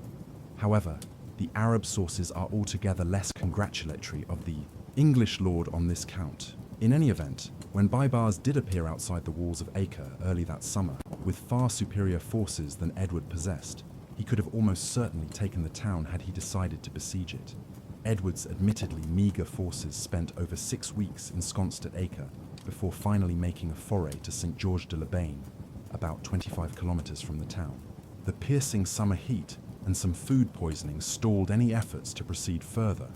A campaign against Kakun, about 65 kilometers from Acre in the early winter, was more successful and resulted in the defeat of a Muslim force outside the town, but the main citadel could not be taken, and the Crusaders eventually retreated to Acre once again. Ultimately, the issue was that little could be achieved with the very limited resources in men and money available to Edward, following the French abandonment of the Crusade a year earlier. Accordingly, it was not surprising when Hugh III, the Ai, King of Cyprus and titular King of Jerusalem, concluded a truce with Baibars to last 10 years in the early summer of 1272. Edward was angry at the decision, but the Cypriot king was anxious to take advantage of the willingness of the Mamluk leader to agree to such terms, which had become necessary after a large foray by the Mongols into the Levant late in 1271 that temporarily threatened the Mamluk rear had quickly dissipated. Edward remained in the Holy Land until September 1272, during which time he held hopes of perhaps changing Hugh's mind, but the crusade was effectively over. Probably the most notable incident during Edward's time in the Middle East occurred one night in his bedchamber when he was attacked and almost killed by an assassin. It is unclear who ordered his death, as some accounts state it was Baibars, whereas others say it was ordered by a mysterious old man of the mountains, who was a leader of a fanatical Islamic sect. During this attempt on his life, Edward was able to fend off and kill his assailant, but was stabbed with a poisoned knife during the struggle. His wife Eleanor, according to accounts, then sucked the poison from the wound, possibly saving her husband's life in the process. The two then left the Holy Land in September of 1272, as it was evident that their lives were in danger and also that little more could be done to further the Christian cause. Edward set off on the return journey to England in September. He left behind a Crusader presence that was living on borrowed time. In the years that followed, pressure on Acre from the Mamluks and others continued, and Edward, like his contemporary, monarchs across Europe, would receive repeated calls for further aid to be sent throughout the 1270s and 1280s. These were not heeded in any substantive way, and finally, in 1291, the Crusader presence in the Holy Land was brought to an end nearly 200 years after it began, when Acre fell to the Mamluks. Back in the autumn of 1272, Edward headed home via southern Italy. He was there by early 1273, where he learned the news that his father had died the previous November, and that he was now King of England. However, despite receiving this information, he did not head hastily for England. Rather, he engaged in a slow journey through Italy and southern France before heading to Paris to pay homage to the new French king, Philip III, who was theoretically Edward's liege lord over his lands in France. Edward then visited those few meager remaining possessions that England held on the continent in Gascony, before finally returning to England in August 1274, by which time the country had been without a king for nearly 2 years. Plans for Edward's coronation had been underway well before his eventual landing in England on the 2nd of August 1274. Consequently, it was possible for the ceremony to be held just over 2 weeks later, on the 19th of August. Disputes invariably arose concerning precedence, with Edward's brother Edmund pushing for him to be given a greater role, as he had acted as steward of the realm during Edward's absence, while a perennial argument at medieval royal coronations over the seniority of the Archbishops of Canterbury and York saw the latter excluded altogether from the ceremony. Otherwise, things went smoothly, and the celebration took place on a grand scale. An enormous banquet involving thousands of cows, oxen, pigs, and chickens was to be held, while other staple fare of the medieval and early modern periods, such as swan, cranes, and goats, were prepared. Westminster Abbey was redecorated at considerable expense. When the coronation finally came, it was the first to involve the coronation of both a king and queen of England since the Norman conquest over 200 years earlier. The Archbishop of Canterbury, Robert Kilwardby, placed the crown on Edward's head, which he duly removed, affirming that he would not wear it again until the lands England had lost under his father were reclaimed. Thus, he affirmed that it was the beginning of a new age. The man who had just become king is often represented as a dour Machiavellian, but this is not precisely accurate. Standing at 6 foot 2 inches, Edward acquired the name Longshanks on account of his unusual height. At a time when few men reached 6 foot, by the time he was crowned, the blonde hair of his youth was beginning to darken, and it would turn grey in his middle years. He spoke with a very slight lisp, but with purpose and persuasively. In religious terms, he was orthodox and made the conventional donations to churches and monasteries, while hardly being possessed of anywhere near the religious devotion of his father. He was probably not well read, but expressed his cultural proclivities through his patronage of architecture and painting, notably supporting Walter of Durham, who did much to decorate the interiors of Westminster Abbey. By disposition, he could be good-natured and amiable, but also prone to violent outbursts. He enjoyed hunting and was a keen supporter of tying the Arthurian legend to the English monarchy. Ultimately, though his administrative abilities were limited in many ways, with very little understanding of the nuances of finance and logistics, what he lacked in this regard, he more than made up for with his sense of purpose and forcefulness, traits which had been lacking in an English monarch since the days of his great-uncle, Richard the Lionheart, over 70 years earlier. One of the first issues that arose for Edward as king back in England came from the west in Wales. The Normans had established a significant amount of control over Wales following their conquest of England in the 11th century, and that had been maintained and even strengthened for much of the 12th century. However, the weakened state of the English crown during the reigns of Edward's grandfather and father had seen a succession of rebellions there by the Welsh princes, notably Llywelyn ap Gruffudd, in an attempt to re-establish Wales's independence from England again. However, ap Gruffudd failed to realise that the English crown's position was stronger by the 1270s. Therefore, Edward expected Llywelyn to pay homage to him, as his ancestors had done as a matter of course. His grandfather, Llywelyn the Great, for instance, had paid homage to both King John and Henry III in the 1200s and 1210s. Thus, when Llywelyn invaded English territory in the March region, Edward considered it the actions of a rebellious subject and became determined to act against him. He was aided in this by the fact that ap Gruffudd had alienated several of the other Welsh princes who had sought refuge at the English court. Thus, in the summer of 1277, Edward, at the head of a great royal army of 15,000 men, advanced into northern Wales with a fleet in support. No violence was needed. Llywelyn realised that this overwhelming show of force was an indication that his ambitions needed to be tempered, and he came to terms with Edward through the Treaty of Aberconwy, whereby his authority was severely curtailed in Wales, and he agreed to pay a huge indemnity of $50,000 to the English crown. Consequently, the homage of the Welsh lords, which had been paid to kings such as Henry II in the 12th century, was quickly re-established under Edward. This certainly did not settle the matter. A new war broke out 5 years later in 1282, and on this occasion, Edward faced a combination of the Welsh princes, many of whom had allied with him in 1277, but who were disillusioned at his failure to sufficiently reward them for their aid in the aftermath of that invasion. Llywelyn's brother, Dafydd, initiated proceedings by attacking Hawarden Castle in April, which was followed by further attacks on English castles in the region. Edward showed a similar resolve to that which he had demonstrated 5 years earlier. As he perceived it, Llywelyn and the other Welsh lords were not independent princes of a foreign land, but rebels of a country long controlled by England, who were refusing to pay proper homage to him as their monarch. This was a mindset which Edward would employ later towards England's northern neighbour as well. A large host was once again assembled and sent into northern Wales to surround the ap Gruffudd stronghold in Snowdonia. When Llywelyn subsequently attempted to break out of the encirclement into central Wales, he was killed in action at Irfon Bridge on the 11th of December, 1282, while efforts to continue the war by his brother Dafydd were ineffective. Thus, the last Welsh stronghold surrendered in April 1283, just 1 year after the war had commenced. Dafydd ap Gruffudd was handed over to Edward's government shortly thereafter and executed, thus breaking the resistance of the foremost opponents of English intervention in Wales. Victory in 1283 saw one of the most thorough English reductions of Welsh independence ever seen.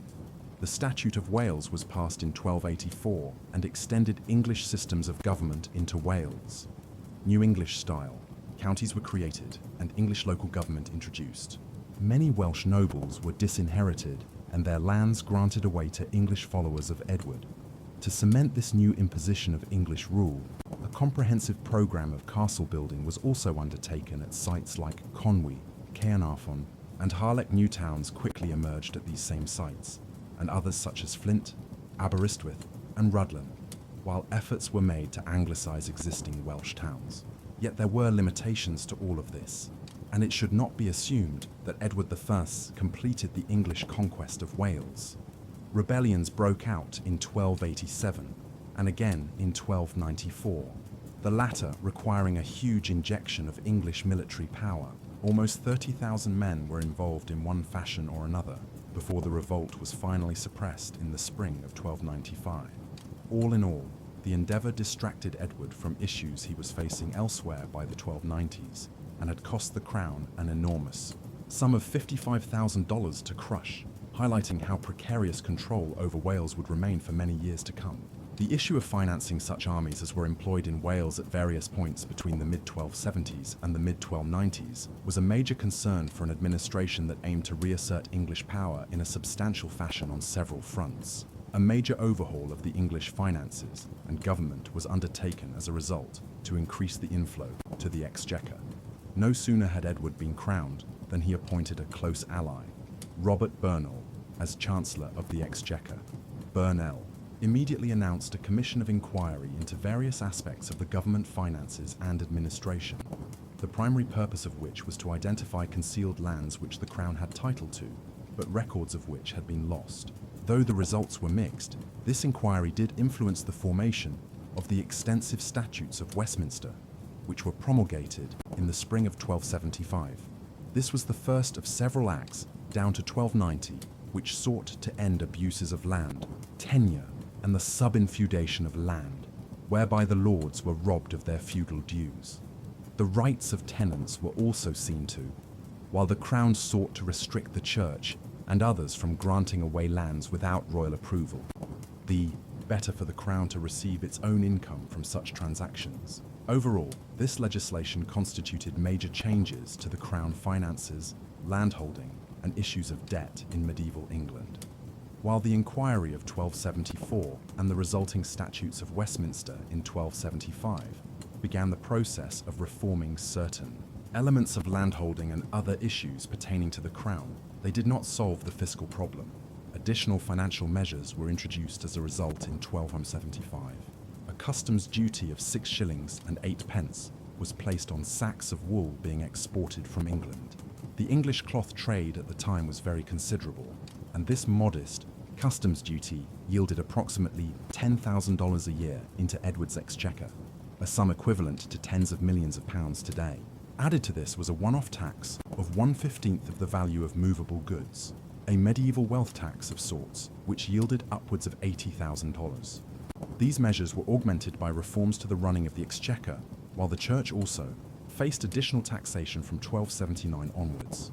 That same year, a recoinage was undertaken, a measure that was engaged in for the dual purposes of removing forged coins from circulation and gaining the Crown an additional financial windfall in its reissue of new coins. Such measures had to be undertaken regularly in an age when coin value was still based largely on the silver content of the coins in circulation. While these efforts at financial reform were broadly successful, they still did not prove sufficient for Edward's government to meet the cost of its wars over the years. For instance, when unrest arose in Wales again in the early 1280s, it took the Crown by surprise and money had to be raised fast. Initially, the deficit was met by taking loans from the wealthy merchant communities of the towns, totaling over $16,000.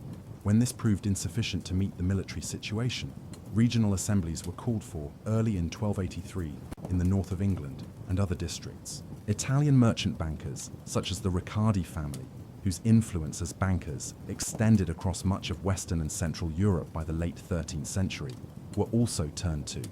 What all of this revealed was that despite how effective the reforms of the 1270s had been, England still could not finance a major war effort for an extended period of time without resorting to extraordinary measures to collect additional money. Consequently, further reforms of the exchequer were undertaken in the 1280s, notably the Statute of Rhuddlan, which aimed to improve bookkeeping and root out some of the corruption that was endemic in all pre-modern societies. These measures ultimately saw increasing efficiencies in the administrative apparatus of the English state during Edward's reign. All of this legislation and fiscal improvement of the 1270s and 1280s played out against a backdrop of parliamentary reform. Today, the Magna Carta, which was passed in the dying months of King John's reign, is typically seen as the great constitutional event of the High Middle Ages in England, but this is generally overstated. While it ensured some rights to the English nobility in their relationship with the crown, the more significant developments in Parliament, the Legislative Assembly, which would go on to become the mother parliament of modern democracy, actually began to occur during Edward's reign. For instance, it was Edward who oversaw the beginnings of the system whereby parliamentary members were returned down to the modern era.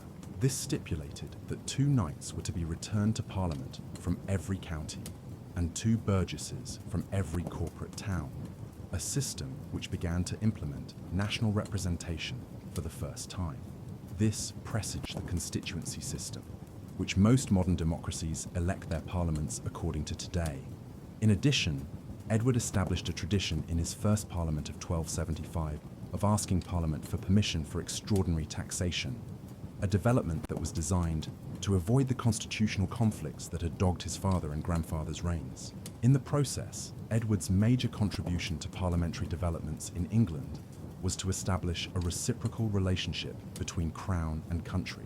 The crown and government could request taxes, and the country could ask for favours and reforms in return.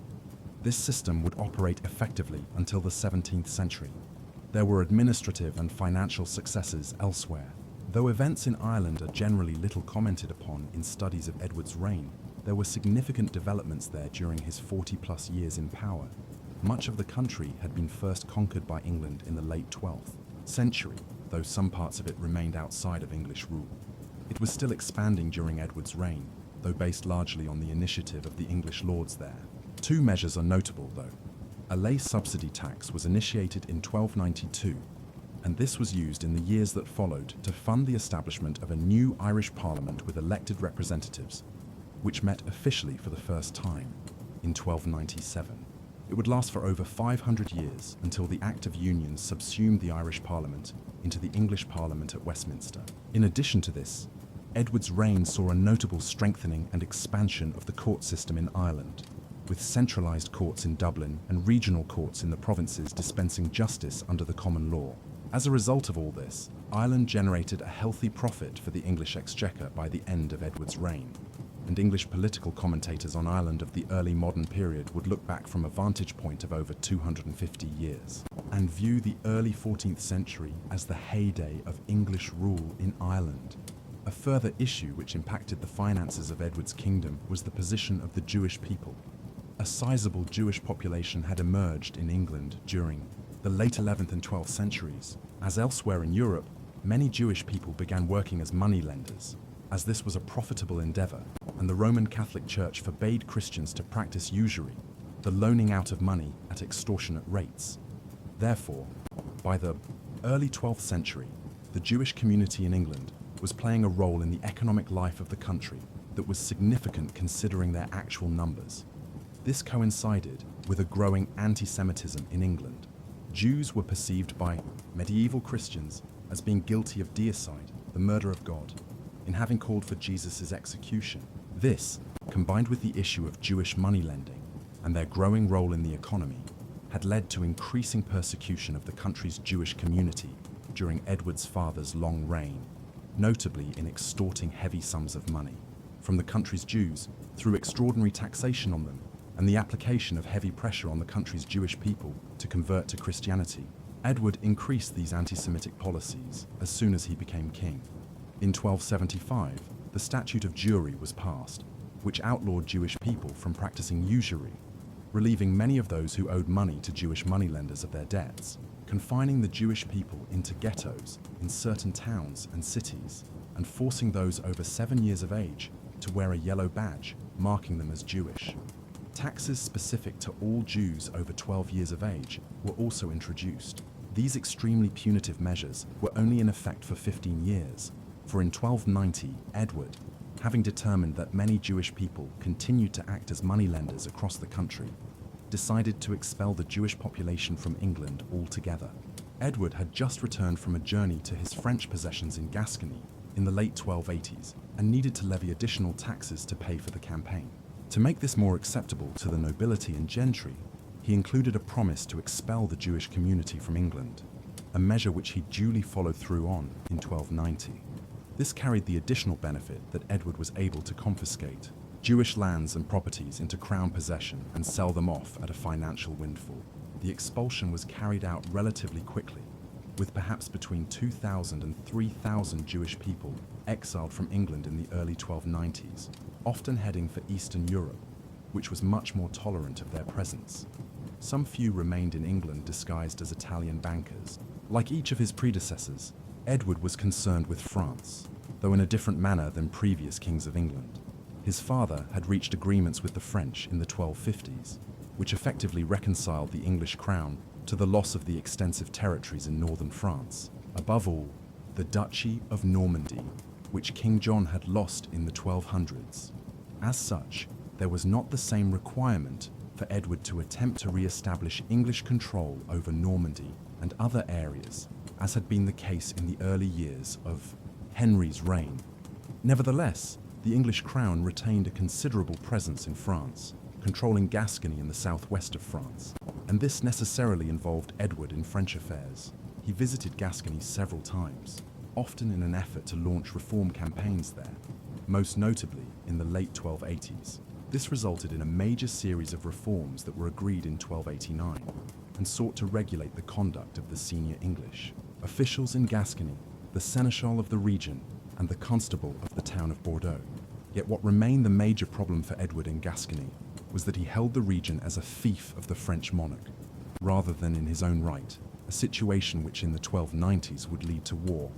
Edward had maintained good relations with King Philip III of France, who had succeeded his father following Louis IX's death at Tunis on his journey to the Holy Land back in 1270. Edward had paid homage to Philip when passing through France on his return home from the Crusades in the mid-1270s, and he paid a visit to Paris again in 1279. Outstanding differences between the two crowns had been resolved on this occasion, leaving Anglo-French relations in a good place. Relations between Edward and the new monarch, Philip IV, who succeeded his father in 1285, were also good, which makes the outbreak of war in the 1290s between England and France something of an unusual development. The cause was a localized conflict between England and some French merchant sailors operating in the English Channel. Edward felt his move against these elements in his capacity as King of England was entirely justified, but Philip viewed it as an act of rebellion by Edward as Duke of Aquitaine, the title he bore as Lord of Gascony.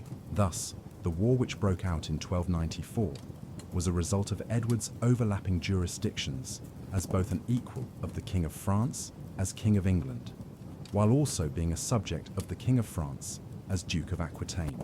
After some military engagements in the English Channel with the French merchant vessels there, Philip summoned Edward to Paris to account for his actions. The English monarch was unwilling to show obeisance to a fellow monarch in this fashion, and so sent his brother Edmund on his behalf. A compromise was reached at this point, whereby Edward would hand over some minor fortresses as surety in Gascony, while Edward would marry Philip's sister, Margaret, a woman nearly 40 years his junior. Edward's first wife, Eleanor, had died in 1290 after 36 years of marriage, meaning Edward could marry the French king's sister as a means of resolving the dispute which had arisen in the English Channel. However, the entire arrangement turned out to be a ruse on Philip's part in order to have the Parliament of Paris vote through the confiscation of the Duchy of Aquitaine from Edward. With the outbreak of outright war, Edward's plans also changed, and he now began to develop ambitions to reacquire some of the territories lost by his grandfather 90 years earlier. Edward's strategy from early on in the war was to develop a major alliance of continental powers against the French. In particular, he sought allies among the many principalities of the Low Countries and Western Germany, which in the late medieval period were divided into dozens of small dukedoms, counties, and city-states, and with the powerful Duke of Burgundy, who controlled extensive territories in eastern France. In this way, Edward hoped to build up a power base in the Low Countries around the Duchy of Brabant and the counties of Gueldres and Holland, whereby England would strike into northeastern France towards Paris, rather than operating out of Gascony, as the French would suspect. This action was delayed until 1297, by which time the English had encountered mixed fortunes in their clashes with the French in Gascony. In any event, the military campaign in the Low Countries turned into a costly debacle from which Edward only managed to extricate himself in the spring of 1298. Thus, this strategy proved a consummate failure in the final years of the 13th century. But the idea of building an alliance of European allies and striking against France from the Low Countries was one that would be employed effectively by Edward's grandson against the French many years later. The failure of Edward's Grand Alliance ended the most intense period of the war against France, but it took some considerable time for the war to be brought to a conclusion, even following the negotiation of a truce late in 1297. In 1299, a major step was taken when the previously negotiated marriage between Edward and Philip's sister Margaret finally took place. The couple, who had a 40-year age gap, were married at Canterbury on the 10th of September 1299. Despite the difference in their ages, the marriage was a relatively satisfactory one for both parties, with Margaret bearing Edward 2 sons and a daughter, and she never remarried after Edward passed away several years later. Meanwhile, final peace terms between England and France were finally ironed out in 1303, with a virtual return to the status quo ante bellum. The war had been a costly fiasco for both parties.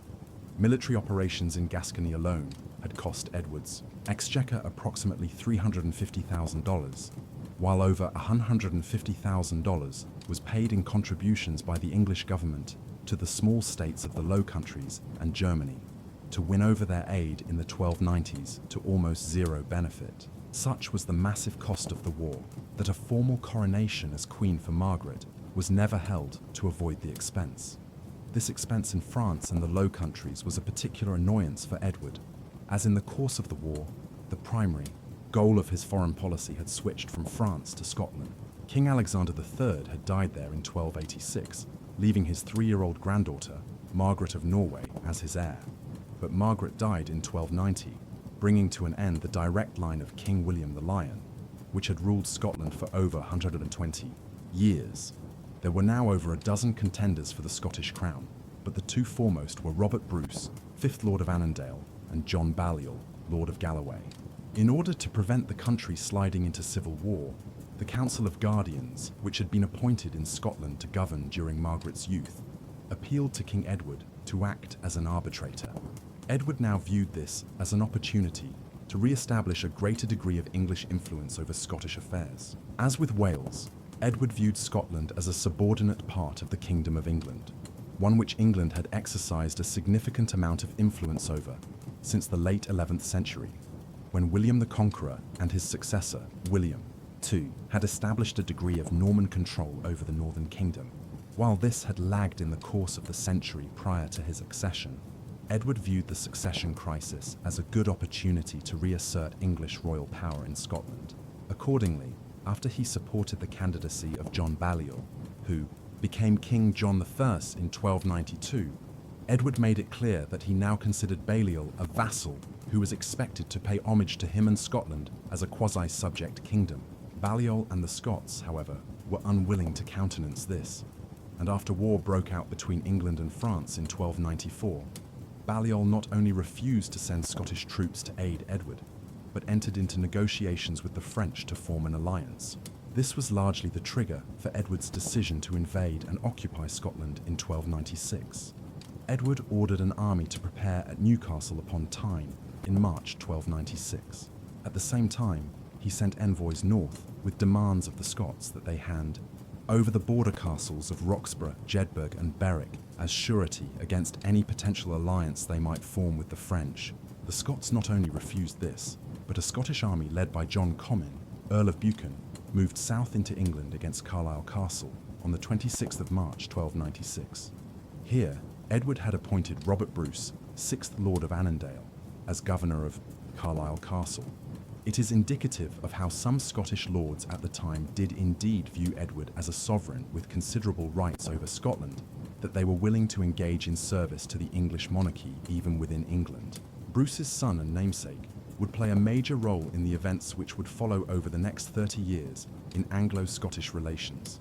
Comyn failed to seize Carlisle Castle, though his forces did set fire to the town, while further border raids followed by the Scots throughout April. This, however, was as good as military affairs would proceed for the Scottish in 1296. In late March, Edward led his forces across the River Tweed into Scotland. They seized Berwick, at that time the southern outpost of Scotland, within days, and Edward made his headquarters here for some time, while he planned his next move, as the Scots prepared their forces near Dunbar Castle, a few miles up the coast of Scotland from Berwick. It was here that the early stage of what would become a long 30-year war between England and Scotland would be decided.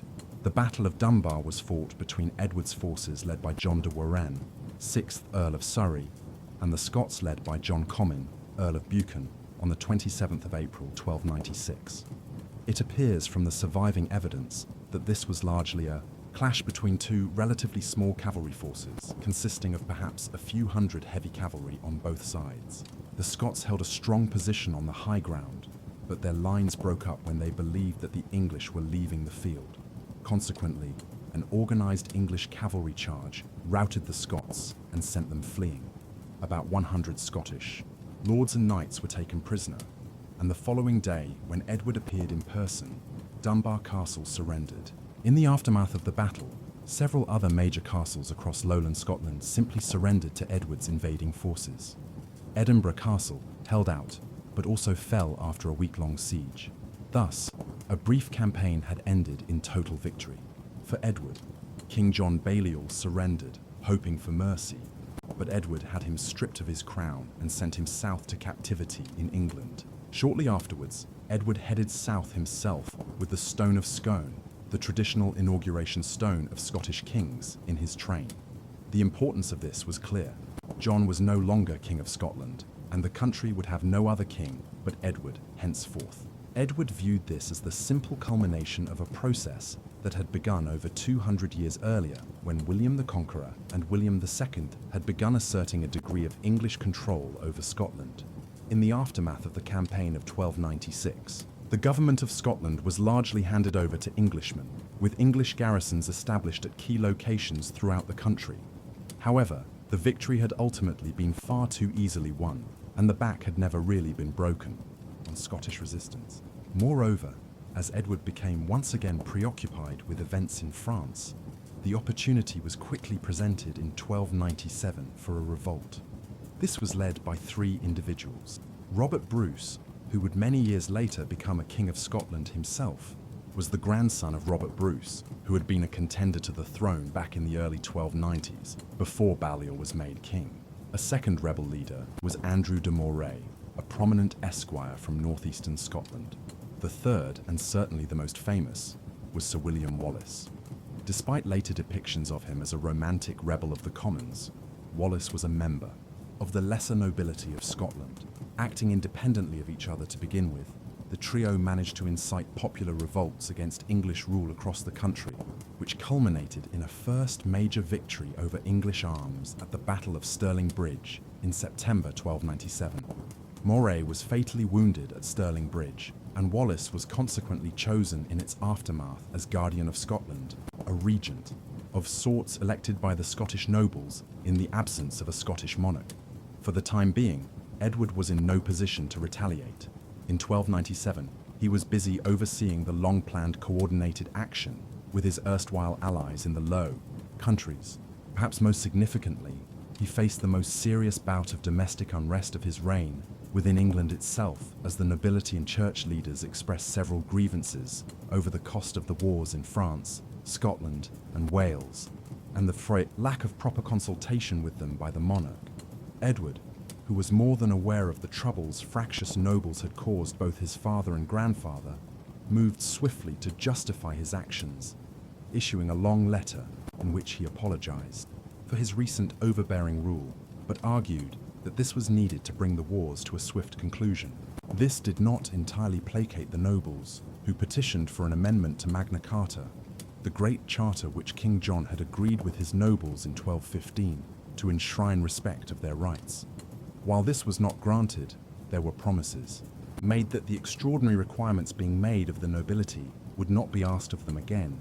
Inadvertently, the revolt in Scotland may have aided his cause, as when the Scots began raiding into northern England in the aftermath of the Battle of Stirling Bridge, it convinced many in England that Edward's pleas for extraordinary taxation and other requests at this time, in light of the emergency, were justified.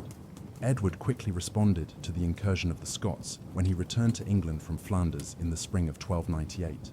A large army of upwards of 20,000 troops was quickly assembled and led north by Edward, many of them being Welsh infantry who had been pressed into service to demonstrate their loyalty after the major Welsh revolt of the mid-1290s.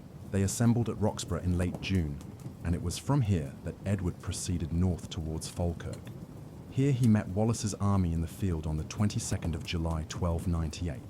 Edward's forces were far numerically superior to the Scots, but the large Welsh contingent was fractious. The Scots numbered some 6,000 men, comprising approximately 4,000 long spearmen, who formed into 4 schiltrons, hedgehog-like phalanxes used to break any charge, including those by heavy cavalry.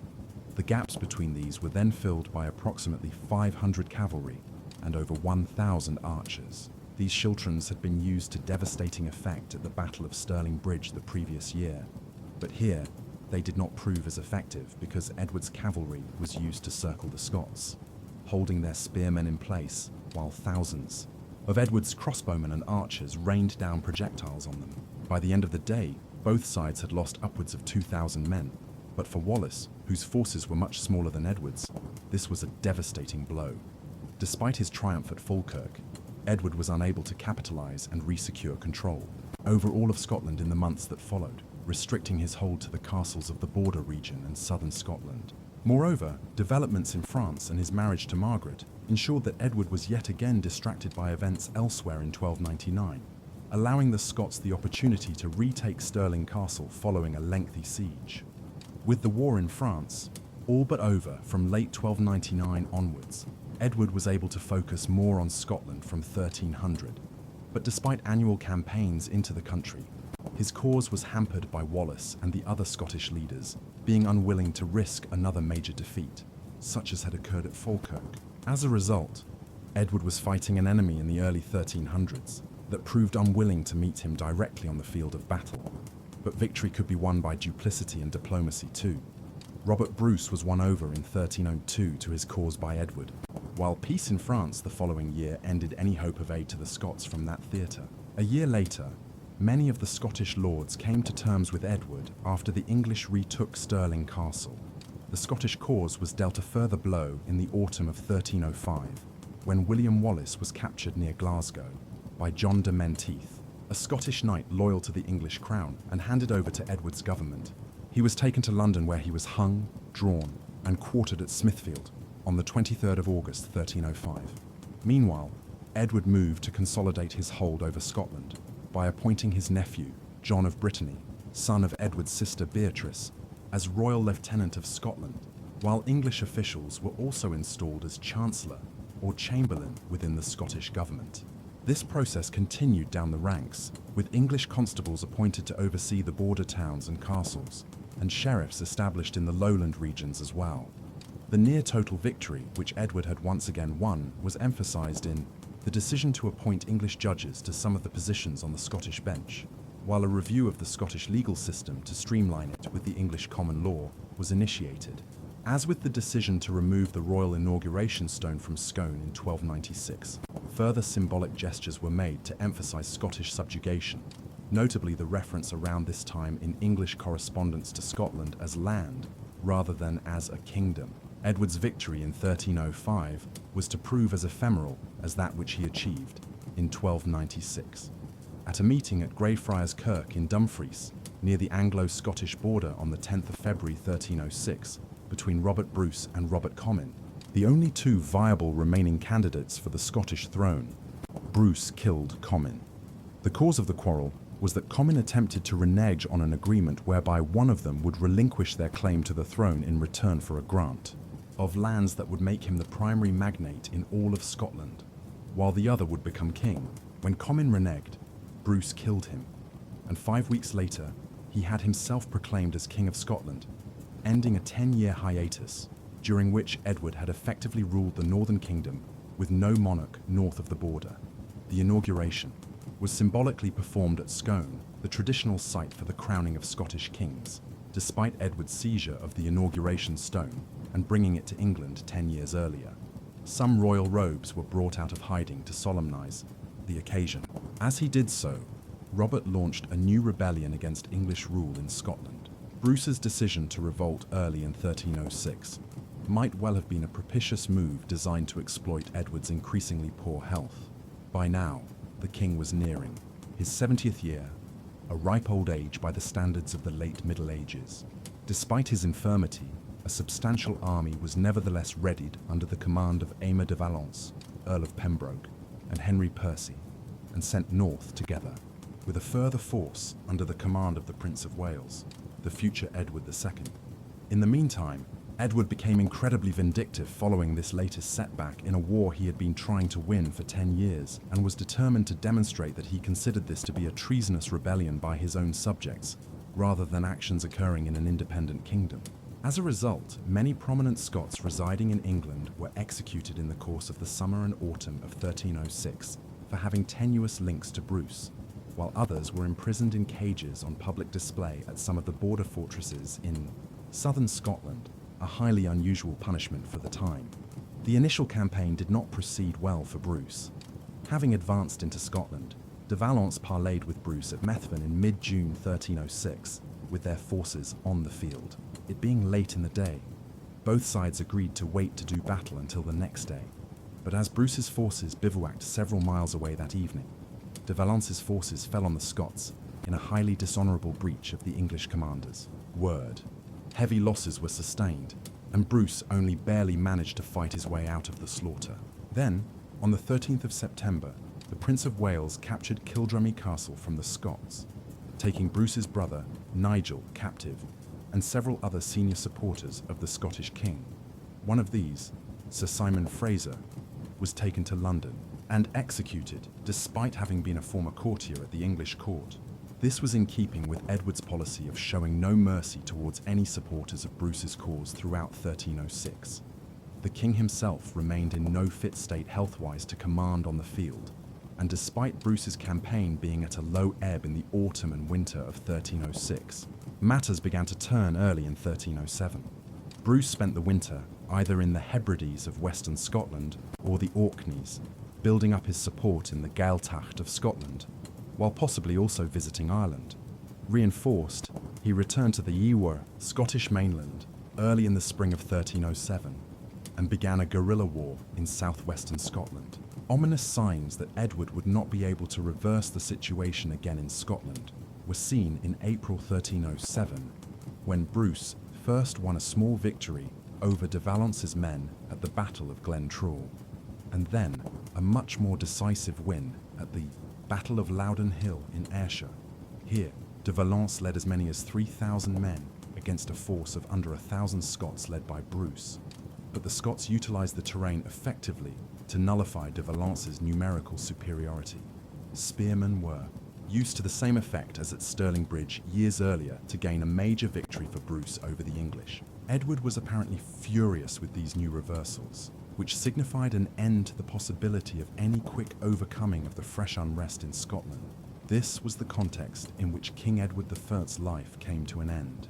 Several weeks after the loss at Loudon Hill, he reviewed some of the English troops amassed at Carlisle Castle near the border, before finally proceeding north towards Scotland despite his poor health. His condition immediately deteriorated as he contracted dysentery, and while camped at Berg by Sands just south of the Scottish border, on the morning of the 7th of July 1307, Edward Longshanks died. A tradition holds that Edward's deathbed wish was that his heart be carried to the Holy Land as part of a new crusade, which the king had always had ambitions to launch, but had never found the time propitious to do so. He would have died that summer morning in his 68th year, believing that much of his life's work was at least incomplete, and perhaps heading towards failure as Scotland had recently acquired its first king after a 10-year hiatus. And Bruce had won several victories on the field of battle against Edward's forces. Moreover, it must have been clear to him that no matter how often he sent large armies into Scotland and established a seeming control over the country, it always ended up in rebellion within months. He was succeeded by his son, Edward, Prince of Wales, with whom ominous signs of his reign being dominated by powerful favourites had already emerged. After a few further months of campaigning in Scotland, Edward headed south and was crowned king in February 1308. Edward's death ushered In a period of political, social, and economic crisis in England, his son's 20-year reign was chaotic, with Edward II favouring a range of political favourites who aroused the enmity of the wider political community of England. This was compounded in the mid-1310s when a run of very poor weather struck Europe. In 1314, this led to nearly 150 days of continuous rain, followed by widespread harvest failures, which led to one of the most catastrophic famines in the continent's history. Simultaneously, an outbreak of a very virulent form of cattle disease occurred, which saw livestock numbers plummet. Tens of thousands died across England as a result of these events. And while Edward II's successor in 1327, Edward III, proved a far more capable ruler, Europe was ravaged by one of the most catastrophic plague epidemics in human history, the Black Death, in the 1340s and 1350s, killing upwards of half of the population. It is perhaps a measure of the strength of the English state that had emerged. By the end of Edward V's reign, that his grandson, Edward III, was able to wage a sustained war against France to try to resurrect England's territorial empire on the continent in the face of such demographic and economic chaos as was wrought by the famines and plagues of the 14th century. Ultimately, however, Edward's efforts to bring Scotland under English rule ended in failure following his own death. In the late 1300s, Robert Bruce became the undisputed leader of the Scottish independence movement. As his forces grew, he placed ever greater pressure on the English presence in Scotland. After victory at the Battle of Loudon Hill in the closing weeks of Edward's reign, another battle was won at the Brander Pass in 1308, before expelling the English from Edinburgh. However, the ultimate conflict did not occur until 1314, when the Scots won a striking victory over Edward II's forces at the Battle of Bannockburn. A year later, Bruce's brother Edward invaded the north of Ireland, beginning a 3-year campaign designed to weaken England's resolve to remain in Scotland by opening a second front across the Irish Sea. Still, the war waged on, and in 1320, the Scottish nobility issued the Declaration of Arbroath affirming their independence from England, a position which was given papal approval in 1324. Even so, it was not until a further major victory on the field of battle in 1327 at the Battle of Stanhope Park that the war which Edward IV had started over 30 years earlier was finally brought to an end with the Treaty of Edinburgh-Northampton in 1328, whereby England finally acknowledged Scottish independence and Robert Bruce as King of Scotland. King Edward's body was embalmed after his death in Scotland and brought south. It lay in state at Waltham Abbey for some time before he was finally buried in Westminster Abbey on the 27th of October, 1308, nearly 4 months after his death. His tomb was fashioned in a plain manner from Purbeck limestone, a stone mined from the island of Purbeck in Dorset. This was not ornate, and there was no royal effigy added to the tomb. Incredibly, this austerity may have been owing to a lack of funds for a more sumptuous burial. Despite all the fiscal and administrative reforms of his reign, Edward's wars had been so costly that he had left England largely bankrupt.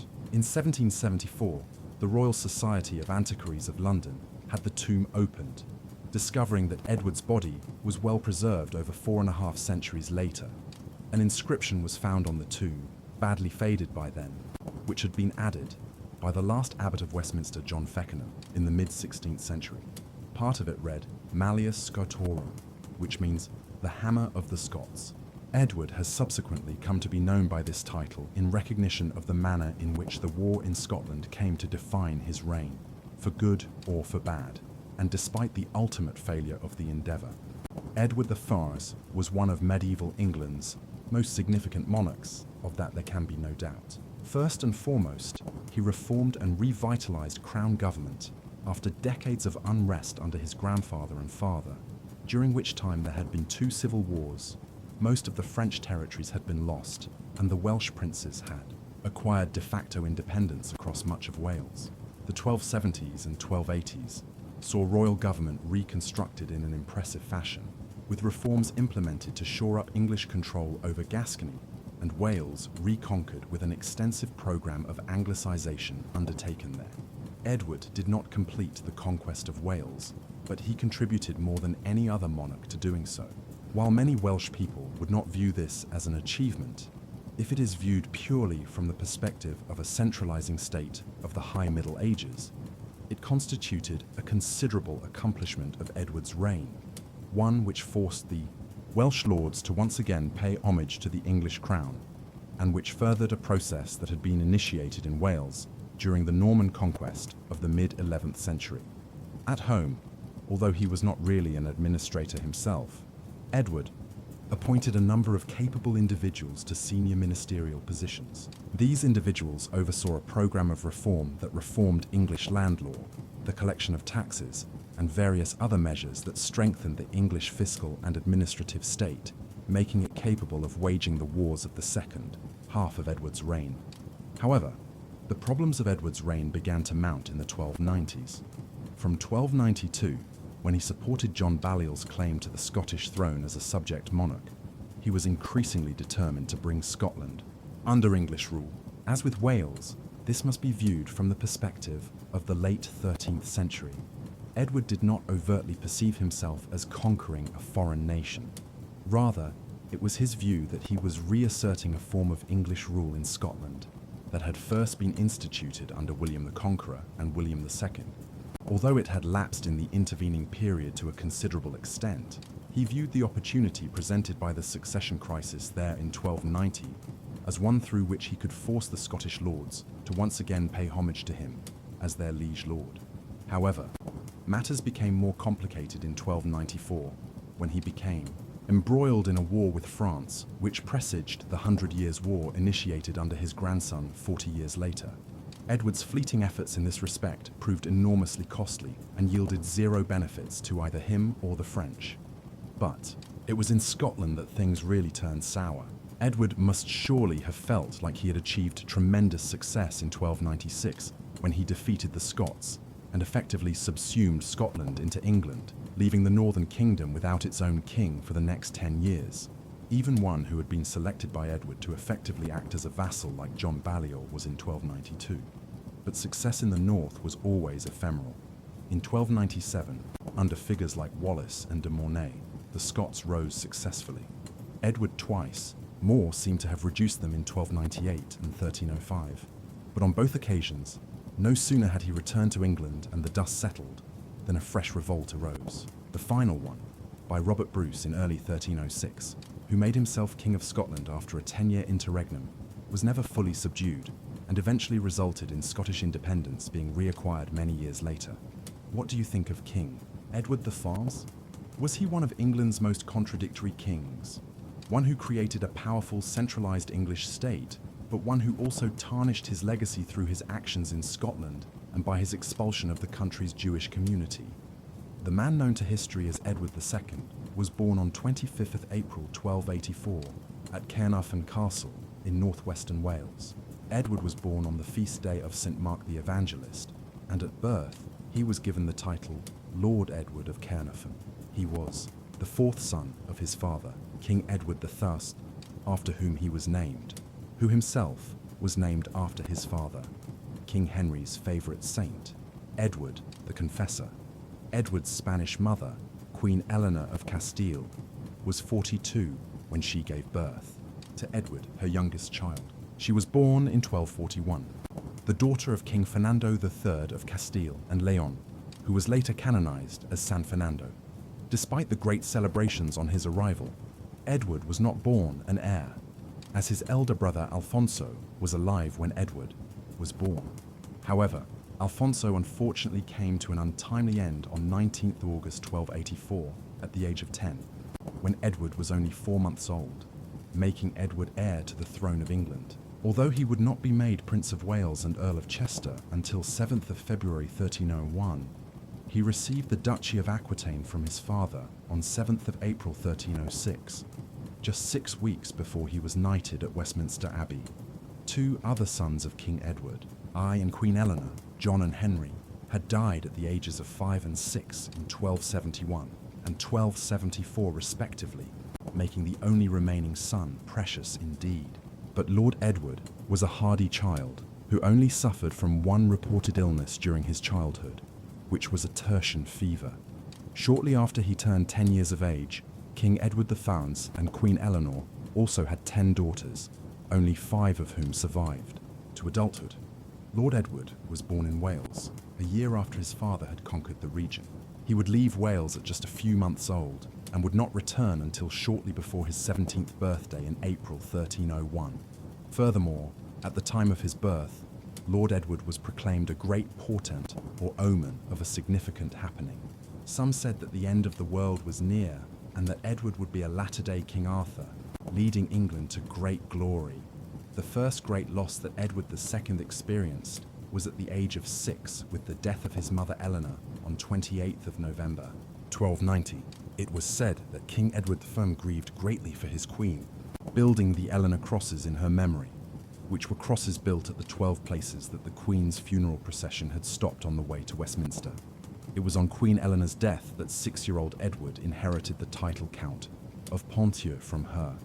7 months later, Edward would also lose his paternal grandmother, Eleanor of Provence, widow of Henry III.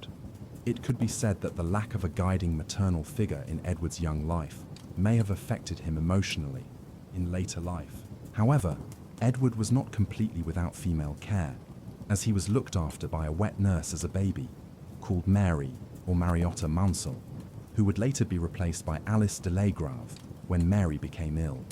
Young Edward would not have had much contact in his early years with his natural mother Eleanor, as she would be away in the Duchy of Aquitaine with Edward's father for much of his infancy.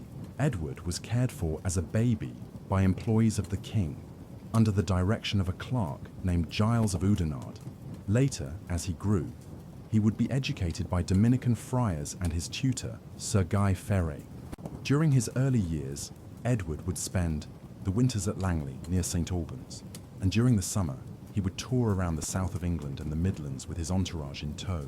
The meals and horse care his party needed would often put a burden on the local townsfolk due to the party's numbers.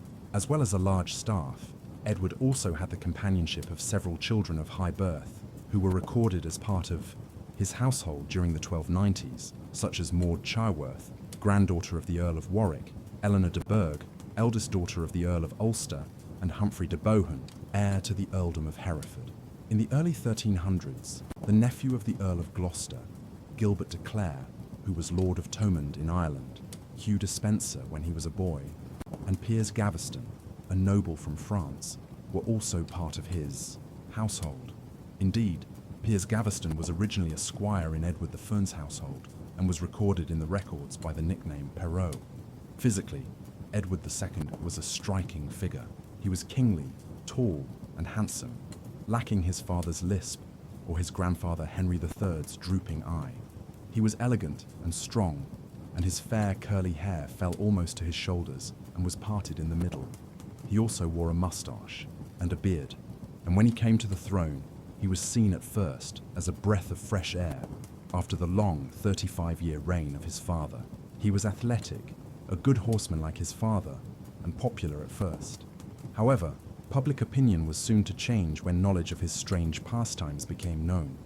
Edward would swim, row and dig ditches, gamble, and even thatch roofs. He was also not fond of warfare and did not like to hold tournaments. Some thought his unkingly behavior indicated that this man was not suited or indeed happy with his lot as King of England and would not live up to his father's reputation. The chronicler Ranulph Higden claimed that Edward preferred the company of jesters, carriage drivers, diggers, and sailors to the company of knights. Indeed, there are records of dinner guests of Edward's that include sailors, barge masters, and carpenters. It is true that Edward II's reputation with his people, the nobles at court, and even with his own father, would suffer from his pursuit of unsuitable pastimes and his seeming obsession with unsuitable favorites. He would shower these favorites with privileges. The first and perhaps most famous of Edward's favorites was the son of Arnaud de Gabaston, a Gascon knight and vassal to Edward I in his role as Duke of Aquitaine. He served with Edward I during the Welsh Wars of 1282-1283. The son's name was Piers Gaveston.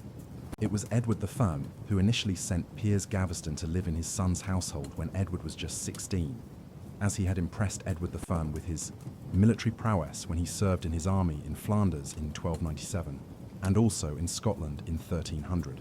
It is thought that Edward I placed Gaveston in his son's household to act as a role model, as he was an excellent jouster, a brilliant soldier, and very courageous. According to the chronicler Geoffrey Baker, he was agile in body, graceful, refined, and well-versed in military matters. In 1304, at the request of young Edward, the king gave Gaveston the wardship of Roger Mortimer of Wigmore after the death of his father. This act showed that the king had confidence in his son's companion at that time, as he would have charge of Mortimer's possessions until the child came of age. Piers Gaveston was of noble birth, his family being from the village of Gabaston, close to the Pyrenees, from which the family took their name. He is thought to have been older than Edward, a flamboyant character who was a member of Edward I's household from November 1297. However, by 1303, Gaveston was described as Edward II's companion, and Edward was known to show him great affection in public. Indeed, it was blatant that Edward loved the man, but whether it was brotherly love or some deeper sexual attraction is a subject of debate among scholars. One school of thought suggests that despite the great love Edward II had for Piers Gaveston, it was not necessarily a romantic love as we know it today. The bonds of love and brotherhood between men were common during this time. And indeed, at the time, Edward referred to Gaveston as our dear and faithful brother. One chronicle calls him a great earl whom the king had adopted as a brother, and the French historian Pierre Chaplet suggested that the relationship might have been one of adoptive brotherhood, in which each participant pledges support to the other as if they were brothers. It is indisputable that Gaveston did hold great influence over Edward. However, the idea that their relationship was sexual was largely due to the play of 1592 by Christopher Marlowe called Edward II. The words of an anonymous chronicler from the 1320s have also been interpreted as suggestive of a sexual element to their relationship, although the words used, such as indissoluble love, covenant of constancy, and fastened with a knot, do not suggest sexual overtones at all, but are quite vague. Indeed, it was the case at the time that sodomy was a heresy and was condemned by the church in 14th century England, so it was not something that Edward, either as heir to the crown or indeed as king, would have undertaken lightly. The first blatant reference to homosexuality came in 1334, when the Bishop of Winchester, Adam Orleton, was accused of saying that Edward was a sodomite. He later defended himself by saying that he had, in fact, been referring to Hugh Despenser, the younger, and not the late king himself. It has also been suggested that the comments were in large part politically motivated. After this, in the 1390s, the Meaux Chronicle noted that Edward gave himself, quote, too much to the vice of sodomy. However, it has been suggested that such allegations may have been influenced by Orleton's original comment, which was later retracted. In fact, both Gaveston and Edward II had sexual relationships with their wives and fathered children with them. Edward also fathered an illegitimate son, Adam, at some time between 1305 and 1310, when he was in his 20s, and was also said to have had an affair with his niece Eleanor de Clare. Furthermore, historians such as Seymour Phillips and Michael Prestwich make the point that the public nature of the English royal court would have made keeping a homosexual affair secret almost impossible. It is also the case that the church at the time, as well as Edward's father and father-in-law, made no known critical comments about Edward's sex life. Although the exact nature of the relationship between Edward and Piers Gaveston is uncertain, it is known that the favoritism shown to Gaveston caused widespread resentment and jealousy throughout the kingdom, not least because of the arrogance that Gaveston was said to have shown. This fact was not lost on the king, who perhaps felt that the actions of his young heir would only serve to anger his nobles. In 1259, King Henry III and Louis IX signed the Treaty of Paris, which stated that lands in France owned by the English, such as Gascony, were held by the English kings as a vassal to France. The English kings had to pay homage to each new French king as their feudal overlord for holding these lands. Whenever a new king of either country was crowned, the English kings found this practice demeaning, and the French kings resented the English kings holding so much land in France. As part of the Treaty of Paris, failure to pay homage to the king of France in a timely manner would lead to the confiscation of the held lands. Indeed, Philip IV did seize Gascony from Edward III in 1294, when Edward refused to travel to Paris to discuss an incident at the port of La Rochelle. In August 1297, Edward I left England on a campaign against the French and Philip IV in Flanders to defend his territory in Gascony, which had been occupied by the French king's forces. Edward II, who was only 13 at the time, was left behind and made regent in the king's absence. However, this was not an easy time for Edward to be regent, as during that same year, William Wallace had defeated the English at Stirling Bridge, and there was also great disagreement between Edward III and the Earls of Norfolk and Hereford, which made it an unsettled time in England. The outcome of the French campaign for Edward I was the peace treaty he signed with King Philip IV, which outlined an agreement whereby King Edward I, whose first wife Eleanor had died in 1290, would marry Philip's half-sister Margaret, whilst his son would marry Philip's daughter, Isabella, at some point in the future, as at the time she was just an infant. This agreement gave the English monarchy the key territory of Guyenne, as well as ensuring the return of Eleanor of Castile's lands in Ponthieu and Montreuil. More importantly, it would ensure that a descendant of both kings would rule the Duchy of Gascony in the future, and thus prevent further conflict. Edward IV's marriage to Margaret produced two stepbrothers for young Edward, Thomas of Brotherton and Edmund of Woodstock, in 1300 and 1301.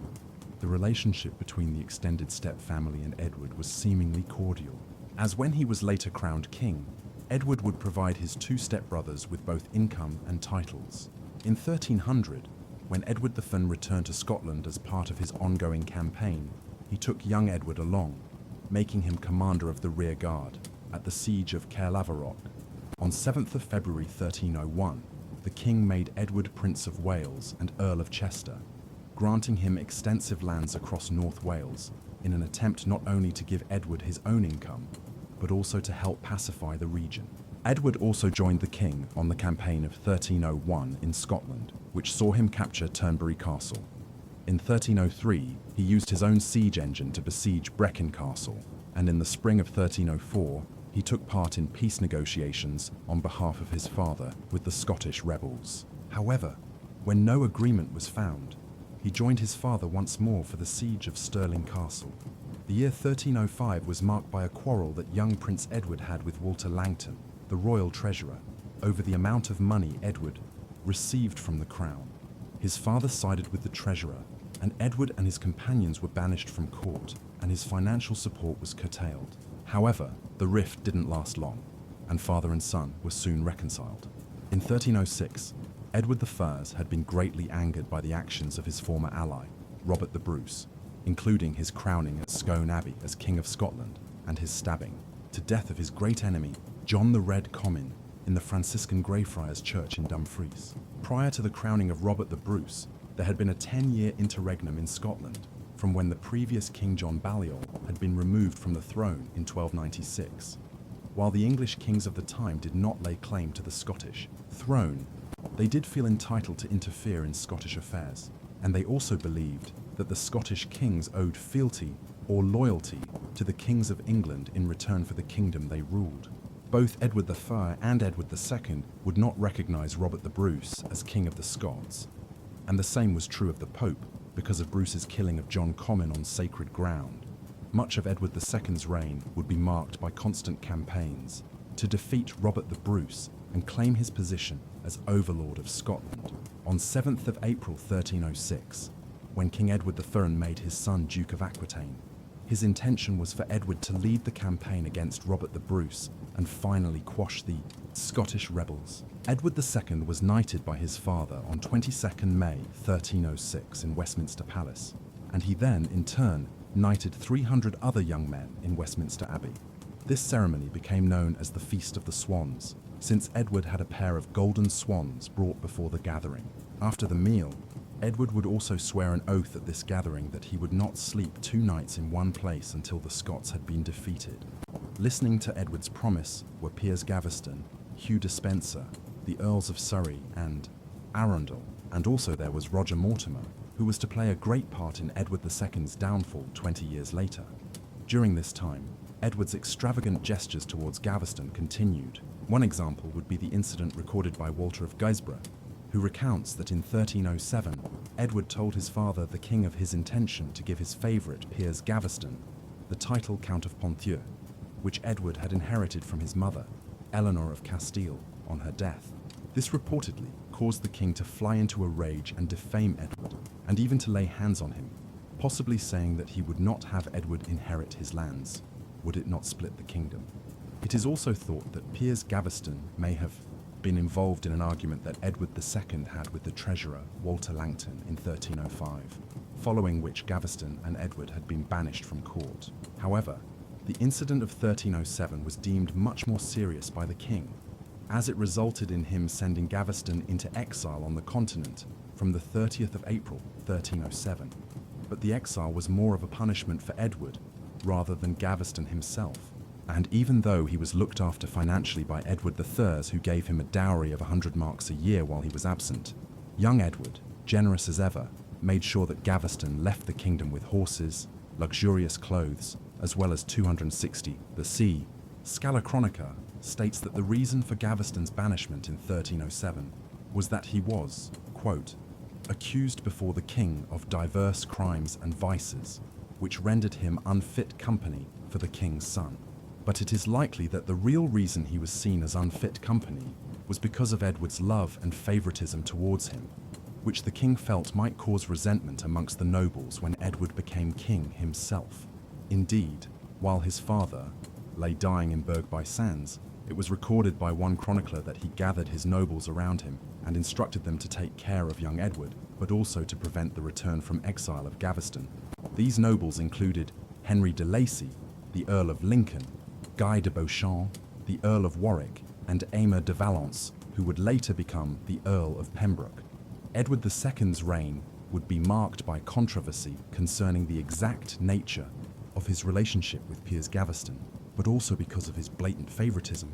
Indeed, following his father's death, Edward immediately recalled Gaveston from the exile in France that King Edward III had sent him to, despite knowing that it was against his father's wishes. This first act as king would come to typify his political naivety, as would his favoritism towards male followers during his reign, which greatly antagonized the great earls, just as his father had feared. King Edward III died at the age of 68 on the 7th of July 1307 in Berg-by-Sands, on his way once again, accompanied by a large army, to confront Robert the Bruce. He died with Scotland's borders within sight, but while his son, and now the new, King Edward II had been on his way to join his father, he had decided to stop and turn back when he reached Northampton, sending his father 2 barrels of expensive sturgeon in his place. However, on hearing the news that his father had died, Edward II left London and started the march north to Carlisle. On the 23rd of July, Edward oversaw the departure of his father's funeral procession for London and Westminster Abbey, led by the Bishop of Durham, Anthony Beck. Edward then set off on the 30-mile march to Dumfries with the aim of hunting down Robert the Bruce and also meeting up with his favourite Piers Gaveston, which he did when he arrived in Dumfries in August. It was speculated that this would have been an emotional meeting due to the fact that Edward, by this time, loved Gaveston deeply and hadn't seen him since April. Edward II had inherited the earldom of Cornwall from his father, who in turn had inherited it from the childless Earl Edmund, nephew of Henry III. But on the 6th of August 1307, just a month after his father's death, Edward passed it on to his favourite, Piers Gaveston, again much to the annoyance of the earls, who were forced to put their seals to the Charter, which is today housed in the National Archives in Kew. Only one dissenting earl refused to sign the charter. That was the Earl of Warwick. The earldom of Cornwall had been one of the great titles of the Plantagenet era, and included lands in the southwest, as well as Berkshire, Oxfordshire and Yorkshire, with an income of around 4,000 tonnen per year. Not only did Edward bestow this title on Gaveston, whom the earls saw as unworthy, but he also promised him the hand in marriage of Margaret de Clare, the daughter of the powerful Gilbert, Earl of Gloucester, and Joan of Acre, Edward's sister. However, this act, which many saw as overly generous and inappropriate for a person of Gaveston's low standing, would also be a decision that would ultimately prove dangerous politically for Edward, as his love and favour for Gaveston was an indisputable fact, as was the gulf between their backgrounds. which was large. These indignities and injustices greatly angered the earls, but it was also frowned upon by Edward III's second wife, Margaret of France, who had hopes that the title would have gone to one of her sons and Edward's half-brothers, Thomas of Brotherton or Edmund of Woodstock. Whilst still in Dumfries in 1307, after the death of Edward I, the Scottish lords loyal to Edward II paid homage to him. Then, on the 12th of August, Edward started the march north to pursue Robert the Bruce, accompanied by Gaveston. But after passing through Sanquhar to reach Cumnock, in the southern territories of Scotland, it seemed that nothing of any value was being achieved, and so they marched south again to Carlisle, and then on to Knaresborough Castle in Yorkshire, which was now owned by Gaveston. Edward had inherited debts of some $200,000 from his father's reign when he came to the throne, but a good king should have been able to refinance and cope with this deficit. One of the greater challenges left to Edward II by his father was the critical issue of the extent of English control in Scotland. Edward I's long military campaign against the Scots and his issues with Robert the Bruce had not been concluded before his death. While some chroniclers at the time claimed that the new king abandoned the campaign in Scotland in 1307, as he was eager to return south to marry his young fiancée Isabella, it was probably more likely that he wanted to return to take over the running of his father's government and make the necessary arrangements, both for his wedding in France and, more importantly, his own coronation. So it was that Edward II abandoned the war in Scotland in August 1307 and marched south, firstly to Yorkshire, and then on to Nottingham in September, and then to Northampton in October, where he would hold his first parliament in order to make the necessary arrangements for his father's funeral and for his coronation and wedding to Isabella of France, which took place in January 1308 in Boulogne. Edward II was betrothed 4 times during his childhood. The first time was to Margaret, the Maid of Norway, his cousin and daughter of Eric II of Norway, and granddaughter of Alexander III of Scotland, who, on Alexander's death in 1286, became Queen of Scotland. However, a marriage between her and Edward II would never happen, as in September 1290, she died at the age of only 7. His second betrothal was in 1291, when Edward was 7, to Blanche, a half-sister of Philip IV of France. But following the war that ensued between Edward I and Philip IV, the engagement was called off. Edward was then betrothed to Philippa, daughter of the Count of Flanders, who was Edward I's ally. But this betrothal ended when, in 1297, Edward the Foul and Philip IV made peace. However, it was the betrothal that took place in 1299 to Isabella, daughter of Philip IV, that ended in marriage for Edward II. The funeral of Edward I took place at Westminster Abbey on 27th of October 1307, where he was buried close to both his first wife, Eleanor of Castile, and his father, Henry III, in the chapel of Edward the Confessor. Following his father's funeral, Edward published an edict which stated that Gaveston should henceforth be addressed only by his title as Earl of Cornwall. This was intended to force the nobility to accept him as their equal and show him due respect. He also wanted Gaveston to be part of his royal family, so he made sure that the promise of marriage for Piers Gaveston to Edward's niece, Margaret de Clare, was kept. In November 1307, only 5 days after Edward I's funeral, Piers Gaveston married Margaret de Clare, Edward II's niece, daughter of Gilbert, Earl of Gloucester, and Joan of Acre, Edward's own sister. His niece Margaret was only 13 at that time, and Gaveston was in his mid-20s. Gaveston held a jousting tournament in honour of his new bride, at which his knights defeated the Earls of Hereford, Surrey, and Arundel, increasing their feelings of hostility towards him, as they felt he was both arrogant and low-born. They also hated the fact that he monopolised Edward II's attention, being constantly present at court when Edward saw his barons, earls, and other nobles. Edward II, King of England, ascended to the throne at his coronation on 20th of July 1307 at Carlisle Castle. He was named King of England and Lord of Ireland, adding another 2 titles to the 4 he already held. Luckily for Edward, opposition to the royals was minimal at this time, as the Earl of Norfolk and the Earl of Hereford, who had caused Edward I some trouble, had recently died. Thomas, Earl of Lancaster, and Gilbert, Earl of Gloucester, were his cousin and nephew respectively. Additionally, Walter Langton, the royal treasurer and Gaveston's enemy, who had clashed with Edward II in 1305, was fired, his lands were taken, and he was imprisoned. However, Archbishop Winchelsea of Canterbury, who had been exiled by his father, was restored to the bishopric by the Pope at Edward's request. This action would prove to be one of Edward's many mistakes as king, as Winchelsea would become one of Edward's fiercest enemies. Then, on 26th of December 1307, Edward appointed Gaveston as Custo Regni, or Keeper of the Realm, while he travelled to France to marry his bride Isabella. This gave the nobles even more reason to dislike Gaveston, as such a prominent role would normally be carried out by a high court official, a member of the royal family, or an archbishop. Edward's actions gave Gaveston power over the realm, confirmed by a great seal.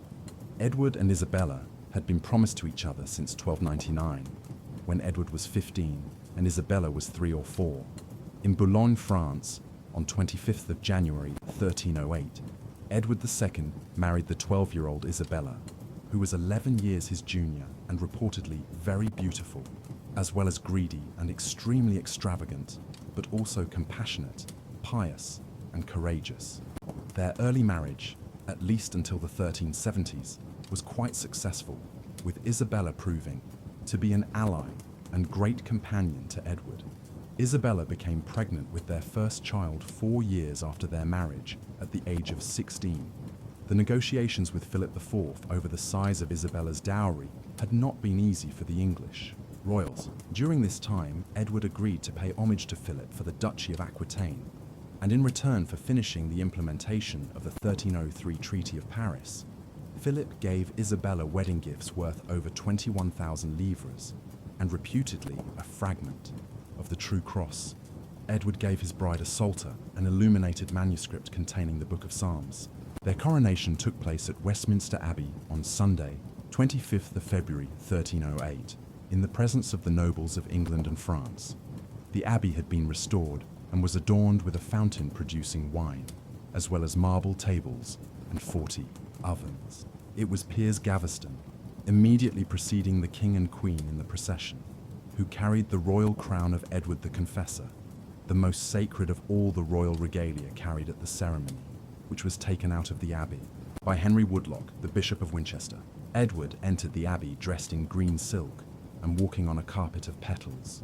It was recorded in the Annals Paulini that Gaveston was so elegantly dressed in purple silk encrusted with pearls that he even outshone the king. Furthermore, Gaveston also led the procession out of the abbey, carrying the royal sword of Edward the Confessor, Carta, which had been brought into the abbey by the Earl of Lancaster. In addition, the banqueting hall walls were adorned with Edward and Gaveston's arms, rather than Edward and Isabella's, and Gaveston took pride of place next to Edward II and was the subject of his rapt attention. All this was seen as rather insulting to the young Queen Isabella, and only served to anger the English nobles further, as well as the French king.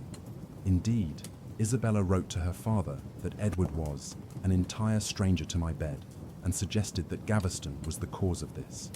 However, it should be remembered that marriages to young brides at this time were marriages in name only until the girl was of childbearing age. So, Edward's inattention to Isabella can be understood in this context, as she was only 12 at that time and considered young, even by the standards of the period. For their first years together, Edward would probably have employed the sexual services of a mistress, while the marriage of Edward II and Isabella did not get off to the best of starts. There is evidence from their letters to suggest that a real affection developed between them, Edward calling Isabella "my dear heart," and Isabella referring to Edward II as "my very sweet heart." Indeed, their marriage produced 4 children. Their first son was the future King Edward III, born in 1312. Their second son, John of Eltham, was born in 1316. Their first daughter, Eleanor of Woodstock, was born in 1318, and Joan was born in 1321. Edward's illegitimate son Adam was probably born in about 1307, before Isabella and Edward were married. The early days of their marriage, however, were not an easy time for Edward, as the favoritism he showed to Piers Gaveston led the country to the brink of civil war. Indeed, the position of the nobles was also held by Philip IV of France, who saw his daughter's treatment by Edward as caused by Gaveston. Edward's stepmother, who was also Philip's half-sister Margaret, also had reason to dislike Gaveston, and was said to have sent $40,000 to the English nobles to fund their opposition to him. Although Gaveston's return from exile in 1307 had initially been accepted by the earls, opposition was beginning to grow once more, not least because of the influence he held over Edward. As one chronicler put it, two kings reigning in one kingdom, the one in name and the other in deed. He also provoked anger concerning his prominent role at Edward's coronation, and perhaps as a result of this animosity, he was accused both of stealing royal funds as well as Isabella's wedding gifts. Indeed, at the Parliament of February 1308, the earls refused to discuss government reform with Edward until the matter of Gaveston had been resolved. The heated discussion was only cooled with the intervention of the Earl of Lincoln, Henry de Lacy, who asked the other earls to back down. It was only Hugh Despencer the elder who supported Edward.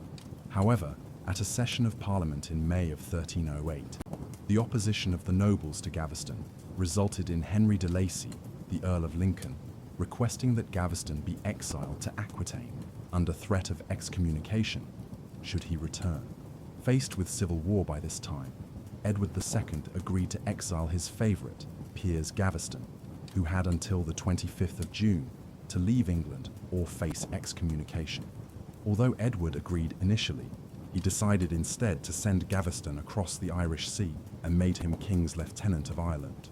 At a third meeting of Parliament in August 1308 to discuss reform, Edward put forward a plan for another military campaign against Scotland, but this was sidelined. Secretly, Edward began negotiations with Pope Clement V, as well as Philip IV, in order to secure the return of Gaveston to England by offering to suppress the Knights Templars and to release Walter Langton from prison. At a further meeting of Parliament in 1309, the earls, still refusing to allow Gaveston to return from exile, offered Edward further taxes in return for his agreement to a program of governmental reform. However, after Edward assured the Pope that the conflict surrounding Gaveston had subsided, and in the presence of concerns over how the original decision to exile him had been taken, the Pope decided to annul the threat of excommunication. So, the way was left open for Gaveston to return to England. Gaveston did in fact arrive back in England in June of 1309, and at the next Parliament in August, Edward made concessions to the earls who had opposed Gaveston by limiting the powers of the royal steward and the marshal of the royal household, as well as agreeing to limit the crown's powers of purveyance, which was the forced selling of provisions for the army at low prices. He also agreed to cancel recently enacted customs legislation. In return, Parliament agreed that Edward should receive more taxes to fund his campaigns in Scotland. It seemed at this point that a compromise might have been reached. However, on his return, Gaveston continued to anger the earls with his arrogant and haughty manner, even seemingly provoking them by giving them insulting nicknames such as the Black Dog of Arden for the Earl of Warwick, Joseph the Jew for the Earl of Pembroke, Churl for the Earl of Lancaster, Whoreson for the Earl of Gloucester, and Burst Belly for the Earl of Lincoln. In fact, Warwick was recorded as saying, "If he calls me a dog, be sure that I will bite him so soon as I shall perceive my opportunity." The unrest culminated in the earls coming to the Parliament of February 1310, armed and demanding that Edward put right the problems facing the realm at that time. These issues were that the hard-won lands his father had acquired in Scotland were now being lost again to Scotland, and that Edward was being misled by evil counsel and was wasting treasury money. Furthermore, he could not manage his own household, as his officials would take goods from the poor by the misuse of his powers of purveyance, and that he had brought shame on the country, which was now divided. It was then that Edward, faced with a possible revolt, was forced to agree in March 1310 to the formation of a group of 21 earls, known as the Lords Ordainer, to replace Gaveston as Edward's council and reform the governance of England as well as Edward's own household. Then, in September of 1310, Edward and Gaveston took an army of 4,700 men to Scotland, but Robert the Bruce would not give battle. So, with little progress made over the winter and supplies and money running low, Edward returned south in the summer of 1311. However, in Edward's absence in Scotland, Anthony Beck, Bishop of Durham, had died. As well as this, Edward's regent, Henry de Lacy, the Earl of Lincoln, had also died. With Lincoln's death, Edward's cousin Thomas, the Earl of Lancaster, grew even more powerful as he inherited Lincoln's earldoms through his wife, Lincoln's sister, and so now held Lancaster, Leicester, Lincoln, Salisbury, and Derby, with an income of around $11,000 a year from his lands, making him by far the most powerful and wealthy earl in England. He had wielded this power whilst Edward was in Scotland, as Lancaster was duty-bound to give homage to Edward for the lands he held, but refused to do so in Scotland, forcing Edward to cross the Tweed to accept homage from Lancaster in Haggerston. During Edward's absence in Scotland, the Ordainers had drawn up the Ordinances of 1311, which Edward accepted in October 1311. The reforms limited the king's authority to go to war or to grant lands without Parliament's approval. It also gave Parliament control of the royal administration, as well as abolishing the system of purveyance. Additionally, it excluded the borrowing of money from the Italian Frescobaldi bankers, to whom Edward, by this time, owed $21,000. In addition, a system was implemented to check that the ordinances were being kept, but most devastating for Edward. The ordinances exiled Gaveston once more, insisting that he should not be allowed to live in any lands owned by Edward, including Gascony and Ireland, and that he should lose his titles. Edward was forced to accept Gaveston's exile, although it took 6 weeks for him to agree to that particular clause of the ordinances. Later, he sought advice on the exiles of others as to how he might bring him back, but ultimately, Gaveston was ordered into exile by the 1st of November 1311. However, he left later than ordered on the 3rd or 4th of November from the Thames, possibly for northern France or Flanders. Despite Gaveston's departure from England, the tension between Edward and the earls remained high. When further ordinances ordered that other members of his household, sympathetic to Gaveston, should leave, this further angered the king. Perhaps, feeling that his royal power was being stripped, he decided to revoke the ordinances and recalled Gaveston from exile in early 1312, giving him back his title, Earl of Cornwall. Edward spent Christmas with Isabella, but left Westminster on 27th December 1311, and headed north with Gaveston's wife, his niece Margaret, who was now heavily pregnant, arriving in York, where Margaret gave birth on 12th January 1312 to Gaveston's daughter Joan, named after Edward's sister, Joan of Acre. Edward then met up with Gaveston on 13th of January, and they travelled together to York, so that Gaveston could see his wife and newborn daughter. The earls met in London and stopped further funding for the king, and planned their capture of Gaveston. However, Edward was bent on saving his favourite at all costs, even asking Robert the Bruce to give him sanctuary, but Robert refused. This desperate request showed that Edward's love for Gaveston was evidently more important to him than the overlordship of Scotland, the loyalty of his earls, and perhaps even his throne. Isabella then left for York, and she was reunited with her husband in late February 1312 at Bishopthorpe, just south of York, where they promptly conceived their first son, who would later become King Edward III. Subsequently, Edward and Gaveston, who the Archbishop of Canterbury had excommunicated in March, left for Newcastle on 5th April 1312, with Isabella also arriving there on 22nd April, later moving on to Tynemouth Priory, maybe because by this time Gaveston was ill.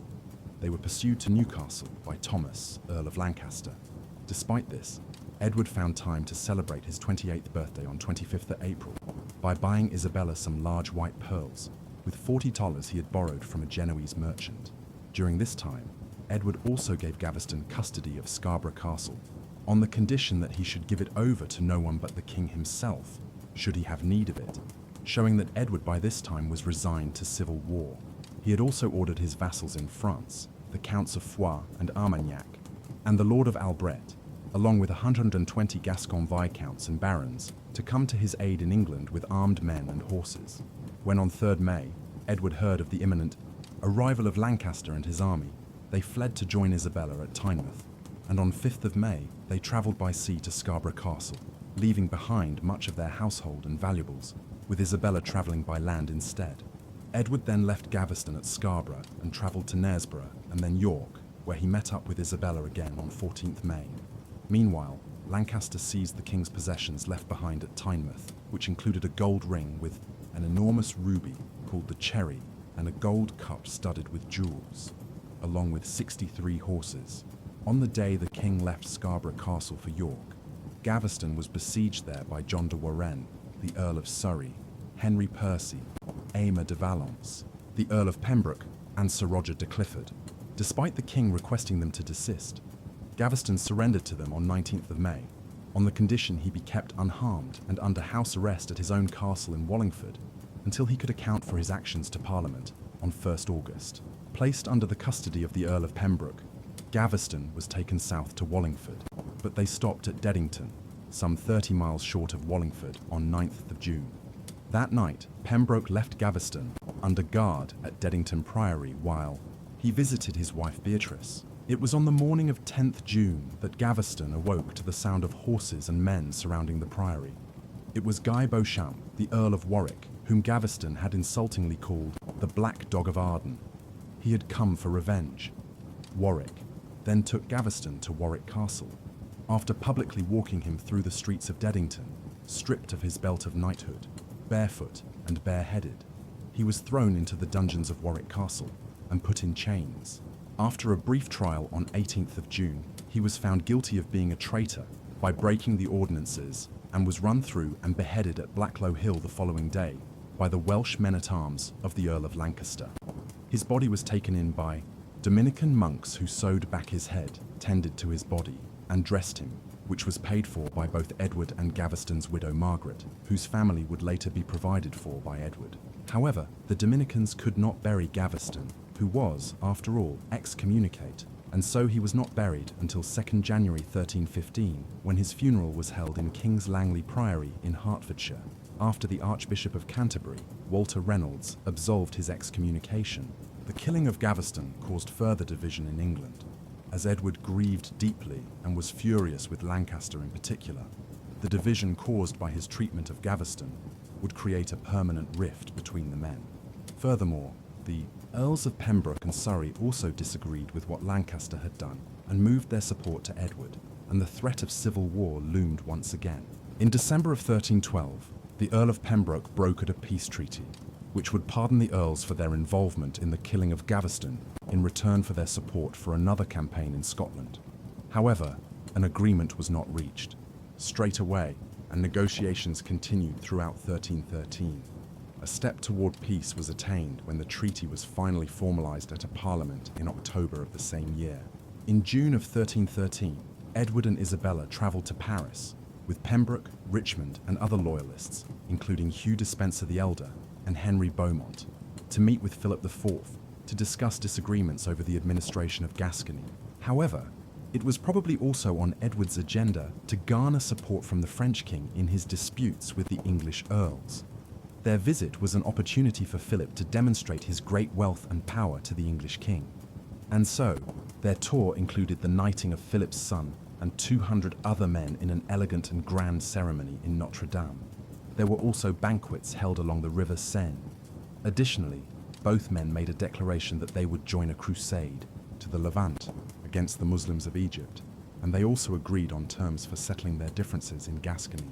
The success of the trip was only marred by a fire that broke out in Edward's quarters. On his return from his successful trip to France, Edward found his position in England strengthened, both politically and financially, as the earls had agreed to the peace treaty by October 1313. Furthermore, Parliament had agreed to the raising of taxes and loans of $25,000 from the Pope and $33,000 from Philip, as well as further loans organized by Edward's new Italian banker, Antonio Pisagno. In addition, by this time, Edward had an heir, as Isabella had given birth on 13th November 1312 to a son Edward at Windsor. Baby Edward's arrival was a cause for celebration and a reason for the country to come together again. He was made Earl of Chester at the age of 12 days, and to mark his birth, Edward had raised his 12-year-old half-brother, Thomas of Brotherton, to the rank of Earl of Norfolk. However, some earls were still disgruntled about other loyalist supporters of the king, and their influence over him, including Hugh Despenser the Elder, who had consistently remained loyal to Edward, as well as rumblings of disquiet at home. Edward still had Robert the Bruce to deal with, who had by now taken most of the castles in Scotland once held by Edward. So he set out for the north with a 15,000 to 20,000 strong force, supported by Gloucester, Hereford and Pembroke, as well as Hugh Despenser and Roger Clifford. However, the Earls of Lancaster, Warwick, Arundel and Surrey were missing, and they sent the minimum forces they were legally obliged to, fearing that a victory in Scotland for Edward would mean they would be at risk from his forces once they returned. By late May, Edward had reached Berwick, where he heard news that Stirling Castle was under siege from Robert the Bruce. The English commander of Stirling sent word that unless Edward arrived with relief forces by 24th of June, he would be forced to surrender. Meanwhile, Robert's forces were preparing for Edward's arrival, and on 23rd of June 1314, the two sides met on the high ground of Bannockburn, surrounded by the marshy land bordering the burn. Robert's Scottish forces consisted of 500 cavalry and 6,000 infantry spearmen, divided into 3 divisions or schiltrons under his command. Alongside him were his brother Edward Bruce and his nephew, the Earl of Moray.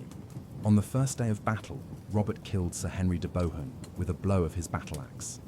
Gloucester and Hereford quarrelled over who should lead the vanguard, and Gloucester was lucky to escape with his life, so the English then withdrew for the night.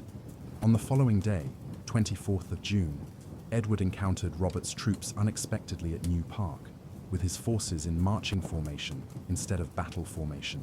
Sir Alexander Seton, a Scottish noble fighting on Edward's side, had defected and informed the Scottish army of Edward's position. Earlier that day, Gloucester had argued fiercely with Edward, as he felt the troops needed rest before continuing the attack, but Edward disagreed. To defend his honour, Gloucester led the first attack of the vanguard against the Scottish infantry, in which he was killed. Edward's archers were at the rear of his formation, and therefore unable to break up Robert's spearmen, who crushed Edward's cavalry as they struggled to fight in the cramped terrain. The English army was defeated in a pitched battle in which the Earl of Hereford was captured, and the Earl of Gloucester, Sir Roger de Clifford, and Sir Giles d'Argenton, the third best knight in Europe, all lost their lives. Edward was dragged away from the fighting by Aymer de Valence, the Earl of Pembroke, and Sir Giles d'Argenton, when they realized that all was lost. After this, the battle turned into a rout, with the pursuing Scottish army killing the remaining English forces in retreat. While the English were suffering huge losses, which historian Peter Rees puts at 11,000 infantrymen, Edward retreated to Dunbar, then Berwick, and finally York, during which time Stirling Castle finally fell. Pembroke, Edward's saviour at Bannockburn, and Hereford, released from captivity by the Scots, remained loyal to Edward, as did Henry Beaumont, Hugh Despenser the Elder, and his son Hugh Despenser the Younger. In fact, in the years following Gaveston's death, the Despensers helped fill the gap left by the removal of the king's favourite. During the years 1314-1317, increasingly harsh winters, followed by wet summers throughout Europe, resulted in flash floods in 1315, which destroyed arable lands. This led to the death of thousands of sheep and cattle from disease and starvation, ultimately causing famine throughout England for 2 years. An 80% deficit in crops meant that starving people resorted to eating bird droppings, pets, damp and rotten corn, and on occasion, each other. The loss of export revenue for wool, the decrease in meat supplies, and the resulting increase in food prices put pressure on the military garrison near Scotland.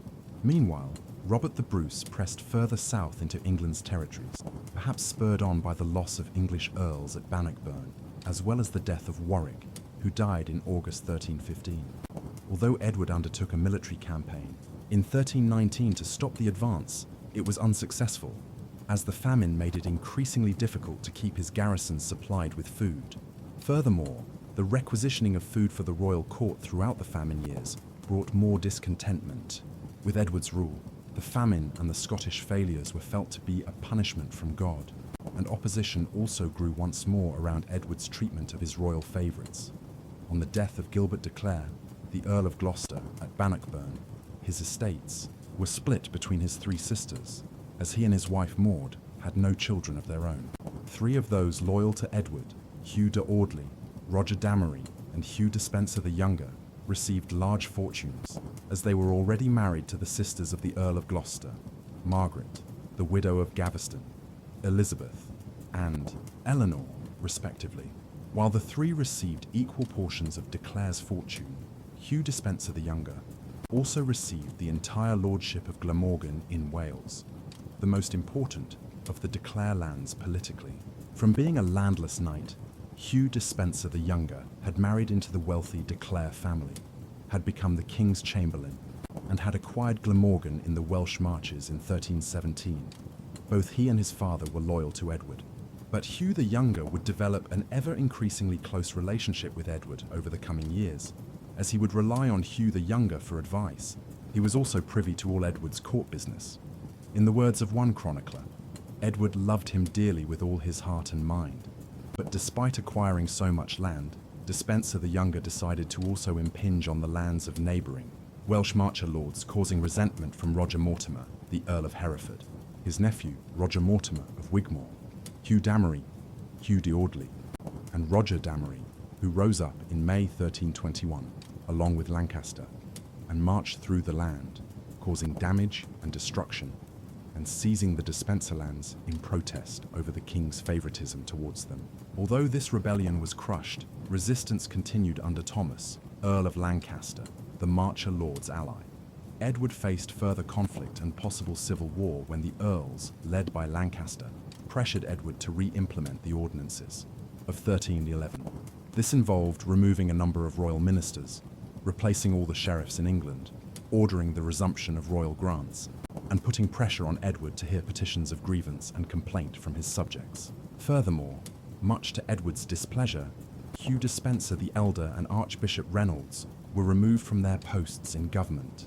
Lancaster took virtual control of government when he became the head of a royal council in 1316, which was formed to implement the reforms.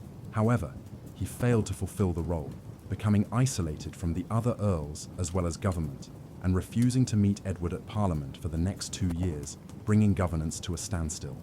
After negotiations involving the Earl of Pembroke, further conflict was avoided with the Treaty of Lake in August 1318, which re-established Edward's control, pardoned Lancaster, and established a new royal council to uphold the ordinances. Despite the treaty, however, between 1317 and 1321, relations between Edward, Lancaster, and the Earls deteriorated further, not least because of Edward's treatment of his favourites. In June 1321, Lancaster held a meeting of the Earls and clergy, which determined that the Despensers had broken the ordinances. Despite Edward's attempts to broker peace, the opposition insisted on the exile of the Despensers, which Edward agreed to for the sake of the realm, but only after Isabella had begged him on her knees. However, Edward swore he would have his revenge. Aided by his half-brothers, some of the earls and clergy, and the Earl of Pembroke, he deliberately created an excuse to go to war by having Isabella stop off on her way to pilgrimage at Leeds Castle, which was the stronghold of Bartholomew of Badlesmere. His wife Margaret, falling for the trick, refused Isabella admittance and killed several of Isabella's contingent, thus giving the king reason to wage war. Edward would soon regain control of the southeast, as Lancaster refused to help Badlesmere, who was his enemy. In January 1322, with the help of the Despensers, who were able to secretly return from exile in mid-January, Edward overcame the opposition forces of the Marcher Lords along the River Severn. He was able to advance into the Welsh Marches, where Bridgenorth was burned, and Roger Mortimer and his uncle Roger Mortimer de Chirk surrendered to Edward on 22nd January 1322. Then, in February, Hugh Audley the Elder and Maurice de Berkeley also surrendered, and Edward confiscated Berkeley Castle from Sir Maurice. Edward was winning, not only militarily, but also politically, as in February 1322, a letter came to light that Edward had distributed widely, which showed that Lancaster had been negotiating with the Scots to overcome Edward. Many of Lancaster's allies became wary of supporting him for fear of what would happen to them should he lose. It was at this time that the Welsh nobility also lent their support to Edward, as the Marcher Lords had been more of a threat to their lands than Edward. Only 10 days after Lancaster's letters were published, he was declared a traitor to the realm, and Edward ordered the Earls of Kent and Surrey to capture Pontefract Castle. Then, as Lancaster and the Earls loyal to him attempted to make their way to Carlisle with a force of around 700 men, they were stopped by Andrew Harclay, the warden of Carlisle Castle, who had an accumulated army of 4,000 men.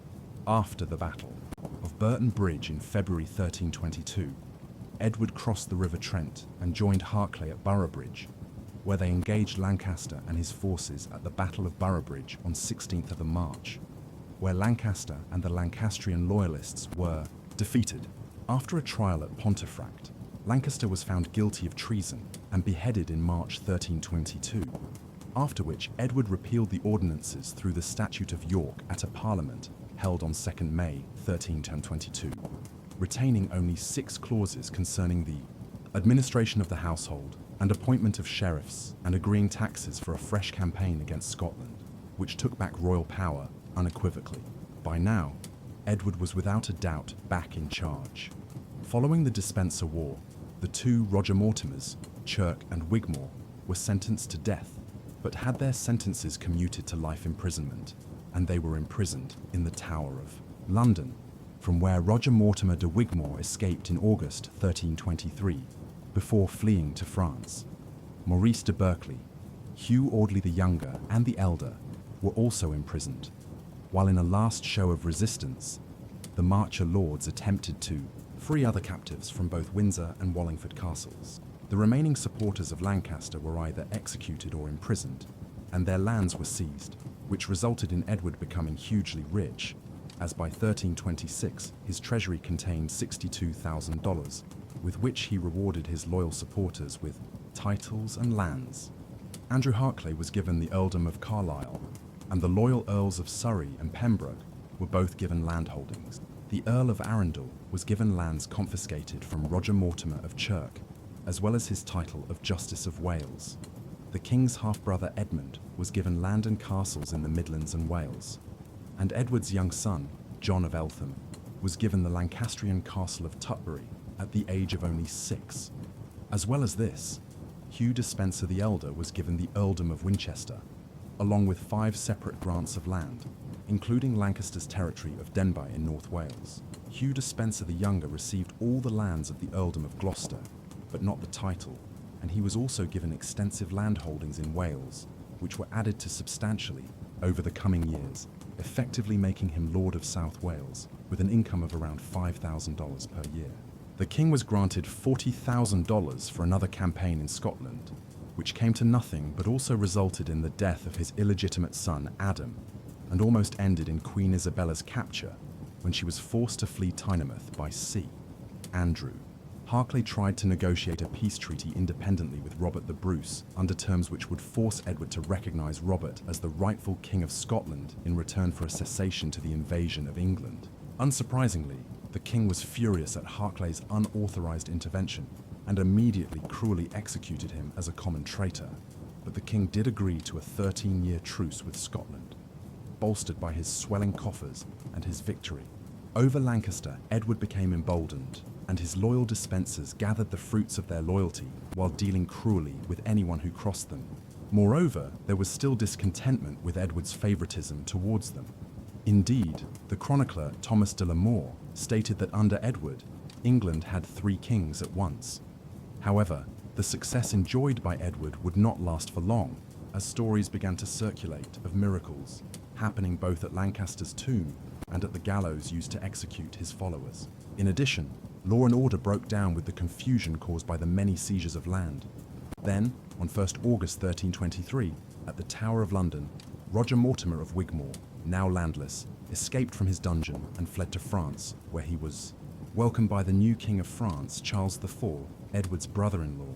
The new King Charles IV was eager to assert his authority over England, and a disagreement over Edward's lands at Saint-Sardos in 1324 gave him the excuse he needed, so he invaded Edward's territory of Gascony over a dispute concerning the killing of a French sergeant who intended to build a fortified town in a disputed region on the Gascon border.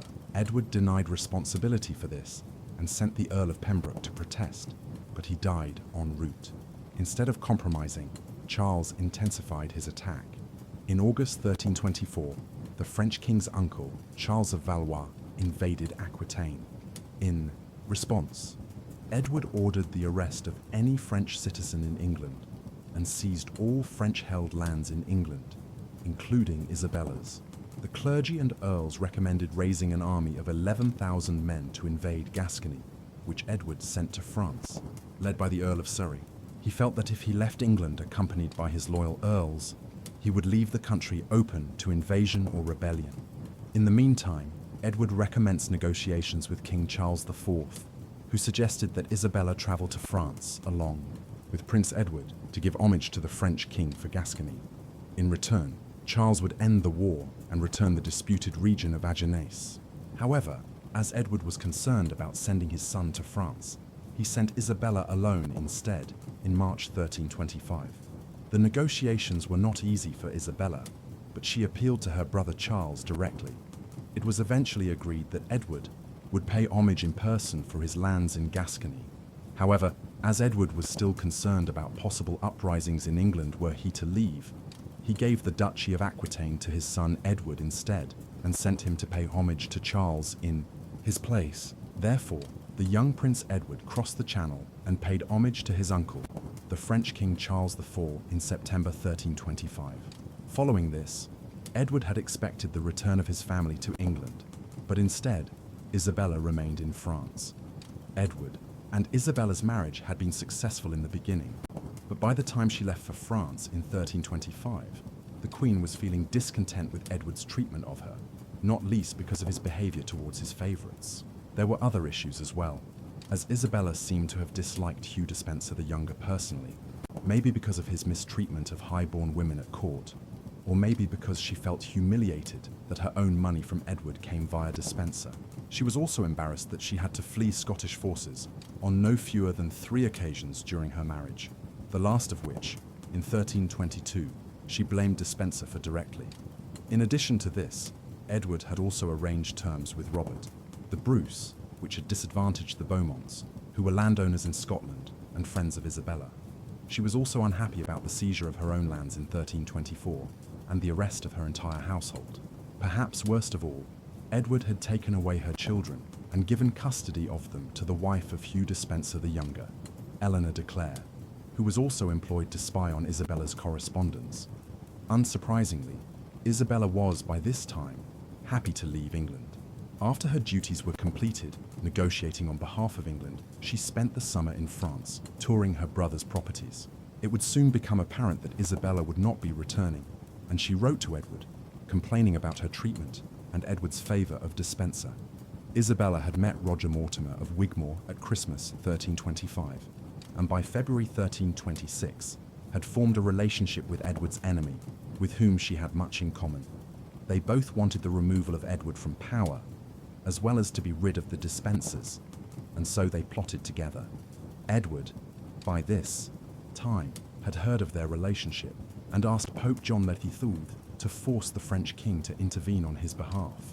Facing excommunication, Charles was forced to demand that Isabella and Mortimer leave France. Isabella and Roger Mortimer attracted a following of Edward's opponents while in Paris and sought safe haven with William, the Count of Hainault. While there, Mortimer proposed a marriage between Prince Edward and 12-year-old Philippa, the daughter of Count William. The marriage was agreed on 27th August, and in return for this prestigious alliance with the heir to the English throne and a sizable dowry for the bride, Count William provided 132 transport vessels and 8 warships to assist in Mortimer's invasion of England. In 1326, Isabella and Mortimer's invasion of England was launched with a fleet comprised of 95 ships. Meanwhile, in England, Edward had been preparing for an attack either from France or from Mortimer. In anticipation, he prepared fleets at Portsmouth, in the south, and Orwell on the east coast, near present-day Ipswich. In addition to this, Edward also tried to rally the people to support him in the event of an invasion. However, his support was weak from the local people, and his nobles were either incompetent or disloyal, as when he ordered some 2,000 men to gather at Orwell, only 55 actually arrived. On 24th of September, 1326, Roger Mortimer, Isabella, and Prince Edward, accompanied by Edward's half-brother, Edmund of Woodstock, landed on the east coast at Orwell with a small force of 700. They were met with no resistance, and instead, the enemies of Edward and the Despensers came to join them, including Edward's other half-brother, Thomas of Brotherton, and Henry of Lancaster, who had inherited the title from his brother Thomas of Lancaster. Whilst residing at the Tower of London, Edward tried to raise support in the capital. However, there was anarchy in London, and mobs killed Edward's remaining officials, including his treasurer, Walter Stapledon, in St. Paul's Cathedral. They took the tower and released Edward's prisoners, and so Edward fled the city, accompanied by the Despensers, reaching Gloucester between the 9th and 12th of October. Mortimer and Isabella gave chase, with an ever-increasing force of local allies, some motivated by Isabella's promise of monetary rewards for their support, published on the Eleanor Cross at Cheapside. Edward and Hugh Despenser the Younger set sail from Chepstow, headed for Lundy and then Ireland, in the hope of raising a fresh army. However, bad weather forced them back to Cardiff, from where they retreated to Caerphilly Castle. In Edward's absence, it was now that his rule collapsed, and Isabella's supporters took over the administration of the country, backed by the clergy. Meanwhile, Isabella's forces were surrounding Bristol, where Hugh Despenser the Elder had taken refuge. He promptly surrendered and was executed, while Edward and Hugh Despenser the Younger fled Caerphilly Castle on 2nd November, leaving valuables behind, including 13,000 in cash. However, they were betrayed and captured north of Caerphilly and escorted to Monmouth Castle, and then on to Henry Lancaster's castle at Kenilworth, while Edward's remaining supporters, besieged in Caerphilly Castle, finally surrendered in April 1327. A parliament was called by Isabella and Mortimer, and Edward was forced to relinquish his throne on the grounds that his weak leadership and personal faults had driven the country to the brink of disaster. As such, he was deemed incompetent to rule. Following that, on 20th of January 1327, Henry of Lancaster and the bishops of Winchester and Lincoln met privately with Edward and informed him that his son Edward would only inherit his throne if he were to abdicate. With tears in his eyes, Edward agreed to abdicate, and Sir William Trussell, representing the kingdom, withdrew his fealty and formally ended Edward II's reign. His son, Prince Edward, was proclaimed king on 25th of January 1327 in London and crowned King Edward III at Westminster Abbey on 1st February at the age of 14. It was now time for Isabella and Mortimer to take revenge. Hugh Despenser the Younger was sent to trial, declared a traitor, and sentenced to death by disembowelment, castration, and quartering. He was executed on 24th November 1326, while Edward's former Chancellor Robert Baldock died in Fleet Prison, and the Earl of Arundel was beheaded. The victor's problem lay, however, in what was to be done with Edward of Carnarvon, as the Old King would now be known. He remained a king but a possible future threat, as those opposed to the new regime were making plans to free Edward. So, the Old King was moved to Berkeley Castle in Gloucestershire, a more secure position, where Edward arrived on 5th April 1327. Edward was kept under the custody of Mortimer's son-in-law, Thomas Berkeley, and John Maltravers, who were given $5 a day to look after Edward. Despite records showing luxury goods being bought for him, doubts exist as to how well looked after he actually was, as some chroniclers suggest he may well have been mistreated. During this time, there were several attempts from those loyal to Edward to free him from captivity.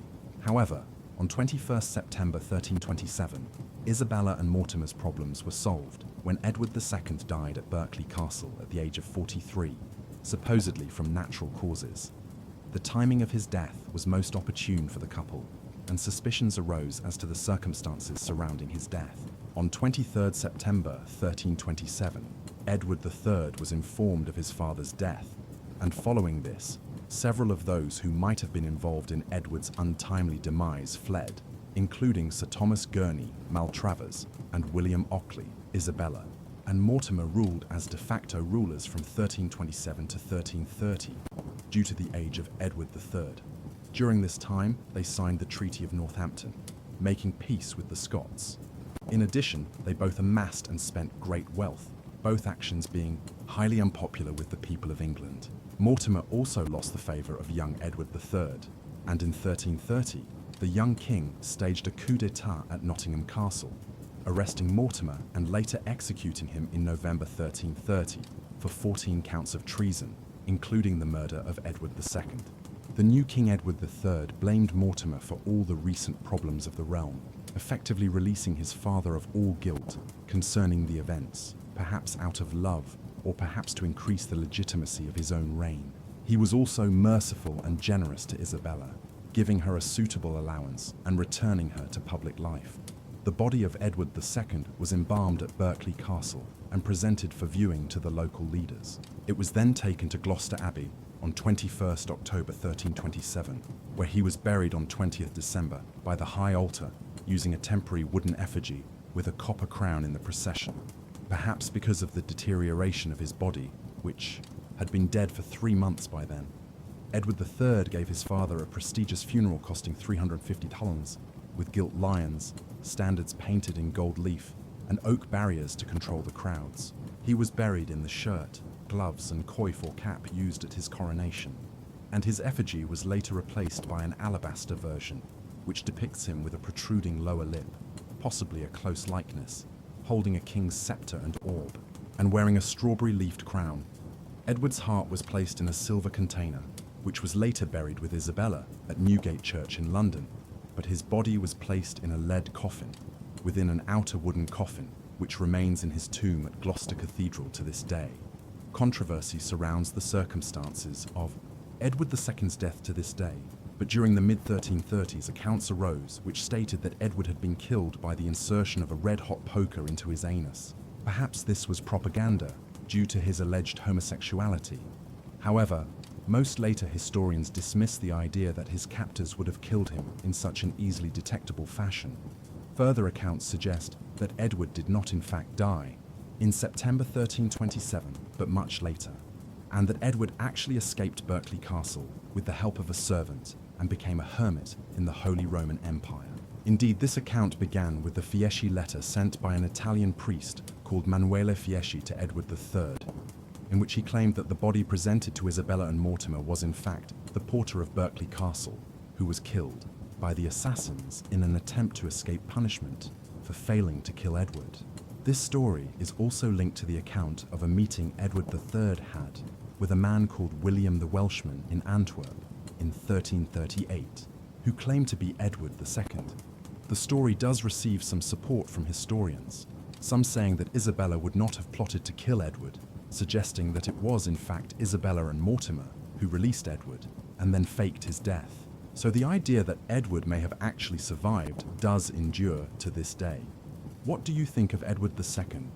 Was he an incompetent, weak failure of a king who let his emotions get in the way of his kingship and his favorites rule the realm? Or was he more of a reluctant king who did his best but was taken advantage of and was perhaps unsuited to his role? Please let us know what you think in the comments section, and in the meantime, thank you very much for watching. The man known to history as King Edward III was born on the 13th of November 1312 at Windsor Castle in the English county of Berkshire.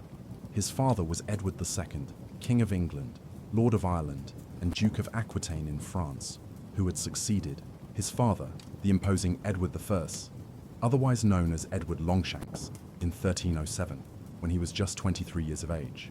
While Edward II had produced a son around the time of his accession, this child, Adam Fitzroy, was illegitimate, and as a result, the birth of the future Edward III in 1312 was greeted with great joy as he secured the royal succession.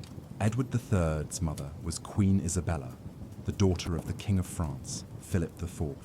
Born in 1295, she grew up at the various French royal palaces around Paris before being married to Edward II in January 1308, when she herself was just 12 years of age, and only a few months into what would become Edward's highly tumultuous reign. The England into which the future Edward III was born in 1312 was experiencing great instability. Edward III had created one of the most powerful kingdoms in Europe during his lengthy reign between 1272 and 1307. He completed the English conquest of Wales, intervened in Scotland, and extended English rule across the Irish Sea and Ireland. He also reformed the judiciary and administration to complete a process whereby England became the most centralized state in Europe of the High Middle Ages. However, the formation of this highly centralized and expanded English state under Edward, Longshanks presented a major problem following his death in 1307. His son, Edward II, was a weak ruler, one who placed enormous power in the hands of a series of favored individuals throughout his 20-year reign, a practice which created great resentment amongst the English lords and political community. The first of these favorites, Piers Gaveston, had established a close relationship with Edward in around 1300, when they were both still teenagers. It is still widely debated whether or not the relationship was sexual in nature, but upon Edward's accession in 1307, Gaveston was granted immense powers. He was eventually made the first Earl of Cornwall and granted many offices. However, his behavior highly offended the nobility, and the king was forced to temporarily exile him to Ireland, where he served as the royal viceroy. Ultimately, having returned to England from one such exile, he was, in the summer of 1312, killed by two senior English nobles, the Earl of Lancaster and the Earl of Warwick. This happened just months before the future Edward III's birth at Windsor Castle, but the years ahead did not see any improvement in the circumstances of Edward II's rule. In the course of the 1310s, the king began displaying a similar partiality to that which he previously showed to Gaveston, towards Hugh Despenser, the son and namesake of the Earl of Winchester. As the Despenser family rose in power in the years ahead, the English nobility's opposition to Edward II's rule increased ever further. Additionally, Edward I's gains in Scotland were overthrown in 1314, when the English were heavily defeated by a Scottish army led by Robert the Bruce at the Battle of Bannockburn. As if all this were not bad enough, a famine gripped England in the mid-1310s.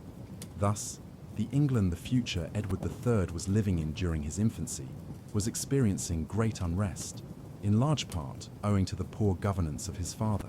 Surprisingly little is known about his upbringing, but young Edward would have been totally oblivious to the state of the country at the time he was a young man. Somewhat curiously, he was never made Prince of Wales, as nearly all direct heirs to the throne of England since the late 13th century have been. Instead, he bore the honorific title throughout his youth of Earl of Chester. A separate household, independent from that of the king and queen, was established for Edward, and it was in this that he was raised. Edward was also joined by several siblings in his youth. His brother John was born in August 1316, followed by two sisters, Eleanor and Joan, in 1318 and 1321. Edward may have been partially educated by Richard Berry, a distinguished scholar of 14th century England, but in any event, his education and upbringing would have centered more on the outward physical world rather than the mental world of books. He learned to read and write English and French, but he was only ever possessed of a rudimentary ability to write Latin. He may also have learned some Flemish and German, but if the evidence of Edward's later life is anything to go by, his primary concerns in his youth would have been horsemanship and skill in arms. This, after all, was the High Middle Ages, when a king's ability to lead his people in war was of more consequence than his knowledge of the minutiae of government administration. As he neared his 10th year, the political situation in England reached breaking point. In 1321, a civil war broke out in England, triggered in large part by the king's ongoing support and lavish favor bestowed on the Despenser family and their allies. This revolt was led by Thomas, Earl of Lancaster, a first cousin of the king's, and one of those who had brought down Piers Gaveston in 1312. Although the king successfully snuffed out this rebellion the following year in 1322, and Lancaster was executed that March near Pontefract Castle, the tensions did not end there. Hugh Despenser was now ascendant within England, but he increasingly had a new enemy in the Queen herself. Isabella had always resented her husband's favourites, but she had not clashed with Gaveston, only with Despenser. In the 1320s, it was different. The Queen could not see eye to eye with her husband's favourite, and as the months went by, this increasingly drove her against her husband. Soon, a showdown would occur. Ultimately, it was events in France that brought the political instability which had characterized Edward II's entire reign to a conclusion. The kings of England had held possessions in France since the time of the Norman conquest of England in 1066. England's conqueror at that time was William, Duke of Normandy, ruler of a large stretch of northern France. The 2 centuries that followed saw this continental empire increase to include further regions in the southwest of the country, including the Duchy of Aquitaine, and then decline, such that Normandy and other lands were lost. By the early 14th century, the kings of England held only the Duchy of Aquitaine in France. This was a personal possession of the English Plantagenet monarchs, rather than a constituent part of the English kingdom. Moreover, because the duchy was a constituent part of the French kingdom, Edward II theoretically owed fealty to the King of France. Until his death in 1314, this was Isabella's father, Philip IV, but thereafter a series of brief reigns followed, finally stabilizing in January 1322 with the accession of Charles IV, Isabella's brother. It was this familial tie between the new French king and the English queen that provided the first stirrings of Edward II's downfall in the mid-1320s. Shortly after Charles's accession in France, in 1323, a dispute arose in Aquitaine, which saw an official of the French king hung by the seneschal of the duchy, Edward II's senior representative there. In response, Charles IV invaded the duchy, an action which now led Hugh Despenser to have Isabella arrested in England as a French alien in the country. Back in France, Charles IV responded to news of his sister's imprisonment in her adopted home by sending an emissary to Edward II in England, recommending that Isabella should be sent to France as his ambassador to undertake peace negotiations. It was an unorthodox arrangement, but one which the English king consented to. Isabella left for France in March 1325. This was the beginning of the end for Edward II. In France, Isabella came into the orbit of Roger Mortimer, an exiled English lord around whom a faction of Englishmen opposed to Edward II and the Despensers had coalesced in France. The Queen and Mortimer would soon enter into a relationship. More significantly, in September 1325, the young Edward, Earl of Chester, the future great king Edward III, was dispatched to France. Why Edward sent his 12-year-old son to continental Europe is still something of a mystery. The most likely explanation is that he was unwilling to travel to France himself and appear before Charles IV as part of the peace negotiations, during the course of which he would have been required to pay homage to Charles, a fellow king, but one who Edward was technically a subject of as Duke of Aquitaine. Accordingly, Edward seems to have hit on the idea of transferring the Duchy of Aquitaine to his 12-year-old son as a way of avoiding acknowledging his subordinate position to the French king. Whatever the reasons, it was a dreadful strategic error. With the young Edward in France, the anti-Despenser faction of English nobles at the Gallic court in Paris, led by Isabella and Roger Mortimer, now had a viable contender to the English, thrown to present as a figurehead for a revolt. The error was soon realized in England, where the Despensers and the king sent a command to send the young Edward back home. But Isabella refused this. Thus, by the end of 1325, many of the necessary conditions were in place for Isabella and Mortimer to attempt to overthrow Edward II's regime and the Despensers in England, but Isabella's brother was reluctant to help. For all that, Charles IV had been willing to help Isabella during her predicament in England. He drew the line at sponsoring an invasion of England. Accordingly, in the summer of 1326, Isabella, Mortimer, and their supporters, with the young Prince Edward in tow, headed for Hainaut, a small principality near what today is the border between France and Belgium.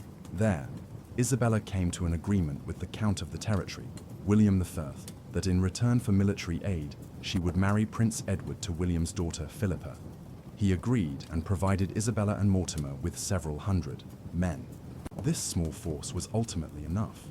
In late September 1326, Isabella, Mortimer, and about 700 men landed in Suffolk. In the weeks that followed, support for Edward II simply evaporated throughout England. Years of resentment at his reckless rule and the undue favor he had shown to the Despensers suddenly burst forth.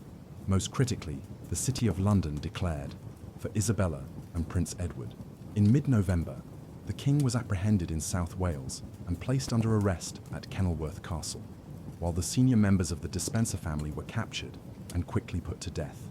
Thereafter, the end of Edward II's reign was concluded with a relative degree of peaceful action.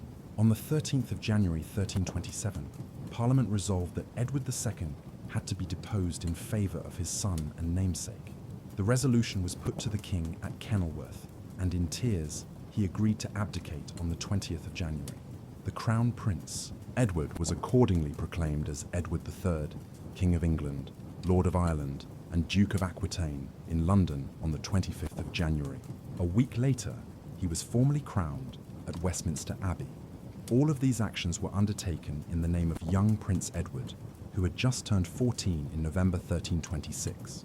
There is no doubting that Edward was little more than a pawn at this stage, and that power in England now rested in the hands of his mother Isabella, her lover Roger Mortimer, and their followers. It had been agreed by Parliament in January that the young king would rule in conjunction with a council consisting of 4 bishops, 4 earls, and 6 barons of the realm, but this arrangement was quickly sidelined by Isabella and Mortimer. The pair would effectively rule England for the 3.5 years that followed.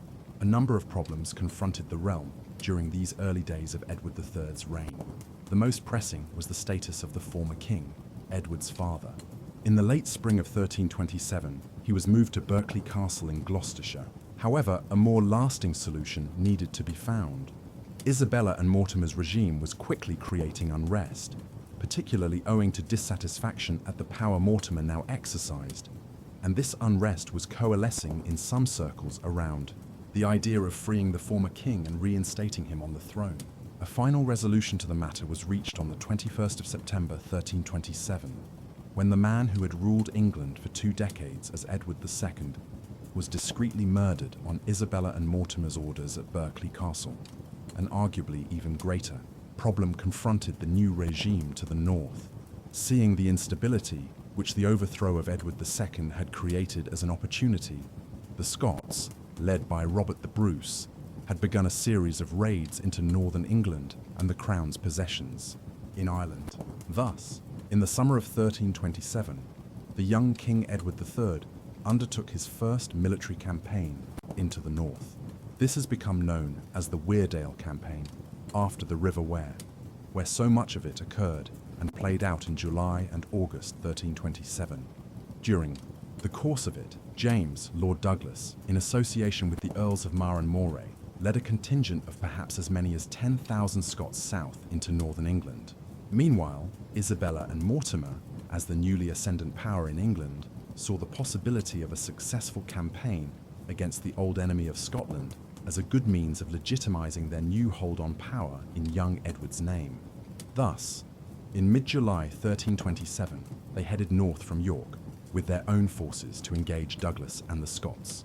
2 weeks of jostling now occurred between the two sides as they maneuvered around northern England, trying to track each other's location and gain a tactical advantage before a standoff occurred near the River Wear for 3 days. Then, finally, on the night of the 3rd of August and into the early hours of the 4th, the Scots attacked the English camp, penetrating to the very centre of the English royal encampment. In this moment, young Edward came exceptionally close to being captured by Douglas's troops, but although the ropes of the tent itself were cut, the young monarch remained unharmed and uncaptured. This was the peak of the Weardale Campaign. The Scottish attack was pushed back at its most dangerous, and although several further days of toing and froing ensued, ultimately the Weardale Campaign was inconclusive. Early in 1328, the regime was forced to stabilize the northern border by agreeing to the Treaty of Northampton, whereby Edward renounced the English crown's claim to the throne of Scotland and acknowledged Robert the Bruce as King of Scotland. However, the campaign and the nearness of his capture had sparked in Edward a desire to master the art of war. Never again would he find himself so defenseless in the face of an enemy on the field of battle. To compound matters, with the relative failure of the Weardale Campaign, a diplomatic incident, which would have consequences that could not have been foreseen at the time, erupted in February 1328. On the first day of that month, the French king, Charles IV, Isabella's brother, died. He had only daughters as his issue, and since it had been decided that a woman would not succeed him, this brought the direct line of the Capetian kings of France to an end, having ruled the country since the late 10th century. There were just two candidates to succeed Charles IV. Firstly, Edward III of England, who had the best claim as a grandson of Philip IV, Isabella's father, the long-ruling King of France from 1285 to 1314, and secondly, Philip of Valois. However, Edward's claim was never given real consideration in France, where the thought of a foreign monarch ruling France jointly with England was not considered tolerable by the French nobility. Consequently, the claim of Philip of Valois, a direct descendant of Philip III of France, who had ruled between 1270 and 1285, was favoured. He was formally proclaimed as King of France on the 1st of April 1328 and crowned at Rheims Cathedral as Philip VI on the 29th of May. It is important to remember when assessing the events that followed that Edward did have the better claim to the French throne through his mother. Moreover, as a king himself already, he regarded Philip as a social inferior, one who was merely a count. This sense of his own divine right to rule and superior claim would instill in Edward a great desire to emerge victorious from the coming conflict. In the interim, between Philip's succession and his coronation at the end of May, a deputation arrived in Paris sent by Isabella and Mortimer to protest Edward's exclusion from the succession. However, despite their remonstrations, the French would have none of it. Eventually, after months of objections, Edward, by now 16 years of age, travelled to France in the spring of 1329 and paid homage at Amiens Cathedral to Philip VI as his subject, as Duke of Aquitaine. On the surface, this was an end to the matter, but the dispute over the succession would prove much more extensive than the apparent show of acceptance in 1329 suggested. While these storms were brewing with both Scotland and France, Edward was growing and developing his own independence. In November 1327, he had been married by proxy to Philippa of Hainault, in line with the agreement Isabella had reached with Count William of Hainault, in return for his support in overthrowing Edward II in 1326. However, while Edward had been willing to follow his mother's lead on this and many other matters in 1327 and 1328, by 1329 he was becoming his own man and was less willing to allow the realm to be governed by his mother and Mortimer. That year, allies of the young king sent secret communiques to the papacy in Avignon, where a rival papacy to that in Rome had been established. These messages alerted the Avignon papacy that the king was not able to rule in his own right. Matters came to a head in 1330. Enemies of Mortimer's had begun to spread rumours by now that Edward II was still alive, and a plot was discovered to launch a rising in the old king's name, led by his half-brother, the Earl of Kent. However, what really spurred the young king to action were rumours that Isabella was pregnant with Mortimer's child. Concerns were now raised by Edward's advisors, notably a close confidant, William Montague, that a plan might be undertaken by Isabella and Mortimer to usurp the throne from Edward. In this scenario, Mortimer, who was still married to his wife of nearly 30 years, Joan, would divorce her, then marry Isabella, and the pair would place their own child on the throne. After a confrontation at Nottingham Castle in mid-October 1330, Edward elected to act. On the night of the 19th of October, the young king, still a few weeks shy of his 18th birthday, along with Montague and a dozen or so other companions, burst into Isabella and Mortimer's apartments at Nottingham. A scuffle ensued, in which a number of their attendants were killed, before the king had his mother and her lover arrested. A parliament was summoned in the days that followed, and an announcement was made to the political nation that henceforth Edward would rule in person. Mortimer was dispatched to London, where he was accused and convicted without trial of various high crimes and misdemeanors. On the 29th of November 1330, he was the first individual to ever be executed at Tyburn, the site of a great many political executions in England in the centuries that followed. Edward spared his mother, but her political career was over. In the aftermath of Mortimer's execution, she was packed off to Windsor Castle, where she is rumoured to have suffered a partial nervous breakdown. She remained there under house arrest until 1332, before being allowed to retire to Castle Rising, in Norfolk. Here, she led an expensive but largely sedentary life for a quarter of a century. Her family retained contact with her, and occasionally there were even talks of her travelling to France. But Edward evidently balked at allowing this. To a mother who had favoured Mortimer over her own son in the first years of his reign, she became increasingly pious later in life, and became a nun of the Order of St. Clare shortly before her death on the 22nd of August 1358.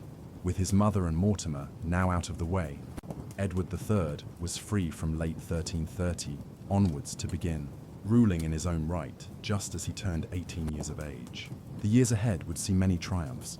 While England had endured a quarter of a century of nearly constant turmoil, owing to Edward II's weak rule, and then the usurpation of the throne by Mortimer, Edward's reign would see England's power restored and expanded. Under his leadership, the country would ascend to a height unparalleled at any other time in the medieval period. This expansion of English power began in Scotland, in the aftermath of the Treaty of Northampton, agreed early in 1328 between King Robert of Scotland and Mortimer and Isabella on Edward's behalf. Robert had agreed to accept the territorial claims of several English border lords to lands in southern Scotland, notably Henry Percy and Henry Beaumont. However, little was done to actually convey ownership of the lands in question to these lords of northern England by Robert, nor was that state of affairs remedied by the minority government which ruled Scotland from 1329 onwards, following Robert's death and the accession of his young son, David II. As a consequence, these lords began to agitate to acquire these lands in the early 1330s. Known as the Disinherited, they began conspiring to overthrow the Bruce line in Scotland by supporting once again the Balliol claim to the Scottish monarchy, the family, which had been championed by Edward's grandfather, Edward Longshanks, over 30 years earlier. Thus, Edward Balliol, the rival claimant to the Scottish throne, was brought over from France by the Disinherited lords, led by Henry Beaumont. Simultaneously, they petitioned Edward III for permission to undertake an invasion of Scotland, which was refused, although perhaps with enough implicit support for their actions that the Disinherited now elected to launch their own military action, independent of the king. In the summer of 1332, these lords launched a naval expedition from Yorkshire, which landed at Kinghorn in Fife in eastern Scotland. Proceeding inland, they won a crushing victory over the Scots at the Battle of Duplin Moor on the 11th of August 1332. The figures are very imprecise, but perhaps as many as 5,000 Scots were killed, with very minimal losses for the forces of the Disinherited and the Balliols. 6 weeks later at Scone, Edward Balliol was crowned as King of Scotland, thus setting in motion the Second Scottish War of Independence, which would last for a quarter of a century. Edward had not directly supported the Disinherited and Balliol in their invasion of Scotland, but a decision now needed to be made on his stance towards the usurper. At a parliament in England which convened at Westminster in September 1332, it was quickly suggested to Edward that the Treaty of Northampton, agreed in 1328, should be scrapped and Balliol's claim to the throne of Scotland acknowledged. In order to gain Edward's support, Balliol even let it be known that he was willing to concede that Scotland would be a fief or vassal state of the English crown and would pay homage to Edward III. These offers aside, Edward was reluctant to commit himself to a potentially lengthy war in Scotland, but his hands were forced early in 1333 when Balliol was pushed into northern England, having suffered a military reverse at the Battle of Annan in December 1332. This set of circumstances now required Edward to throw his full support behind Balliol. The English Parliament and the government, including the offices of the Exchequer and the courts, were moved to York, where they would remain for the next several years, as the young king sought to reimpose English control over Scotland, which his grandfather had been able to establish many years earlier, but which had evaporated under Edward II's ineffectual rule. It is an indication of the single-mindedness and clarity of purpose with which Edward III pursued his goals throughout his reign that he simply relocated the organs of English government to the north of the country once he committed himself to the war in Scotland. The first action to be taken was to try to seize the border town of Berwick, which was a part of Scotland at the time. A siege was initiated by Balliol, with Edward's support, in March of 1333. The king arrived himself to campaign on the border in the early summer, by which time the garrison and townspeople had made it clear to the government of David II to the north that they would surrender if they were not provided with military support by mid-July. The response to this ultimatum from the townspeople of Berwick would lead to the first of Edward III's many great military victories. The Guardian of Scotland during David II's minority, Sir Archibald Douglas, now assembled a significant army of upwards of 20,000 men and advanced southwards to engage Edward's forces. They clashed on the 19th of July 1333 at Halidon Hill, some 2 kilometres to the northwest of Berwick. Edward III started the Battle of Halidon Hill heavily outnumbered. The English army consisted of less than 10,000 men, while Douglas led approximately twice this amount to Berwick. However, what Edward lost in numbers was partially made up for in strategic positioning. The king had occupied Halidon Hill specifically because it dominated the surrounding region, and he had resisted all temptations to move, even when Douglas raided further south into northern England in the days leading up to the battle. The English were also possessed of superior military abilities, which would benefit Edward not just at Halidon, but many other times in the years to come. Paramount here was the use of the 6-foot-long longbow, which could deploy volleys of iron-tipped arrows that penetrated chainmail armor in rapid succession. This was a much more effective projectile than the slow, cumbersome crossbows that were the mainstay of most European armies in the early 14th century. The widespread use of the longbow was just one component of the military revolution for which Edward III was responsible in the mid-14th century. The battle at Halidon Hill commenced at about midday. Although numerically superior, the Scots were required to advance up Halidon Hill, where Edward's armies occupied the high ground. It would have been advisable for Douglas to never have tried to engage Edward while he maintained the high ground, but with the ultimatum given by Berwick to the Scottish government about to expire the next day, Douglas had little option but to try to relieve the town before it surrendered to the English besiegers. The result was an utter rout. The English longbow was used to devastating effect to decimate the Scottish armies as they attempted to advance up the hillside.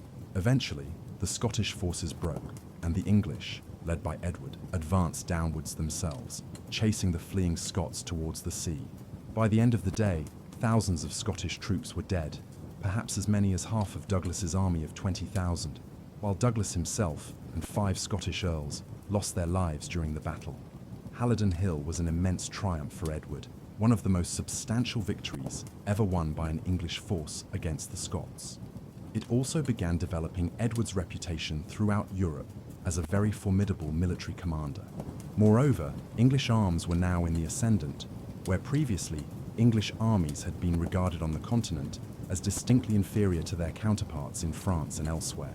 Politically, the victory placed Edward in an extremely advantageous position in Scotland. Berwick quickly surrendered, and a number of Scottish magnates paid homage to the English king in the days and weeks that followed. More pressingly, Balliol was restored to the Scottish throne, and in February 1334, he agreed to surrender 8 counties constituting the entirety of southern Scotland below the Firth of Forth and the Solway Firth. Then, in June 1334, Balliol paid homage to Edward as his liege lord at Newcastle.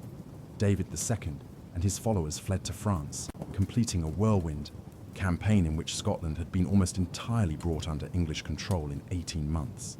Thus, by mid-1334, the northern frontier seemed to have been secured in a way it had not been since the days of Edward Longshanks. But where Edward III succeeded, his erstwhile ally, Edward Balliol, seemed to constantly be found wanting.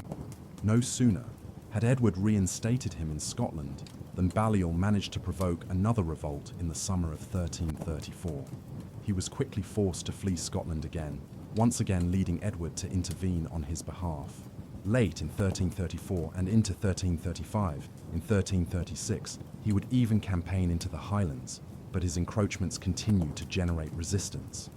Thus, by 1337, Scotland remained somewhat unsecured, and the war would drag on for many years to come. Yet, there is little doubting the overall success of Edward's policies towards Scotland in the 1330s. He put England on a surer footing in the north than it had been for 30 years, and secured territorial concessions along the border. Most significantly, he captured Berwick, which would remain an English stronghold on the Scottish border henceforth, except for a brief period in the 15th century. Moreover, Edward might well have gone on to establish even greater control over Scotland had it not been for other affairs drawing his attention elsewhere.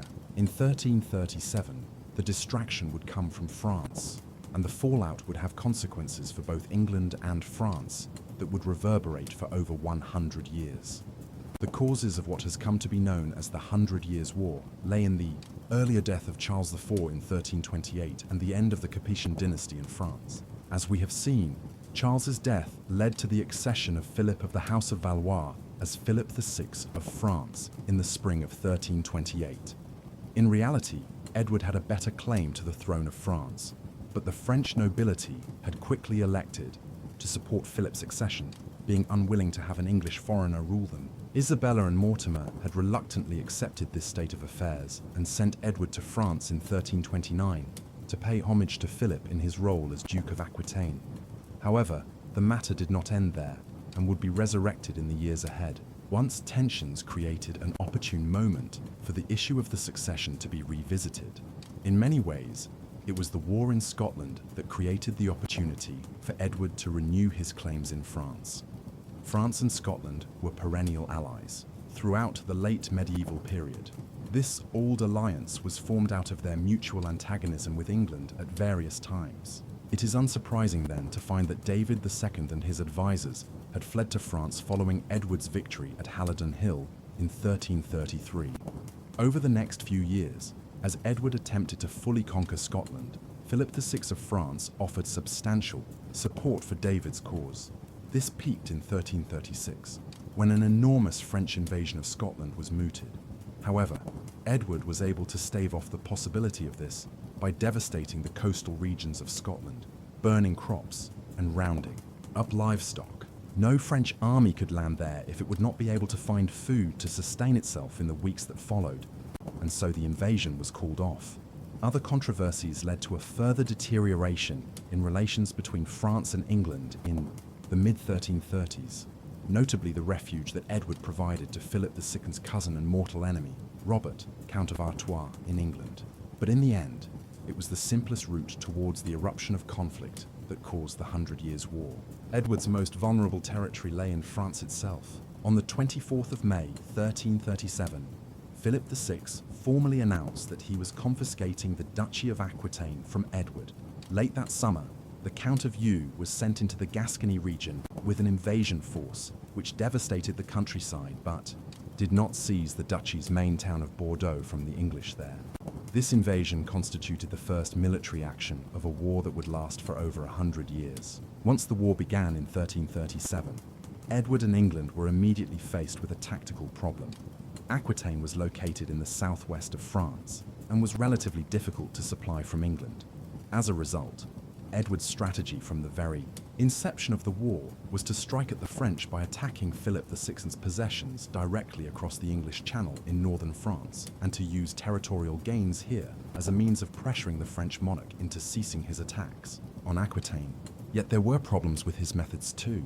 As he had done in Scotland recently, Edward attempted to burn and pillage the countryside of France as a means of forcing the French to the negotiating table and gaining a strategic advantage. However, his approach may have been more counterproductive than anything else.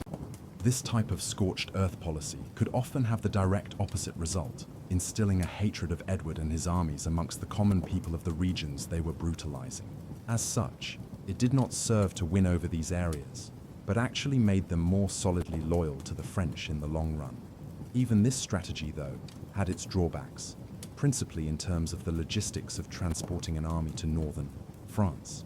By the mid-14th century, the English merchant fleet was substantial, but the ships of the time were small, and it would prove highly difficult to transport an army of the size Edward would need to gain military victories in northern France. This was the problem Edward faced in 1337, upon the outbreak of war with France. The solution, which presented itself, mirrored a strategy that Edward's grandfather, Edward I, had employed in the 1290s. He looked for support amongst the many princes and rulers of the Low Countries and in Germany. Hence, in the summer of 1337, the young king, still just 24 years of age, dispatched the Bishop of Lincoln, Henry Burghersh, and his close ally William Montague recently ennobled as the Earl of Salisbury, to Europe. Alliances were quickly negotiated in the weeks that followed, with Hainault, Gelders, and Brabant in the Low Countries, and, most significantly, with Louis, Duke of Bavaria, the current Holy Roman Emperor.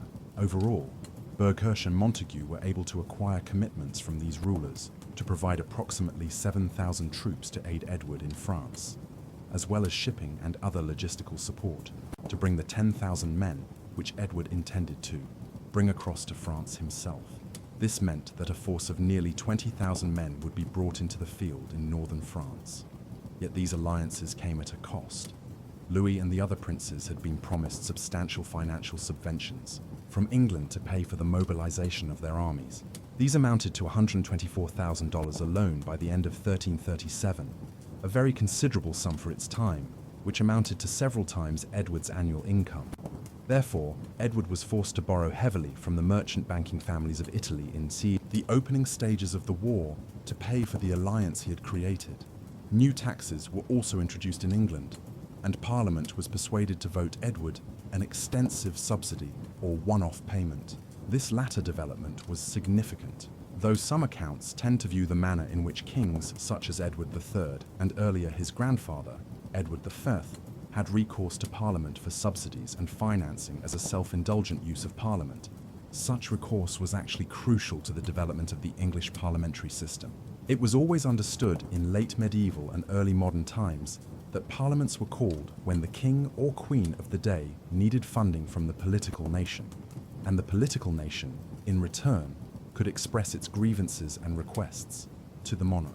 Edward's use of Parliament in this way actually facilitated the gradual development of the Mother Parliament in the 14th century. Eventually, Edward set sail with his armies from England on the 16th of July 1338 and passed Antwerp in the days that followed with nearly 5,000 men.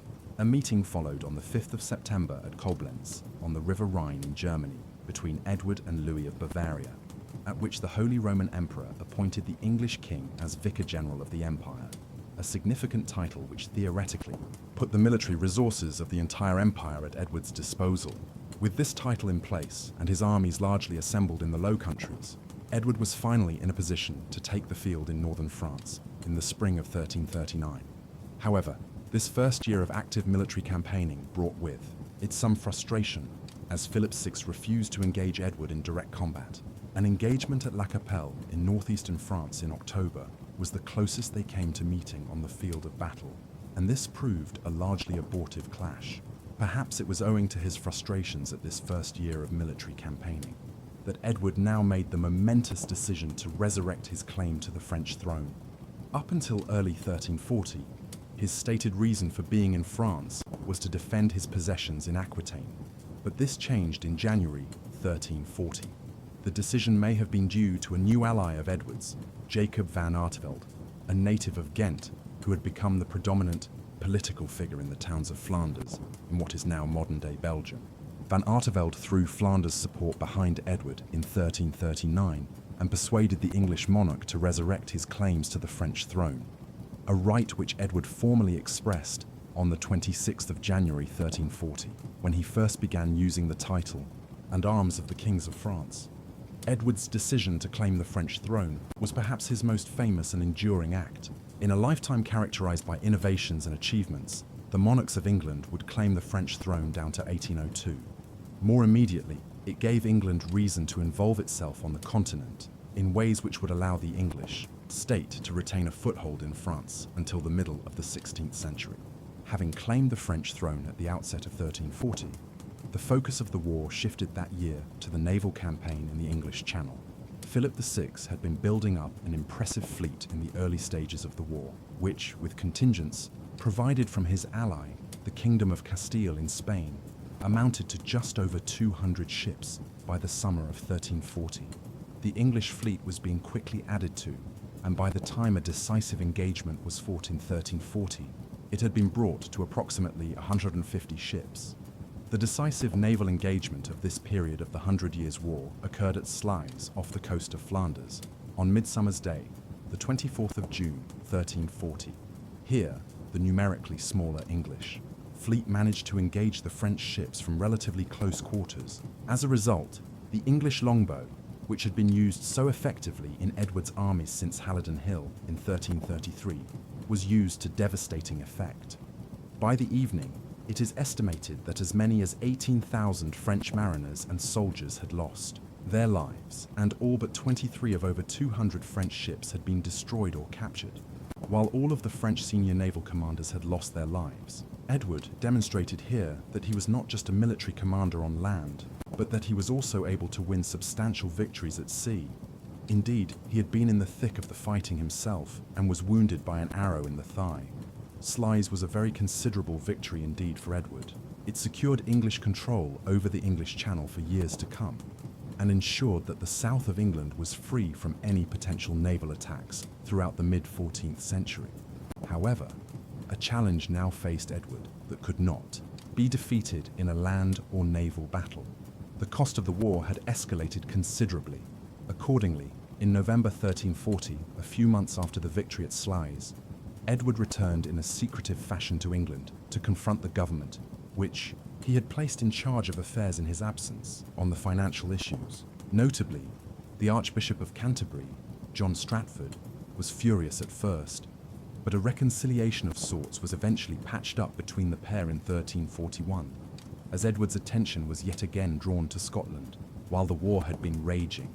In France in the late 1330s and into the early 1340s, events in Scotland had necessarily fallen down the pecking order of priorities for Edward, but the conflict here had never ended.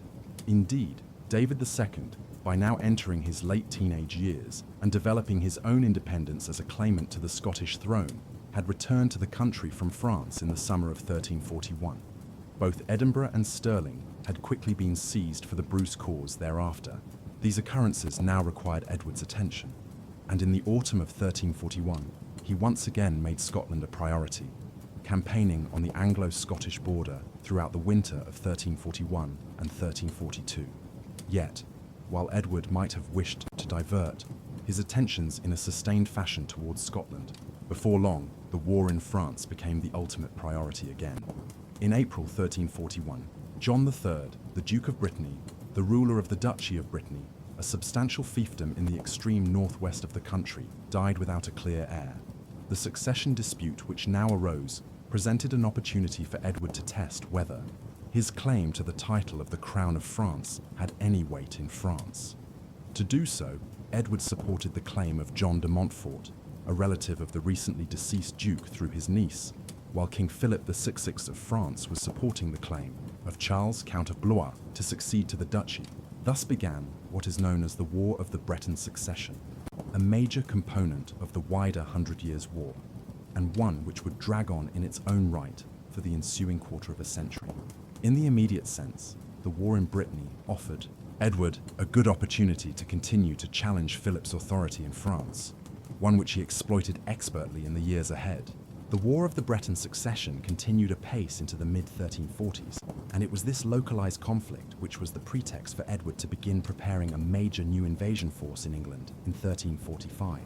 It would be the following year before it finally left for France, but when it did, the campaign of 1346 would produce some of the most significant engagements of the entire Hundred Years' War and some of Edward's most famous military victories. The exact goals and purpose of the 1346 expedition to France were kept largely secret while it was being prepared in England early in the year, and indeed it is still not clear if there was a specific strategy in mind from the beginning, or if the approach was eventually decided upon and developed in response to events in France. Whatever the overall plan had been, we know what actually occurred. Edward's army, consisting of between 12,000 and 15,000 men, landed on the Cotentin Peninsula in Normandy on the 12th of July 1346. His goal was to undertake an extensive chevauchée, or military raid across French territory, a strategic approach which Edward became particularly fond of in France, and which formed another central plank of the military revolution he implemented amongst the English armed forces in the mid-14th century. The campaign was enormously successful in the weeks that followed. The first major strategic victory came on the 26th of July, when the town of Caen in Normandy was seized by Edward. A sack of the city lasted 5 days thereafter, before Edward's forces headed west, the route to Paris now lying open.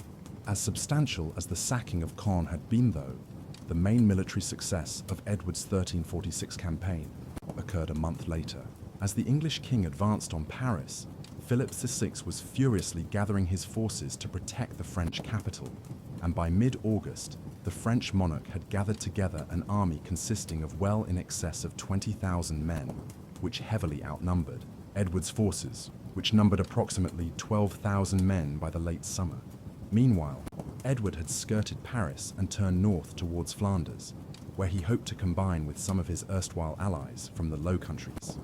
Thus, when the two monarchs finally clashed on the 26th of August 1346, it was far to the north of Paris near Calais, just outside the town of Crécy-en-Ponthieu. The Battle of Crécy on the 26th of August 1346 would prove to be one of the most consequential engagements of the entire Hundred Years' War. When word reached Edward that Philip's army was nearby, he had his own forces occupy the high ground on the right bank of the River May as it flowed past the village of Crécy. The use of the high ground had served Edward well at Halidon Hill, and it would do the same here. The English forces were formed into 3 units, one of dismounted close combat fighters led by Edward himself, and these were flanked on either side by 2 divisions of longbowmen. The French attack came late in the afternoon and would prove disastrous. The favoured French projectile weapon, the crossbow, proved completely inferior to the English longbow, and a division of French crossbowmen quickly broke under sustained English longbow fire. Philip then attempted to send his cavalry directly up the hill towards the English centre, but like the Scottish at Halidon Hill, the French cavalry was completely overpowered by sustained longbow fire from the English as they attempted to surmount the high ground. By the time the cavalry charge reached Edward's arrayed close-quarters infantry division, they were already severely weakened. The resulting clash was an enormously bloody affair, with the French suffering many casualties. By the time the French broke off and left the field in defeat towards dawn on the 27th of August, approximately 4,000 French troops had been killed, while just a few hundred of Edward's troops had been lost. If there were any doubt by 1346 of the superiority of the English longbow against continental methods of warfare, and the use of the crossbow as a projectile, the Battle of Crécy dispelled that doubt. It also solidified Edward's reputation as one of the great military commanders of Europe, having comprehensively defeated the French king, despite being outnumbered by nearly 2 to 1 at the outset of the engagement on the 26th of August. Significantly, Crécy was also notable for the use by Edward's forces of a small number of cannons, the first recorded instance of the use of artillery in a field battle in Western Europe. The immediate implication of Edward's astounding victory at Crécy was that northern France was now largely unprotected.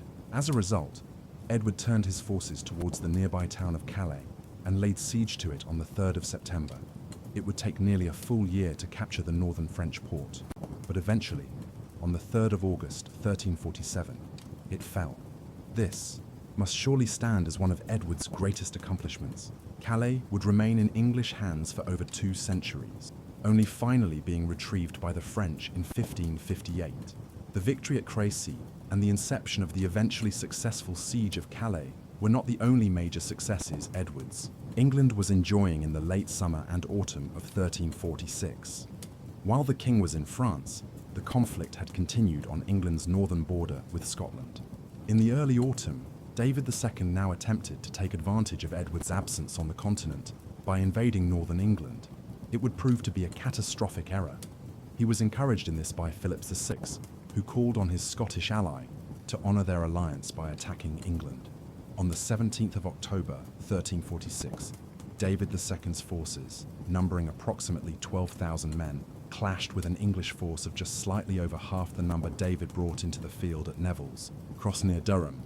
The English forces, led by Lord Ralph Neville, comprehensively routed the numerically superior Scots. Perhaps as many as 2,000 of the Scottish army's troops were killed, but most ominously, David II was captured by Neville's forces. Thus, by the autumn of 1347, Edward's fortunes were soaring. In France, he had won a stunning victory over Philip at Crécy in the late summer of 1346, and he followed it up a year later by capturing the town of Calais. In Scotland, the De Bruce contender to the throne had been captured, leaving Edward in an extremely powerful negotiating position, both in France and Scotland. To consolidate his position, Edward negotiated a 9-month-long truce in October 1347 and set off for England victorious. It was at this zenith of achievement back in England, during the winter of 1347 and 1348, that Edward elected to follow through on an idea he had been harboring since at least 1344. Enthralled by the idea of King Arthur and his Round Table, Edward had long had designs to set up his own Round Table and knightly order. In 1344, he had even begun construction work on a headquarters for such a knightly order at Windsor Castle. Now, with his military fortunes prospering in both France and Scotland, he elected to implement a version of this scheme.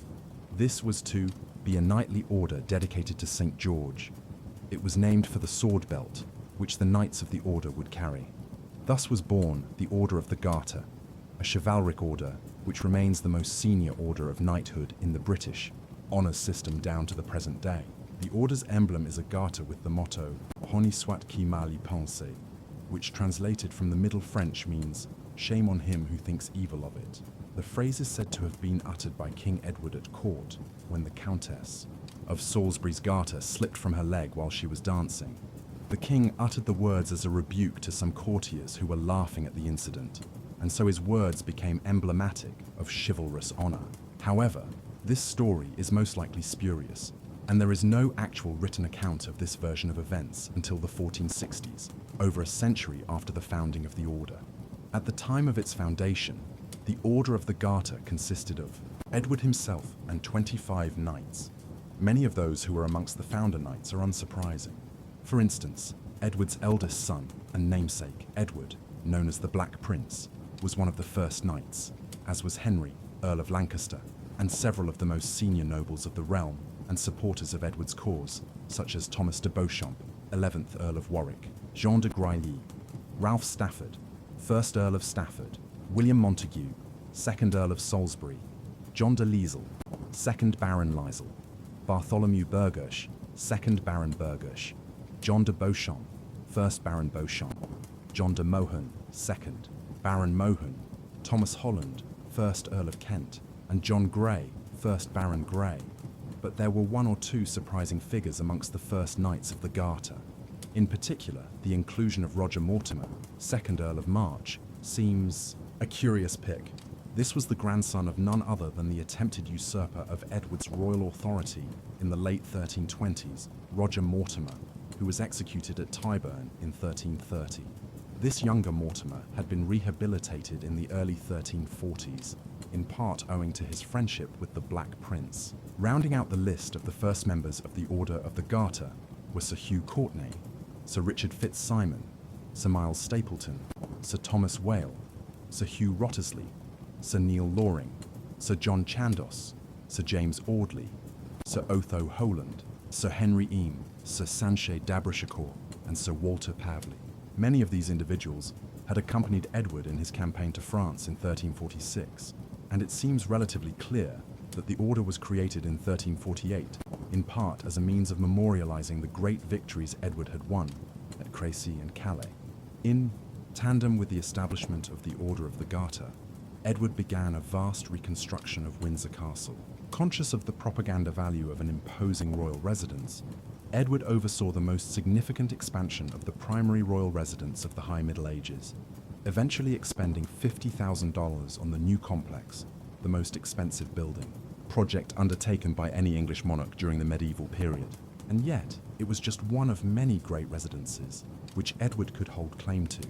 For instance, he had inherited Woodstock Palace in Oxfordshire, a vast royal residence in Oxfordshire, which King Henry the Fern had built, and where the Black Prince was. Born in 1330, Woodstock would later become the site of Blenheim Palace. However, just as Edward's reign was peaking, it was hit by catastrophe, one which Edward could do nothing to prevent. The bubonic plague, or what is more commonly referred to as the Black Death in its 14th century iteration, arrived in Europe in 1347, having been carried to the continent from the Black Sea region, where it was hosted in the fleas which lived on black rats. These were transported to Western Europe in 1347 on board the ships of some Genoese merchants who had trading concessions in the ports of the Crimea, on the northern shores of the Black Sea. Bubonic plague causes a dreadful illness and death. During the first week of infection, the infected individual develops flu-like symptoms, including a fever, headache, and vomiting. Then the individual's lymph nodes begin swelling to form what were known in the 14th century as buboes, generally on the neck, armpits, and groin, or where one had been bitten by the fleas which carried the plague. These buboes would eventually break open, and gangrene would develop in the extremities of the body, such as the fingers, toes, and the tip of the nose. Death, when it occurred, however, would be due to organ failure, as the disease ravaged the body internally. Estimates of both the population of Europe at the time and the mortality rate of the plague are notoriously imprecise, but it is generally understood that between 1347 and 1351, the Black Death killed as many as 30 million people in Europe, approximately 1/3 of the population of the continent. The plague arrived in England in the late summer of 1348, and the first recorded cases in London occurred in October. Edward was wholly aware of how fatal it could prove, as his 14-year-old daughter Joan had succumbed to the disease in Bordeaux in France, right around the time that the disease first appeared in England in the summer of 1348. As a consequence, like many other English monarchs after him, Edward left London and spent much of the months that followed in less densely populated areas where this catastrophic plague was circulating less aggressively. This was effectively a form of medieval quarantine. The Black Death caused enormous difficulties in England, not just in terms of the sheer scale of the mortality and suffering inflicted by it, but also in terms of the social and economic disruption the pandemic unleashed. A parliament which had been planned for 1349 was abandoned, and the courts were adjourned for months. Meanwhile, mass graves were dug to bury the dead, and the country began implementing quarantine and sanitation measures as best it could for a medieval state. Though such measures seem relatively simple by contemporary standards, recent events of the 21st century have highlighted how critical simply quarantining and removing the still diseased bodies of the dead are to solving any pandemic, and Edward's government was efficient in doing so after the initial onslaught of 1348. But the most pressing issue in the aftermath of the first calamitous wave of the disease was the issue of labor shortages. With the population of the continent drastically reduced, a lack of manpower would bedevil the European economy for decades to come. However, this crisis was offset in England through one of Edward's most subtle but significant achievements. In the summer of 1349, a preliminary ordinance regulating labour was issued by the king, and this was followed up on in 1351 with the Statute of Labourers. Through this, the labour market was regulated by fixing wages at their pre-plague level, ensuring that the English economy could continue to function, even with a drastic labour shortage in the 1350s.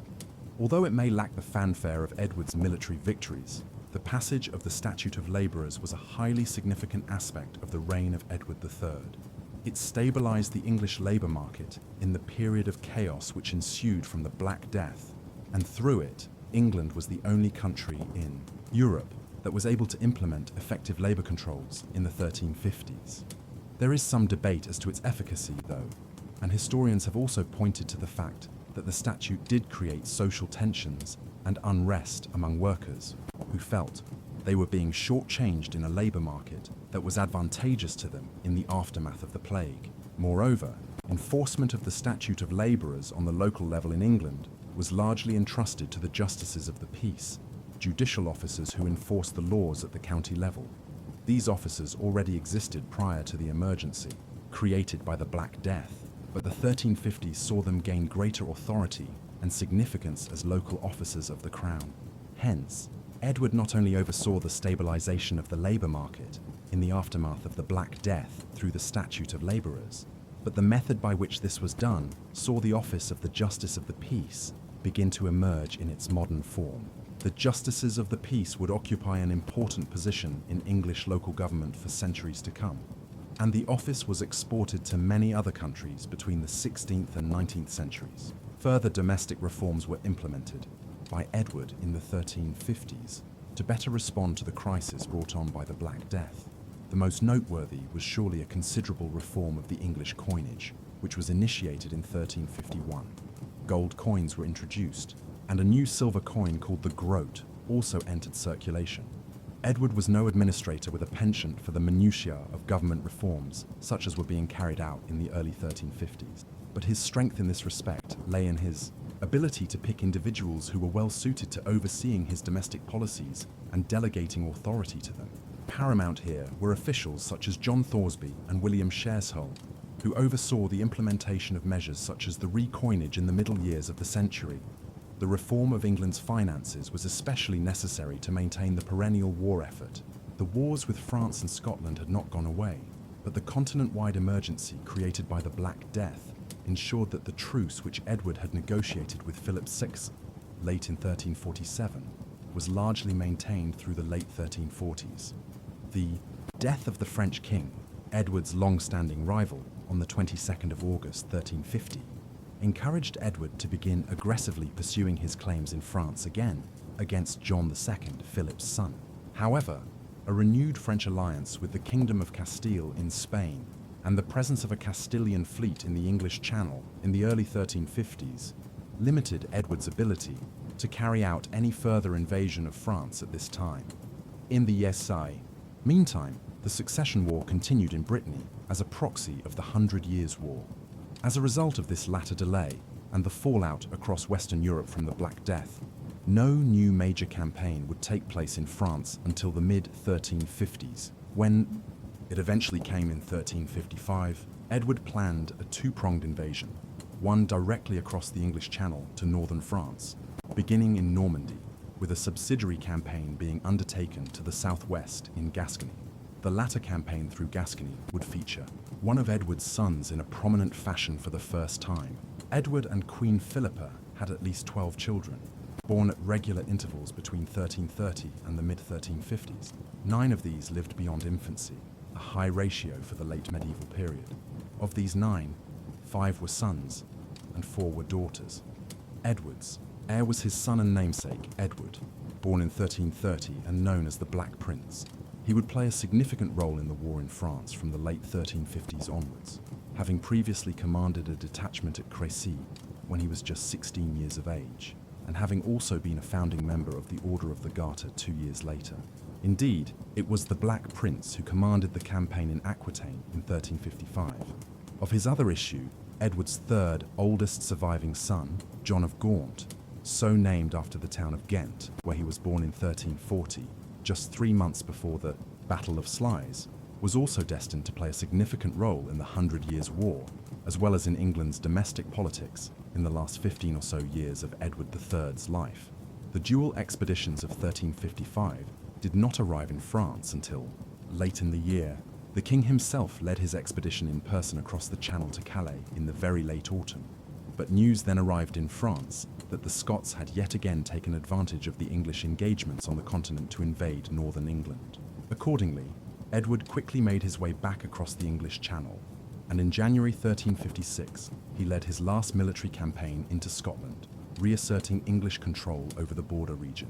As a result of this about-turn in northern France, the Black Prince's campaign to Aquitaine would prove much more consequential than the 2 English expeditions to France of the mid-1350s. The heir to the throne travelled with roughly 300 ships and several thousand men for southwest France in mid-September 1355, and was at Bordeaux by October. The military campaign season was nearly over by this time, but Edward Jr. made a short foray inland towards Toulouse before retiring, back to Bordeaux for what remained of the winter. While the campaigns of 1355 had proved lackluster, that of 1356 was one of the most significant of the 100 Years' War. The Black Prince set out in July on a great chevauchée, an extended military raid through France, proceeding east through central France with a force of approximately 6,000 men. The Black Prince's forces burnt several towns and villages, including Bourges, before doubling back towards Bordeaux in late August. It was during this movement that the French king, Jean II, elected to engage the English army. Jean might well have believed that the Black Prince was an inferior commander compared with his father, and in any event, the French forces numbered over 10,000, holding an extensive numerical advantage over the English. But if Jean II believed these factors would give him the upper hand, he was sorely mistaken. At the resulting Battle of Poitiers, which took place on the 19th of September, 1356, the Black Prince's forces heavily defeated the French yet again. A feigned retreat first threw the French lines into disarray, and the English longbow was once again used to devastating effect. Perhaps as many as 2,500 French troops were dead by the end of the battle, but most substantial was the capture of Jean II himself. With David II of Scotland still in English custody since the Battle of Neville's Cross 10 years earlier, the kings of France and Scotland were now both Edward III's captives. This placed the English king in a highly advantageous position. He eventually elected to ransom both in return for military, territorial, and political concessions. On the 3rd of October 1357, the Treaty of Berwick was reached with the Scots, whereby David II was released after 11 years in captivity. Edward Balliol had relinquished his claim to the Scottish throne in 1356, so Edward III could now have pressed his own claim to Scotland had he wished to, but instead he opted for a more sanguine approach. David II was released in return for a ransom of 100,000 marks, or just under $67,000, but the arrangement ensured Edward's final acceptance of the De Bruce King's suzerainty over Scotland, thus bringing the long Second Scottish War of Independence to a conclusion after a quarter of a century of conflict. The arrangement eventually arrived at in France, in return for Jean II's release, took longer to negotiate. In the interim, the French king was taken to England and held at various locations, including the Tower of London, and a preliminary treaty to release Jean and put an end to the war was worked out in London in 1358. Through this, it was agreed that Edward would be acknowledged in his possession of Calais and granted the neighbouring county of Ponthieu in the north around the modern-day region of Picardy, while the Duchy of Aquitaine would be expanded to incorporate much of western France. A very sizable ransom would also be paid in return for Jean's release. Yet this draft agreement could not be finalized, and as a result, in 1359, Edward began preparing a new military expedition against France and expanded his demands to include former English possessions in Normandy, as well as control over Maine and Anjou, and suzerainty over the Duchy of Brittany. In return, Edward promised to renounce all of his claims on the throne of France, but the territorial concessions the English king was now seeking would have involved England taking direct possession of almost half of France and virtually the entirety of the north and west of the country. The French could not seriously consider acquiescing to this latest negotiating position, even with their king in English custody. As a consequence, active military campaigning recommenced in the autumn of 1359, when an army of over 10,000 men commanded by Edward himself departed across the Channel for Calais. A long and destructive march through eastern and central France followed in the ensuing months, with Edward threatening, though not taking, both Reims and Paris, although he was unable to win a strategic victory that would have improved his bargaining power at renewed peace negotiations. By the late 1350s, the French were wary of meeting Edward and his English forces head-on, having suffered multiple defeats against English armies, which they heavily outnumbered over the past 15 or so years. In the midst of this stalemate, negotiations recommenced in the early summer of 1360.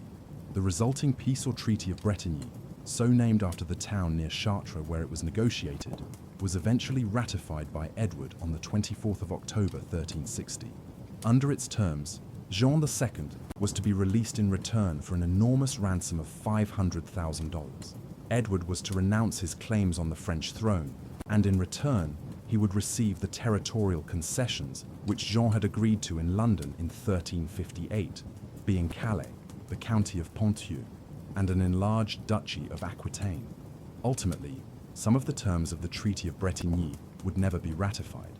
Specifically, Edward was reluctant to relinquish all his claims on the crown of France, and Jean II was reticent about removing all claims he had to suzerainty over the Duchy of Aquitaine. Yet, the treaty was agreed to and would hold for nearly a whole decade. The treaty is typically seen as marking the conclusion of the first phase of the 100 Years' War. If one were to try to evaluate it in these terms, it would have to be concluded that the treaty signified a major victory for England in that same conflict and marked arguably the peak of Edward's reign. England's territorial possessions in France were greater as a result of the Treaty of Bretigny than they would be at any other point during the Hundred Years' War. Clearly then, the Peace of 1360 was a major victory for Edward and ensured that, during the 1360s, the English king could rest easy, knowing he was at the height of his powers in France and the Scottish border had been firmly secured, with the arrangement reached with David II in 1357. By comparison with the 3 decades which had preceded it, the 1360s were a comparatively tranquil period of Edward's reign. The Peace of Bretigny would last for nearly the whole of the 1360s, and as a consequence, England enjoyed the first period of sustained peace of Edward III's long reign. Given the entirely advantageous footing the country was on by the time, the first stage of the Hundred Years' War ended in 1360. This was hardly an undesirable situation. On the domestic front, there were a number of important developments during these years. For example, in 1362, with the assent of Parliament, Edward set about reforming the wool staple, the mechanism whereby wool was exported out of England. The goal now was to set up a new staple at Calais for the export of wool to the continent, through a single continental port. The initiative had considerable significance, as the English wool trade, arguably the country's greatest export commodity for the ensuing 3 centuries, was largely sold through markets in northern France, and above all in the Low Countries, through the thriving mercantile centre of Antwerp. For many years to come after the reform of the staple in the 1360s, in attempting to establish a staple at Calais, Edward was preempting the market demands of the 15th and 16th centuries. Yet the most substantial domestic reform of the 1360s concerned the English language. When the Normans conquered England between 1066 and the early 1070s, they brought with them the French language and established it as the language of government and the law courts.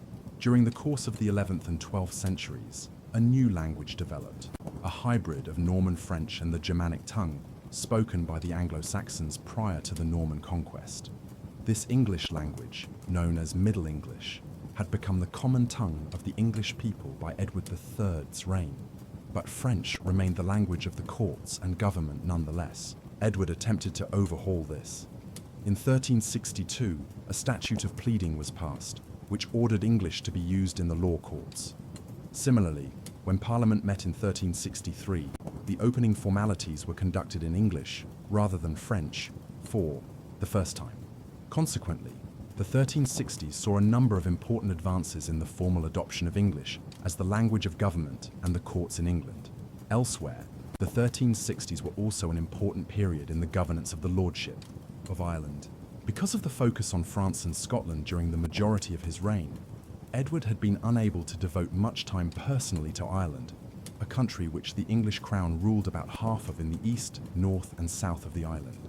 A number of Irish lordships ruled the western half of the country and continued to challenge English rule there.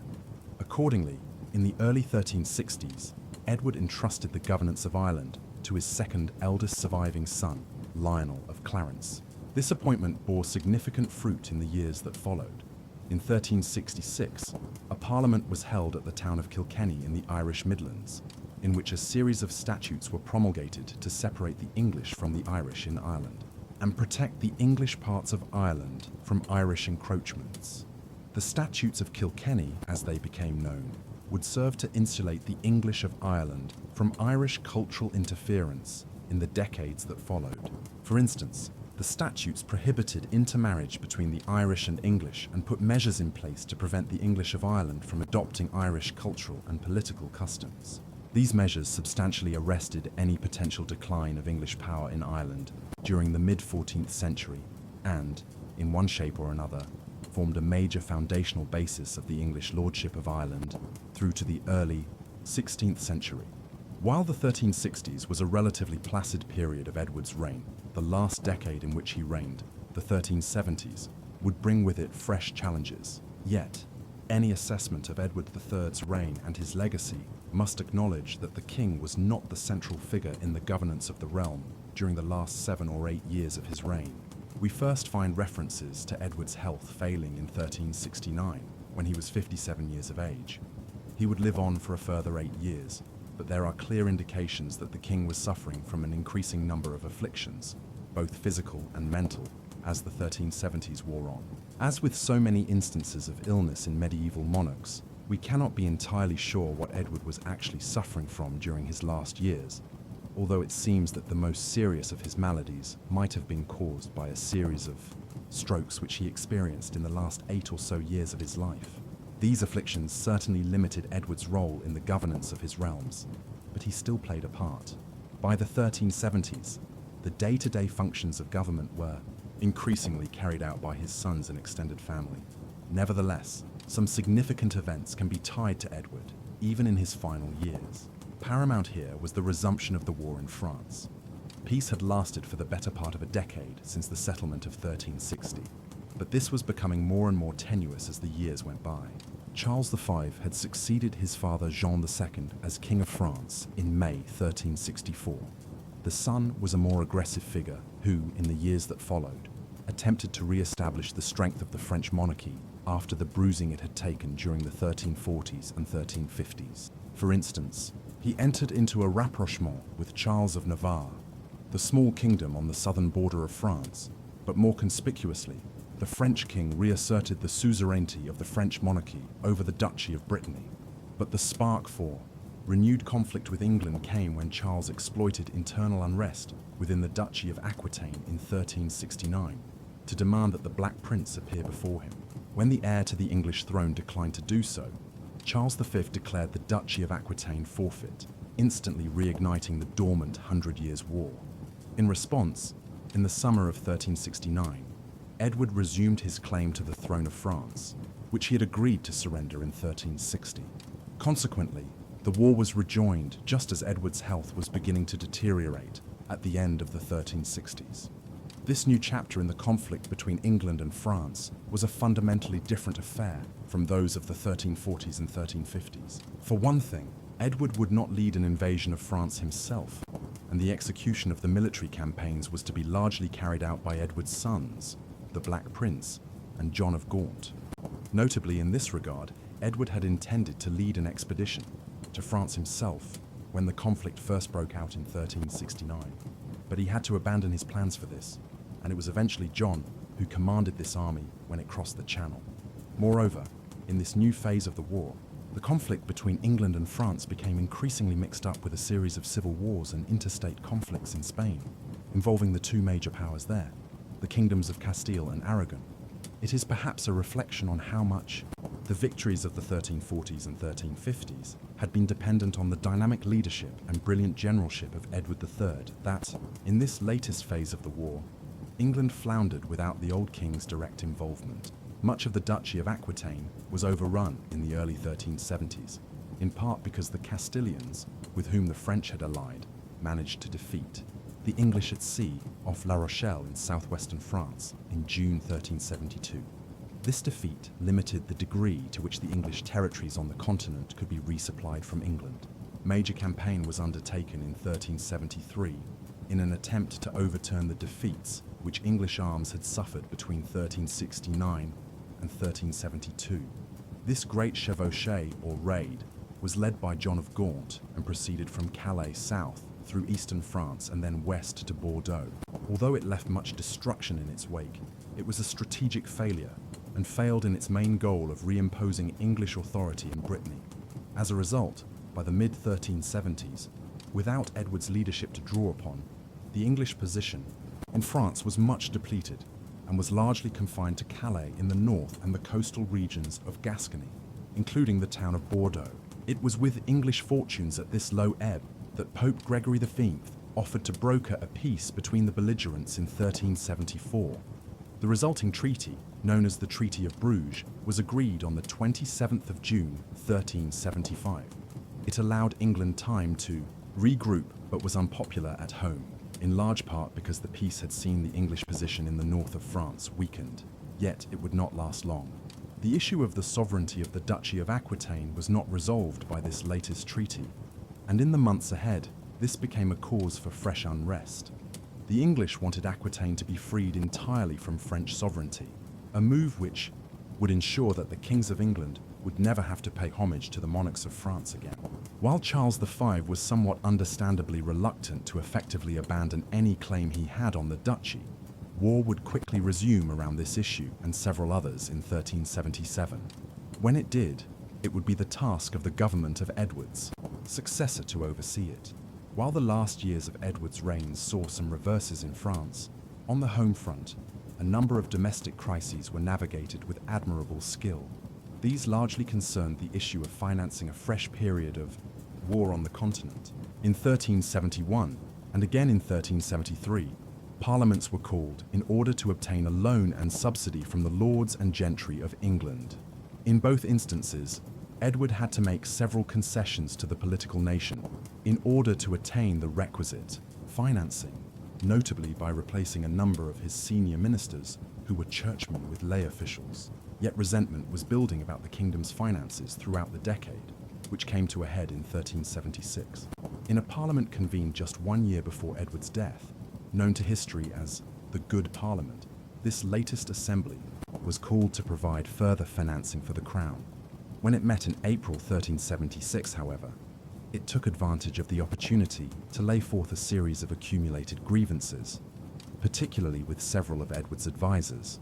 John of Gaunt also became a target of the Parliament, especially so during the summer of 1376, when the Black Prince died from dysentery on the 8th of June.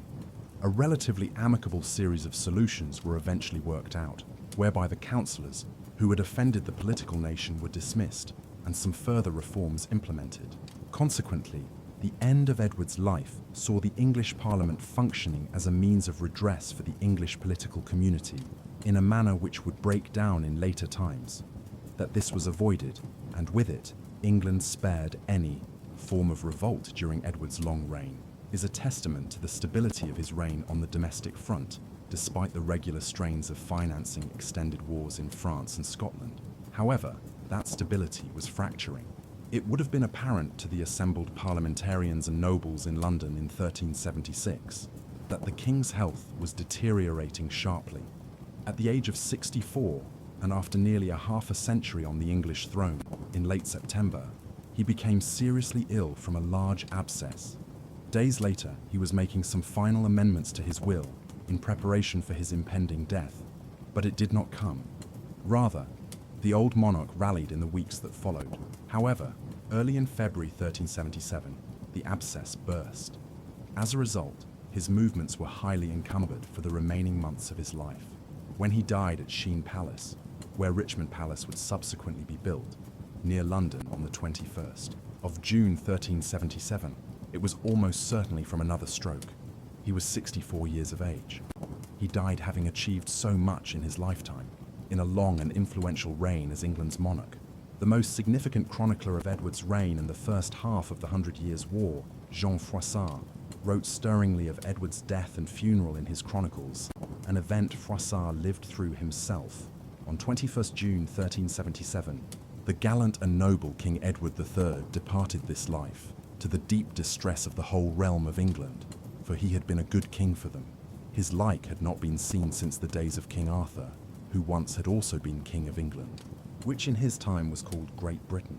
So King Edward was embalmed and placed with great pomp and reverence on a bier borne by 24 knights dressed in black, his 3 sons and the Duke of Brittany and the Earl of March walking behind him, and carried thus at a slow march through the city of London, the face uncovered, to witness and hear the grief of the people. Their sobs and screams and lamentations on that day would have rendered anyone's heart. It was a fitting last journey for one of England's greatest kings. Edward was succeeded by his grandson, Richard, the son of the Black Prince, just 10 years old at the time of his accession. Richard II would rule until he was usurped by his cousin, Henry Bolingbroke, in 1399. Richard's reign would be characterized by military reverses and mass social unrest within England, the most significant being the Peasants' Revolt of 1381. His reliance, like his great-grandfather Edward II, on a cohort of favourites aroused widespread discontent throughout the Plantagenet realms and foreshadowed the Wars of the Roses of the 15th century. Consequently, Edward III's reign appears all the more remarkable in retrospect for having been an oasis of stability in the midst of the chaos that otherwise characterized England's politics throughout the 14th and 15th centuries. There is little doubt that Edward was one of England's most substantial and successful monarchs ever. In the 19th century, a generation of historians began to vilify the king and questioned whether his reign could be considered a success. However, this view is problematic, as the writers of the Victorian era attempted to impose their own value systems on the appraisal of Edward, instead of assessing the king on his own terms as a late medieval monarch. For a king who was born and lived in warfare, the moral concerns of later generations would have made little sense. Indeed, imposing moral judgments on the actions of people who lived hundreds of years ago is always problematic. More recently, historians such as Ian Mortimer and William Ormrod have successfully restored Edward III's reputation. While there is no denying that Edward's last years saw some setbacks, particularly in France, he was at this time very ill, and power had largely devolved to his sons. When we disregard this latter period, there is no doubting the success of Edward's reign. Under his rule, England reached the peak of its power during the medieval period. At points between the 1330s and 1360s, Edward was not just the ruler of England, Wales, and much of Ireland, but was able to impose his authority fairly thoroughly on Scotland and large sections of northern and western France. Some of the territorial gains were either permanent, as in the case of Berwick on the Anglo-Scottish border, or long-lasting, as in the case of the town of Calais in northern France. Moreover, the 100 Years' War, which he initiated, was a key component in the eventual formation of England and France into modern nation-states, owing to the manner in which it drew on their administrative and financial resources and fostered a fledgling sense of patriotism through national endeavour. Indeed, when Edward sent requests for men and money around his dominions to fund his campaigns in France, he was effectively commanding his local officials to come up with better ways of taxing the country and exploiting its resources. This is the very basis of the modern nation-state, one which is expertly placed to exploit the resources available to it to the maximum extent possible in the name of government. Much of this territorial expansion was achieved on the back of both Edward's outstanding abilities as a general and the military revolution which he oversaw. During his rule, the English longbow made England the military superpower of its day. At Halidon Hill, Crécy, Neville's Cross, Poitiers, and several other battles, English armies consistently managed to defeat French and Scottish armies, which were substantially numerically superior to those commanded by Edward and his nobles. Moreover, an English army was quite possibly the first to utilize field cannon in all of Europe at Crécy in 1346. Nor was Edward's military prowess confined to land. As at Sluys in 1340, Edward demonstrated how effective the English longbow could be even at sea. Given all this, there is little doubt that Edward III should be viewed as one of the great commanders of English and British military history, a figure who stands alongside John Churchill, 1st Duke of Marlborough, whose command of England's forces during the War of the Spanish Succession in the early 18th century catapulted England to the rank of major powers in Europe, or perhaps even Arthur Wellesley, 1st Duke of Wellington, whose successful prosecution of the Peninsular War in Portugal and Spain, which took place between 1807 and 1814, became the bane of Napoleon's dominance of Europe. Wellington was also central to Bonaparte's final defeat at Waterloo in 1815. Certainly, Edward III's legacy as a military commander probably surpasses his grandfather, Edward I. While he may not have been able to convert his military victories as successfully into political victories, there is little doubt Edward III was a more skilled commander on the field of battle. But Edward's legacy should not just be measured through assessing his prowess on the battlefield. In the late 1340s, he established the Order of the Garter, England's highest chivalric order to this day, and in doing so, contributed to England being considered the most chivalrous kingdom in Western Europe at the height of the Middle Ages. As a further statement to the world of his rule, he also re-edified and expanded Windsor Castle as a symbol of English royal power. Another lasting achievement was seen in the late 1340s and early 1350s, when Edward successfully steered England through the crisis wrought by the arrival of the bubonic plague in Europe. The Black Death was the greatest crisis faced by Europe. During the late Middle Ages, perhaps as much as a third of England's population died within the space of half a decade. But rather than succumbing psychologically to the onslaught of illness and death which ravaged England in the late 1340s, Edward guided the country through this period by stabilizing the economy through the passage of the Statute of Labourers. Moreover, in strengthening the office of the Justice of the Peace in order to effectively implement the statute on the local level in England, Edward's government made a lasting contribution to English local administration, one which was subsequently exported to Ireland, North America, India, and Australia in later centuries. Yet in many other ways, Edward's reign and its success was about long-term nation building. Parliament became more important during his reign, and he began to use many of the emblems which came to symbolize England itself, notably carrying the cross of St. George into battle. But perhaps Edward's greatest legacy was in the reorientation of the courts and government to favor Middle English as the language of government and officialdom in England. As a result, in the centuries that followed, when England and then Britain began settling colonies all over the world, it was English that was spread globally as the language of England and Britain.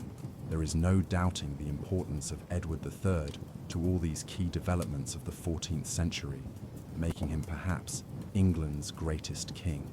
What do you think of King Edward III? Was he England's greatest ever king?